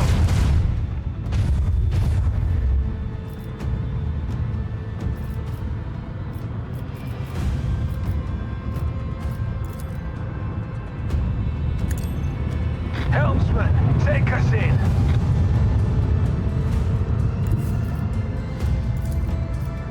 Coordinates set.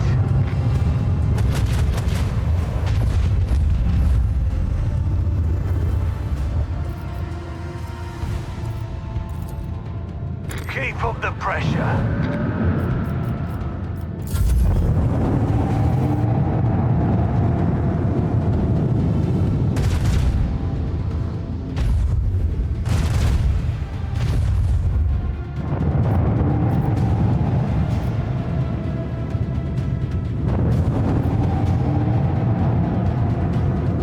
I'm locking in. At least I'm trying to lock in.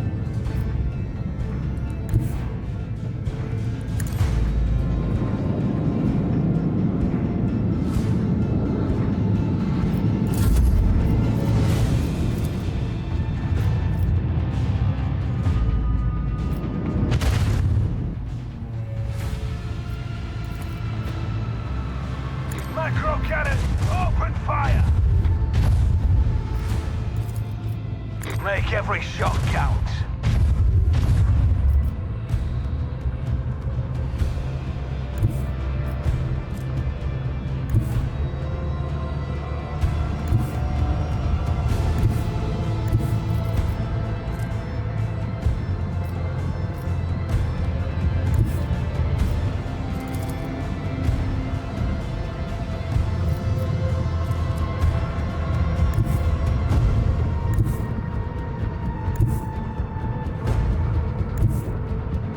Helmsman, take us in.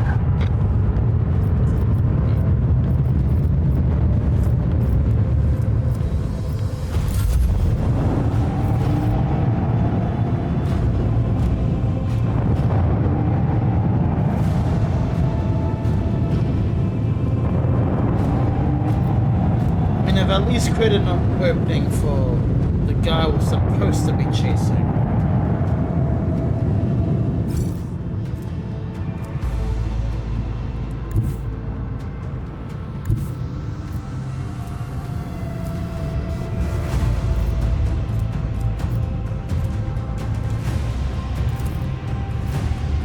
Engage the engines.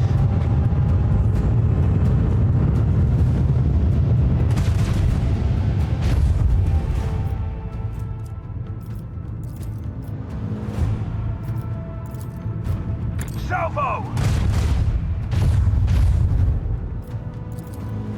Let the void sort them out.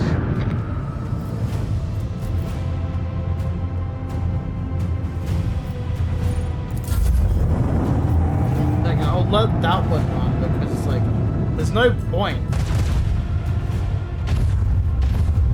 My goal is to get this dude. We are exposed.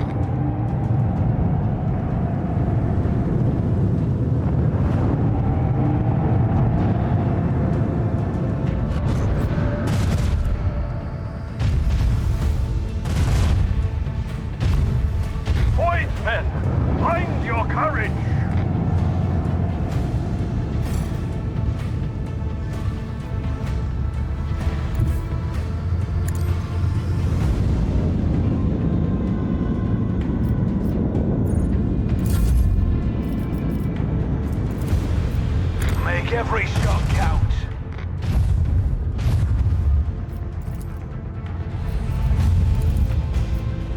Macro cannon, open fire!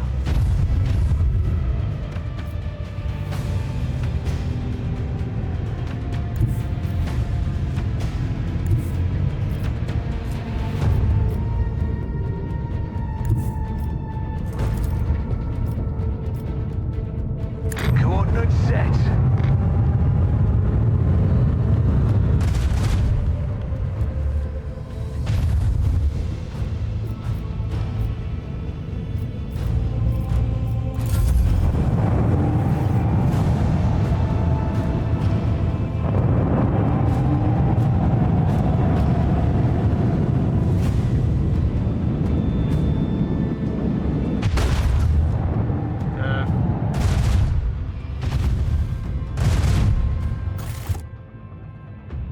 Yeah, right. It might be a good way to just pull it a break for the time being. Step back.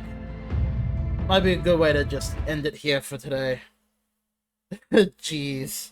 Normally I'm aiming for 5 hours, but it's like, no, I'm gonna be stuck here for a while. Given how meaty the game is. Okay. I'll pick it up with next week's stream with more of that battle. Hopefully I'll get through that quicker.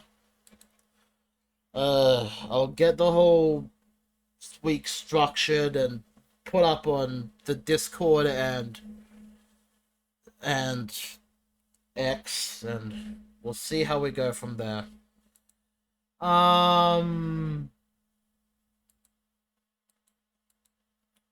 Let's see. I have an idea of who to raid into today. Here's the, before I commit to the raid, here is the raid message. It is for use for everyone to use. Again, here's the Discord. I am just glad I remembered to reset the Discord thing there. Here are the socials. The YouTube is where I consistently upload, I guess very recently, all the VODs that I record, including including what happened today. But I like to think that is a very unique way of having things happen, I'd like to say. Yamoria, thank you for, you know, coming in and causing a little bit of chaos. That was fun. Thank you for that. But otherwise, if you guys made it to the end of today's stream, thank you so much for staying a while, relaxing, and hopefully enjoying. Until next time, Outback-Zero out.